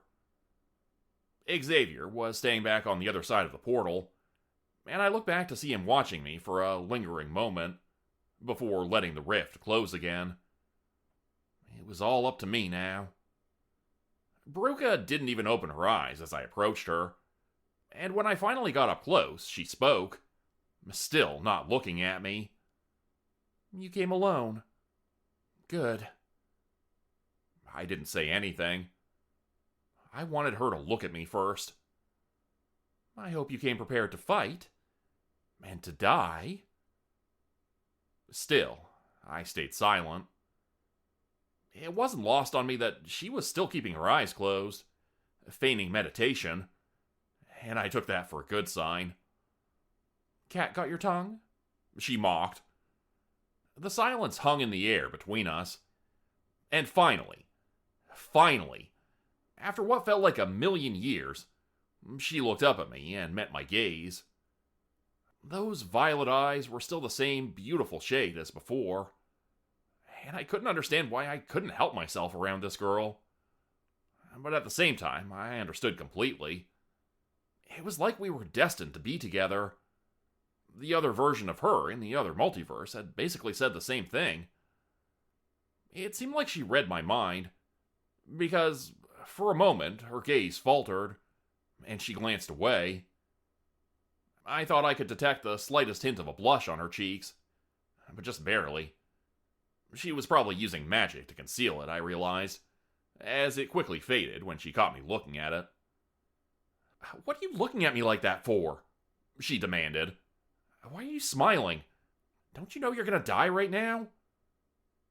"I don't think so, Bruca," I said, without a hint of menace. "I don't think you are gonna kill me, because I think you're in love with me, just like I'm in love with you." I took out my wand, and she brought up her staff for a moment, looking ready to defend herself. But then I tossed the wand over to her. My wand.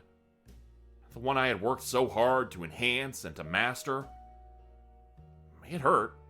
I'm not gonna lie. It really fucking hurt to give that thing to her. But at the same time, I knew it was the right thing to do. It just felt right. And when she held it in her hands, she looked at me with complete and utter confusion. The wand I'd given her had a rose curled around its hilt and up the shaft, which I'd complained about to Xavier, asking him to remove it. He never had, and maybe he wasn't even capable of altering it in such a way. It was a unique item, filled with my essence and tied to my very being. But more than that, it was the most selfless gift anyone had ever given Bruca. In fact, it was the only gift anyone had ever given Bruca. Xavier had told me this, admitting he had been an extremely shitty father. She looked at it, and then at me. I waited to see if she would let out an evil cackle and combine the wand with her staff, destroying me in an instant. But she didn't do that. "Why? Why would you give this to me?"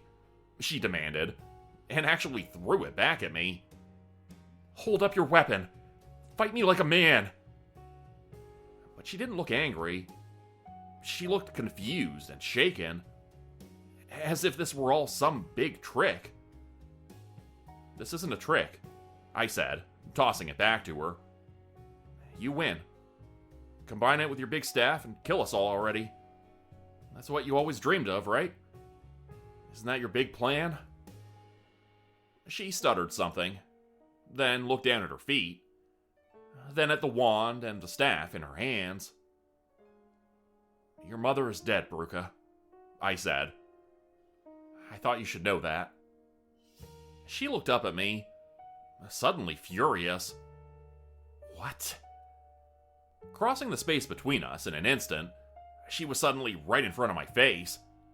So close I could smell the berry lip gloss, or whatever it was which she had first used to enchant me, what felt like so many lifetimes ago. You killed her? She held the staff up to my neck, and I felt its power glowing hot, burning my skin. She was supposed to die by my hand. No, I didn't kill her. You did. In the other multiverse. This made her take a step backwards. I could never kill that woman. You know that. She was the deadliest being in the multiverse. Xavier let her out, hoping she would teach me how to use dark magic. But instead, she turned on us, and a portal opened up, and we were in this other place where our powers didn't work anymore. It was a new multiverse, and there was another you. She killed your Rivera. She killed your mother. It worked, Bruca muttered. I did it. Well, she did it, but that means it's possible. I had a cat treat in my hands, which I was hiding behind my back. I tore the wrapper open at that moment, and the scent of churro meat stick filled the nearby air in the abyss dimension. A moment later, there was a kitty in my arms, licking the liquid meat juices from the wrapper. What are you doing? Bruca asked. Why are you doing that? Stop it. Put that cat down right now and fight me. You're the last apprentice I have to defeat, and then what? You destroy the multiverse? Start over? You were only doing all this because of her. And now she's dead. Look, I get that she was a shitty mother and Xavier's a terrible father. But there are things that are good in this multiverse. Things that you can't recreate in that other place. The version of you who killed Rivera told me she's been around for 100 times as long as our planet. And even she couldn't recreate these little guys. She said she's been borrowing them from here. And as soon as you succeed in destroying our reality, they'll be gone. For good. I tossed her a meat stick. Think about that for just a minute. No more kitties. The version of you who's been around for infinity years says she would pretty much die of boredom without these guys. And I know you love them too. Do you really want to wipe them all out? Kitty genocide on an intergalactic, multi-dimensional scale? You really want that on your conscience? She thought about this for a few long moments. And if you were gone, I said hesitantly, I would really miss our fights. You trying to kill me all the time? It's been the highlight of my life up until now. That day we met in the forest, I wouldn't take it back for anything. She looked at me differently than before, that blush creeping back. You're too young for me. Didn't Xavier tell you how old I am? Age is just a number. I'm an old soul. Besides, according to that other version of you, we get together in every single version of reality. Except for this one so far. So, I guess I wasn't too young for those other versions of you. Oh, just shut up and kiss me already, you idiot. I did as she requested. The two cats in our arms between us, looking confused but satisfied, as they finished off the remaining morsels of cat treats, licking their chops afterwards. We had approximately 10 seconds of sheer bliss in those moments. And as suddenly as it had started, it was over in an instant. Well, isn't this a sight to see? A dry, rattling voice said. Bruca reached down quickly, sensing what was happening much faster than me. But it was already too late. I looked down at my feet as Bruca's staff and my wand flew away from us, winding up in the grasp of the dark wizard. The horrifying, shadow-faced man who had taken Bruca under his wing, causing her to go down this dark path. You really disappoint me, child. But, on the other hand, I I do have what I need now. I have everything I need to destroy this reality and to create my own multiverse.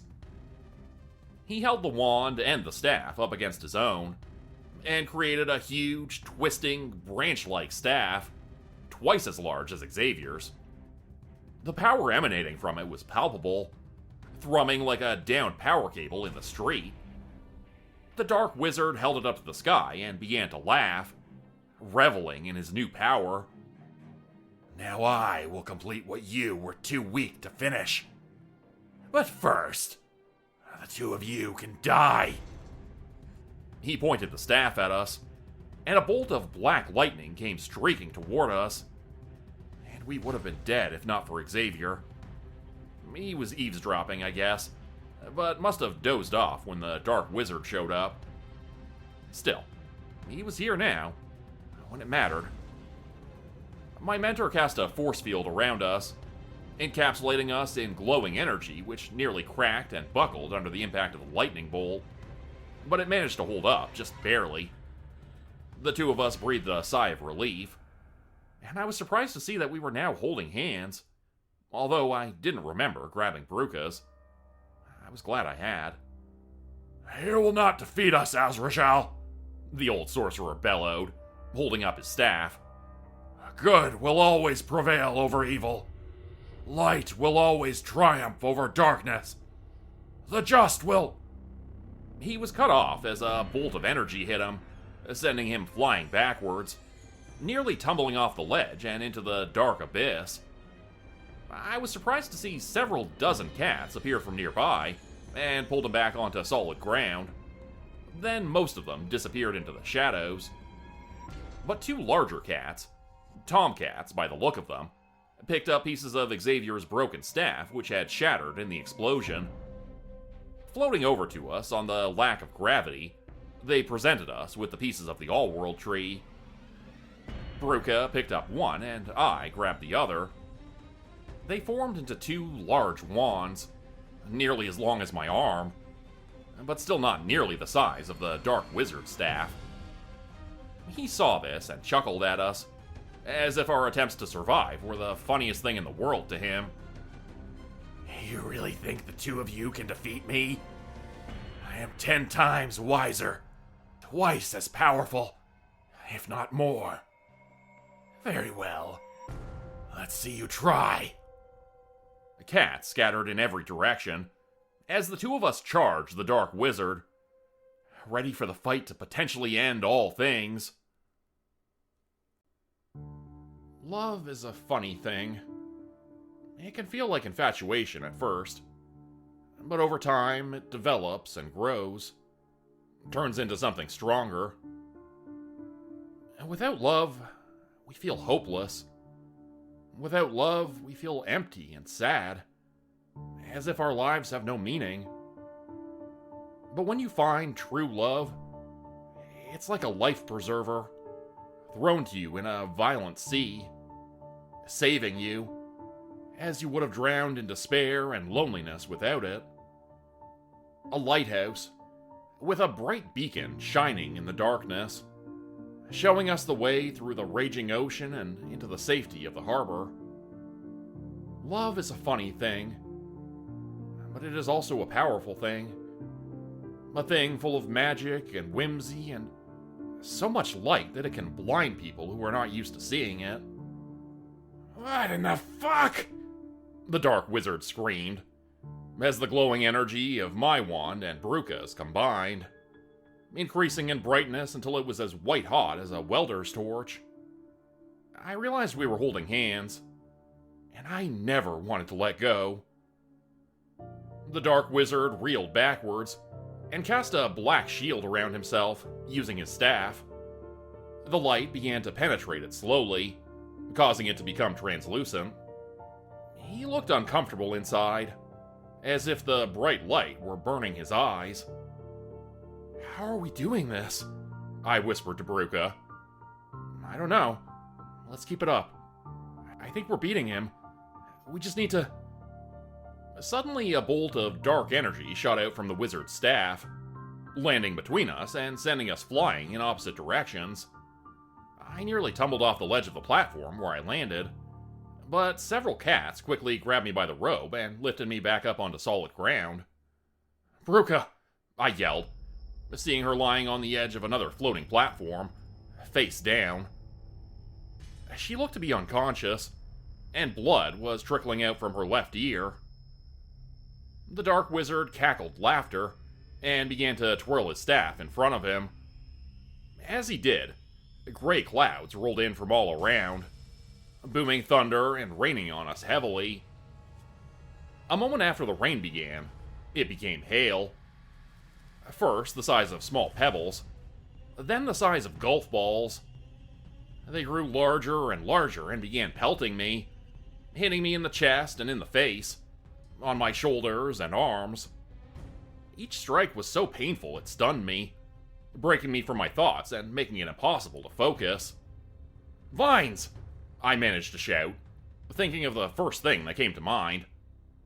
The jungle dimension obliged, and enormous vines and other plant life sprouted from the platform all around me, covering my head and blocking most of the hail from striking me. Some chunks got through, though, but they were smaller and didn't hurt quite as badly when they pelted the top of my skull. "Where the fuck is Xavier?" I asked myself. "That guy always disappears when I need him the most. He's worse than Gandalf." Now that I was distracted, the Dark Wizard was focused on Bruca. He began to levitate toward her, effortlessly closing the distance between them and grabbing her wand. It melded into his own staff, making it even larger than before. He now held the biggest piece of the All-World tree that had ever existed, aside from the actual tree itself. With his near-infinite power, he lifted Bruca from the ground with just a thought. He held her up in the air in front of him, as if trying to decide what to do with her. "Where are you, Xavier? I need your help," I called out, causing the Dark Wizard to smile even wider. "Don't you get it?" he mocked in a cackling voice. "The so-called Guardian of the Universe is a coward. He ran away the moment he saw what was happening. Ran away like he always does. That is the only reason he's lived so long. For half a millennia he's been running from my power, living in squalor and despair in that disgusting hovel, trying and failing to raise apprentice after apprentice, each one more useless than the last.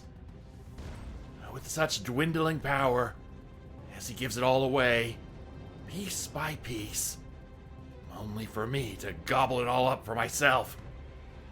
And now, finally, after all these years, it does not matter where he runs anymore. It will all be empty soon. It will all be dark and empty, and I will decide what rises from the ashes." As the Dark Wizard was giving the most long-winded bad guy speech I'd ever heard, I felt a weight settle around my neck. It was strange, disconcerting at first. I thought it was the Dark Wizard casting a Darth Vader spell on me. But then my hand reached up and I felt something hanging from a chain around my neck. The key. It had been so long, I had almost forgotten of its existence. Xavier had told me that one day, I would be entrusted with its power. And it seemed that day was today. All at once, it came to me. The puzzle pieces fit together so perfectly. And I realized I had a plan. And somehow, I knew it would work. If there was such a thing as fate, this was mine. You could turn it all into darkness and abyss. Sure. But there is one thing that will remain standing. And you have no power over it. None. His smile faltered as I held up the key. The All-World Tree cannot be destroyed. And it is full of light. I've seen it myself. He thought about this for a second, and then his horrible smile returned. My heart sank as I momentarily faltered, wondering if I'd been wrong about everything. But then he spoke again. I suppose I'll just have to destroy it then, won't I? He said, grabbing Bruka's arm and creating a portal. I followed suit and opened a portal back to Earth using my wand. With a look back over my shoulder at Bruka, being carried by the Dark Wizard, I stepped through the gate. When I emerged, I was back in the forest near my house, right where I'd met Bruka and Xavier for the first time. The woods were quiet, dark, and empty. Not even the birds were singing in the trees, as if they knew something terrible was coming. And as the Dark Wizard emerged from a nearby portal, I ran. I ran as fast and hard as my legs would carry me. I ran towards the All-World tree, knowing that it was my very last hope. The Dark Wizard had the biggest staff which had ever been created, using pieces of the tree. But that was only a fraction of the power which belonged to the All-World tree. It contained so much strength and energy that it was thrumming with it, reflecting an aura that could be seen clearly by those who possessed magic. He seemed to realize what I was doing as I was about to reach the tree, and threw Bruka to the forest floor. She screamed in pain, momentarily distracting me, and I looked back to see her clutching her forearm, as if it had been broken with the fall. My distraction caused me to trip, and I stumbled to the ground, falling flat on my face. So close, and yet so far. The Dark Wizard laughed, and cast a bolt of dark lightning in my direction. It struck me in the chest, center mass. I looked down to see a hole in my midsection, through which I could observe the grass and dry leaves. There wasn't any blood, just a clean wound with edges burnt black and cauterized.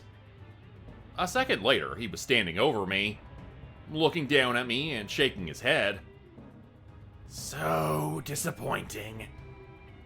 I was really hoping for a fight. A legendary battle. Something I could tell my great-grandchildren about as they prepare themselves to rule over my new multiverse. He sniffed, looking around absently. A shame. I suppose I'll just have to. He stopped, and I saw his brow knit into confusion. What is this? No. No, no, no, no, no! That's impossible! I should have realized something was up, when I was still able to move and think with a basketball-sized hole in my chest. But when you're in the heat of the moment, you don't really consider these things. Looking down, I saw my organs being stitched back together by some miraculous force. Like the world's most powerful 3D printer, my lungs and liver became whole again. And then my heart was there, amidst a bundle of veins and arteries stitching themselves back together. The black, crusted charcoal which had been the wound edges began to flake away, revealing fresh, clean muscle underneath. "Whoa," I managed to say, and felt my hand touching something rough which bulged from the ground. A root. A root from the All-World tree. As my body became whole again, I got up on one knee, careful not to remove my hand from the tree's root. And then I looked up at the Dark Wizard, and I could see the fear in his eyes, as the power of the multiverse blazed in my own gaze. I wanted to take him out right then and there. I tried to channel that energy into a deadly bolt of lightning, and I lifted a finger gun at him to do just that. But nothing happened. I closed my hand into a fist and tried again. Still nothing. The Dark Wizard seemed to realize that something was off. He seized on the opportunity and began to back away. Just like your mentor. He laughed. So foolish. You don't even know how to use your own power. I hated him so much in that moment. I could feel the power coursing through me. I could feel that I was able to do something in that moment to stop him. And yet the finger guns did nothing. "Vines!" I yelled, needing to stop him somehow. I wanted this man dead so badly. And yet now, of all times, the multiverse was denying me its power. Nothing happened, yet again. I looked down at the ground, at the root just beneath me, wondering what the hell it wanted me to do. What did the multiverse want from me? Hadn't I done everything right? Hadn't I figured out this puzzle, laid out before me in a million disjointed pieces? Or was I still missing something? Suddenly, I felt a warm hand grab mine. I looked over to see Grupe, holding my hand tightly in her grasp. She was smiling at me, looking at me kindly with those bright purple eyes of hers. Even through all the pain of her broken wrist, she was smiling. "What the hell?" she muttered, looking down at her forearm. It was bending back to its correct shape. It was healing itself. Or, rather, the multiverse was healing it, using me as a conduit. Suddenly, Baruka's eyes lit up. "That's it." "What? What's it?" "My dad told me something once, back when I was training with him in the early days. He said that the multiverse is like a rainbow, each universe its own color, but everything combines to make black or white, like a prism or like mixing paints. You combine them all, and that's what you get." I thought about this for a few long moments. How can they be black and white at the same time? Those are opposites. Anything that causes pain and suffering is on the dark spectrum. Anything that heals is on the light. So what does that mean? I asked, seeing the dark wizard opening a portal and wondering how the hell I was going to stop him. How do I explain this? The tree is full of light, right? I nodded. So it doesn't wound people. It only does good. Everything else we've been doing has been a perversion of that power. We hacked off the limbs of the tree, thinking we were saving the universe with them. But really, we've just been giving him more power. That's why the Abyss is thriving right now. We need to restore the tree back to the way it was, before Xavier and all those other sorcerers try to use it for their own gain. This really stunned me, and for a second I wondered if she was trying to trick me again somehow. But then I looked into her eyes, and saw the honesty and vulnerability there. But how are we supposed to protect it if we don't have magic? The tree can protect itself, just like it did for billions of years, before people came along and tried to interfere.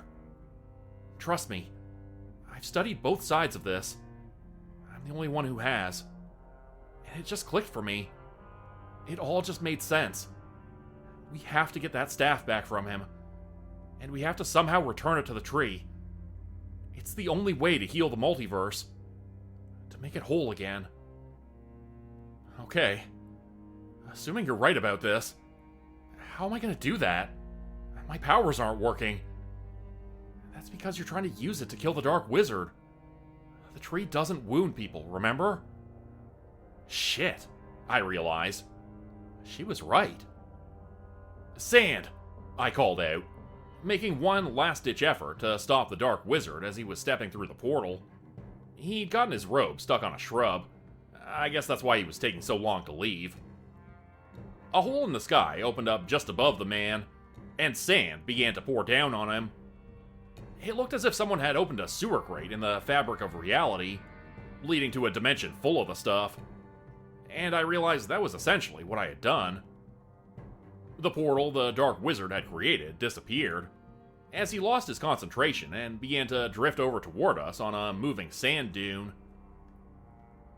"Sand hand," I said, picturing a giant hand grabbing his staff. Just as I had imagined it, it happened. The staff was snatched out of his hands and landed in my grasp a second later. Shit, the Dark Wizard said, and I cracked him over the head with it, as hard as I could.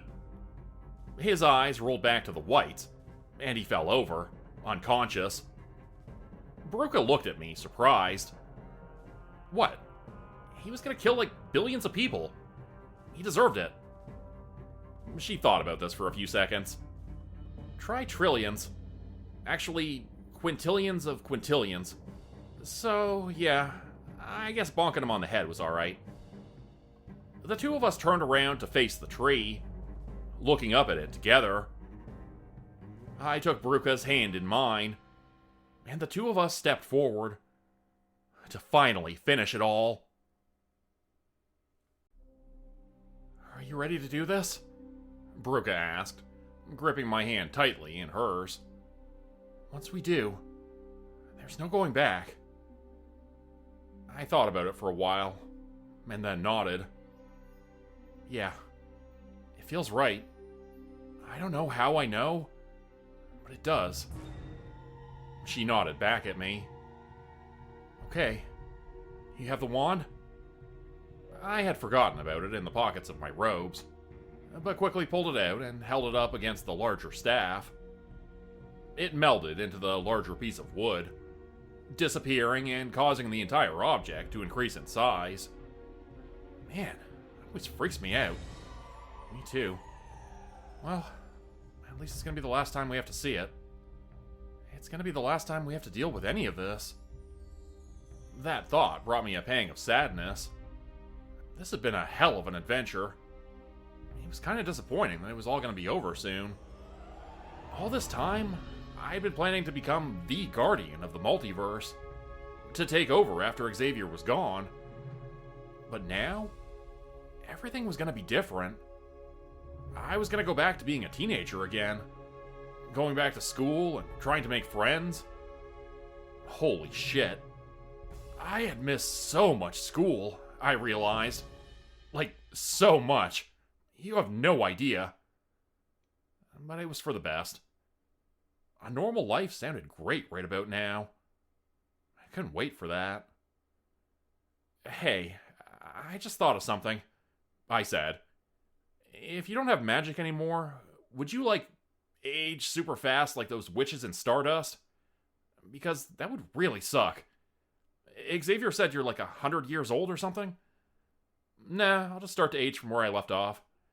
Which is about the same as you. Oh. So you mean we'd be in the same grade? We could go to the same school and be like, together?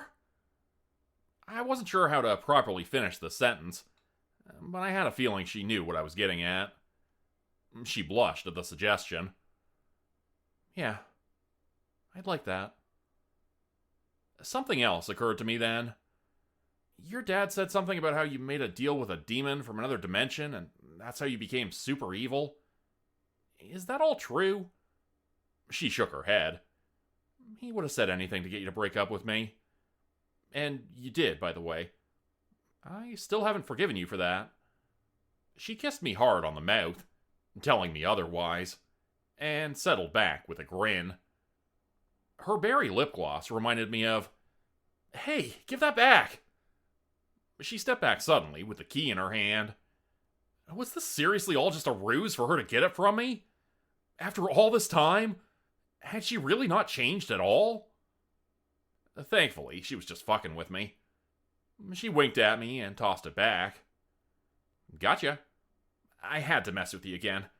At least once, for all time's sake. After a few stunned seconds, she nudged me forward with a cute little push. Go on, do it. You are the chosen one, after all, she said with a smile. I grabbed her hand, pulling her closer. You know, I think this time, it's actually the chosen two. And with that, I held up the staff, pressing it into the bark of the all-world tree's trunk. It began to absorb into it, reluctantly at first. And then, a moment later, you could no longer tell where one started and the other began. The two of us watched the tree for a few more seconds, and then our eyes found each other's again, and we embraced fiercely. After a few blessed seconds of wonderful silence, Xavier's voice began to scream from out of nowhere. "You fools! You bloody incompetent fools! Don't you realize what you've just done?" We stared at him in dumb silence for a few seconds before I managed to reply. We returned the tree to itself. It's whole again. That was the only way to stop him, Xavier. We had to do it. I'm sorry. Whole? You think it's whole? There are half a dozen other pieces of the All-World tree still scattered around the globe. Other sorcerers descended from those who lived in ancient days. Did you really think we were the only ones? Grupe looked shocked. You told me we were the only ones who had a piece of the tree. You said we were the only ones left to protect it. And you believed me? I lie all the time. I'm a terrible person. Oh, this is really bad. Truly awful. Those other sorcerers are not good people. That's why they weren't chosen to protect the tree. And the fact that they weren't chosen just made them more jaded. Most of them were lifelong criminals. Gangsters and thugs who use their power for evil and greedy purposes. Oh, heavens, boy. You really screwed the pooch this time. Yes, we are all almost certainly going to die.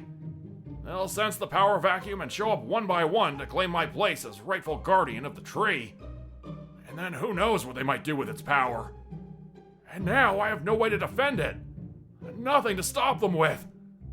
I begged you to care for the staff, to keep it safe, and you return it to the tree?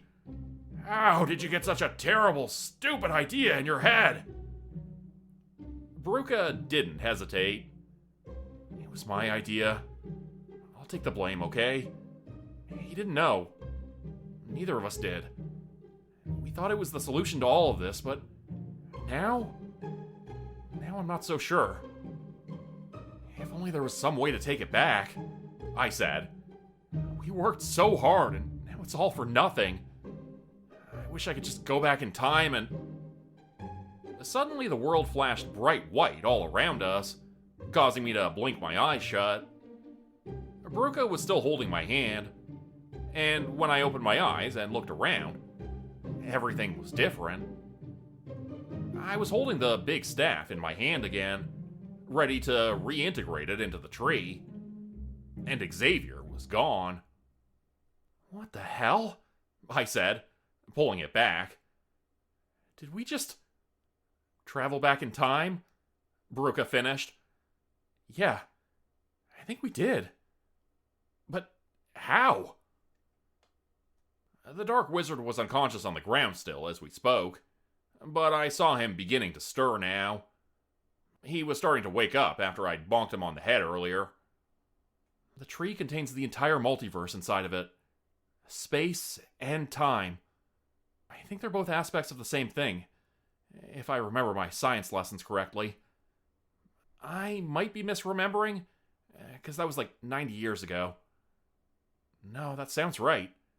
That makes sense. The tree saw we made a mistake, and it sent us back to fix it. We both stared up at the all-world tree, trying to decipher what it wanted from us. What do we do? I asked after a few moments. What do you want from us? Who knew how many chances we would get at this? There might have only been one mulligan. We needed to get it right this time. The road less traveled is less traveled for a reason, said the Dark Wizard's voice from behind us. Don't you remember what I told you both? So long ago now. You are both taking the easy road. The way to a better future is simple. We must start over. The tree knows this as well as I do. We must bring this realm of existence to an end. To start over.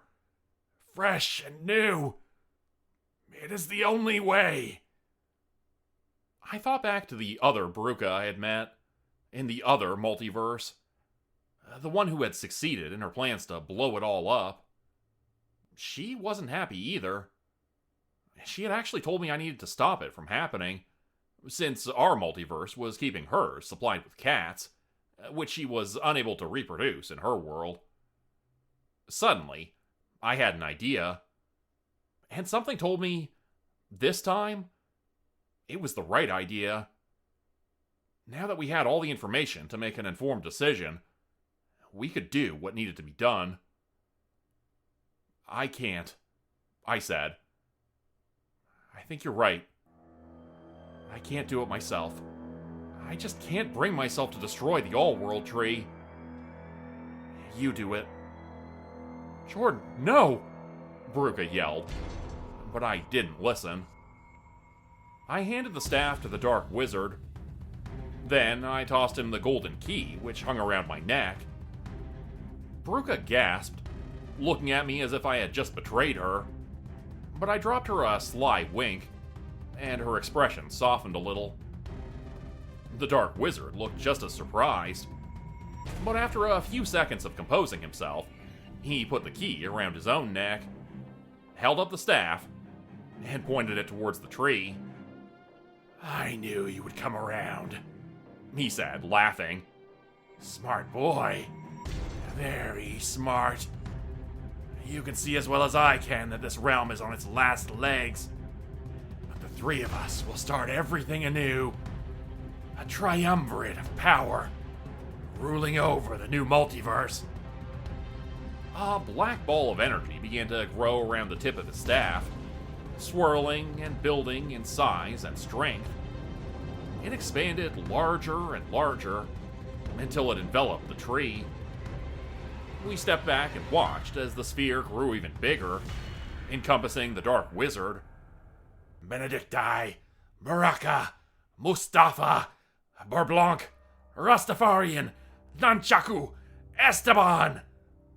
The Dark Wizard's incantation sounded like a mixture of random words, but there did seem to be some power in them. As if spoken together, they were stronger than if spoken alone. What are you doing? Bruca whispered. I thought we were trying to stop him.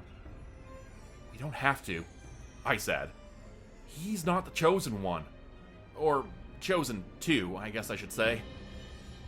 He doesn't have the power, she uttered. He thinks he does, but he's not strong enough without us. Exactly. And what happens when a lightweight tries to take on a heavyweight? She smiled. He gets knocked the fuck out. At that instant, a ball of dark energy imploded, a shockwave of white light erupting from within it. It grew in size and strength, exploding outwards from the tree, and causing all nearby plant life to be blown backwards, as if by a nuclear blast. What? What is this? What's happening to me? The Dark Wizard howled, and I saw his robe being incinerated, revealing his horrifying visage. He spun around to scowl at us, and as he did, the skin around his face began to flake and peel away, like dry paint. Still, he didn't die. The dark power inside of him kept him alive through it all, as his skin was torn away, revealing muscle and then bone beneath that, until he was nothing but a skeleton filled with dark energy, his eyes still boring into mine, his horrible grin still somehow fixed on his face. But then I remembered that all skeletons look like they're smiling, and he probably wasn't actually too thrilled with this situation. I will get you. I will find my way back to this plane of existence, and I will kill the both of you. I will be the one to take this multiverse from the tree and give it to him. I gripped Bruca's hand even tighter and looked over at her. Who does he keep talking about? Who is this him guy? I don't really know. Something from the prophecies, I guess? Some dark, horrible, satanic Antichrist figure, I'm assuming. Oh. Yeah, I was never really into that part so much. I was just gonna kick him to the curb and do my own thing at a certain point. You know, after you and Xavier were dead. But I guess you figured that one out already. Yeah, the other Bruca told me all about it. But You know, she didn't look too happy with her decisions. I think she regretted it. Veruca nodded. I can see why. After you described the place to me, it doesn't sound very nice. Well, at least she's got those cats to keep her company. Yeah, thanks to us. The Dark Wizard was still screaming and melting, looking at us incredulously. Are you two reminiscing right now? What the fuck? I'm dying over here. And with that, the bright white light finally turned his bones to ash, and they scattered on the wind. The key and the staff fell to the forest floor, and the two of us walked over to pick them up. I took the staff, and Veruca grabbed the key. She put it around her neck, and I didn't try to stop her this time. It was her birthright, after all. Her inheritance, from a father who should have tried a lot harder. You did it! Xavier's voice came from behind me, just as I was thinking of him. I would have never thought of that, I must be honest. We both turned around to see the old sorcerer standing before us, with tears in his eyes. I am so proud of both of you, he said, pulling the two of us into a bear hug. You're both going to make such excellent guardians. After a long embrace, we stood back, and I looked at him with a crooked smile. Xavier, I thought there could only be one guardian. Isn't that what you always said? He tried to smile, but faltered. Forget everything I ever taught you, Jordan. You are a finer sorcerer than I could ever have hoped to be. He turned to look at Veruca.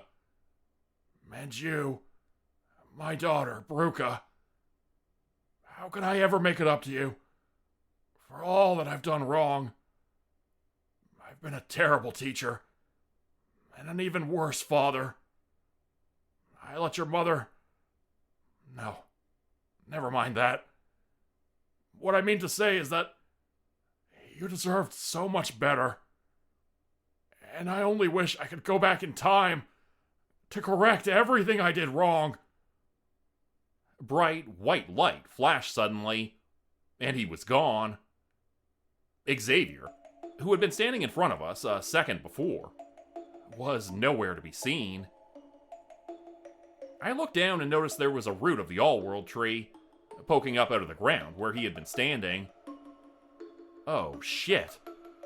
I think Xavier just pulled a Marty McFly, I said, pointing at the root. A Marty McWho? Veruca asked. I raised my eyebrows, looking at her with deep concern. Wait, you haven't seen Back to the Future? Okay, we're gonna watch it right now. Do you have Netflix at your place? Wait, maybe we'll have to rent it. Either way, great movies. Movies? As in plural? How many of these things do I have to watch? You're gonna love them. There's this crazy, wild-eyed scientist type who converts a DeLorean into a time machine. Guy kind of reminds me of somebody, actually. I don't know who, but he seems super familiar. Can't we just watch Rick and Morty? There's time travel in that, too. And multiverse stuff. It's right up your alley. Okay, one Back to the Future movie, then I promise we'll watch Rick and Morty. The two of us walked away from the all-world tree holding hands, still chatting about movies and TV. Xavier was gone, sent back in time somewhere. But that was okay. We could figure that out another day. For now, the two of us were just going to be kids again. Become a channel member today for early access, bonus videos, and special emojis only available to members. Check out the description below or click the join button for more info. If you'd like another way to help support the channel, please consider joining my Patreon page at patreon.com/Jordan Grupe Horror. As a patron, you'll get access to bonus videos and content. You'll be credited at the end of every video going forward, and if you decide to stay for 3 months, I'll name a character after you which will be featured in a Hollow's End story. Links to join the Patreon are in the description. Thanks everyone for listening. Please like, subscribe, and comment to help the channel continue to grow. And see you again next time at 4 p.m. Eastern Standard Time. Hope you have a great night.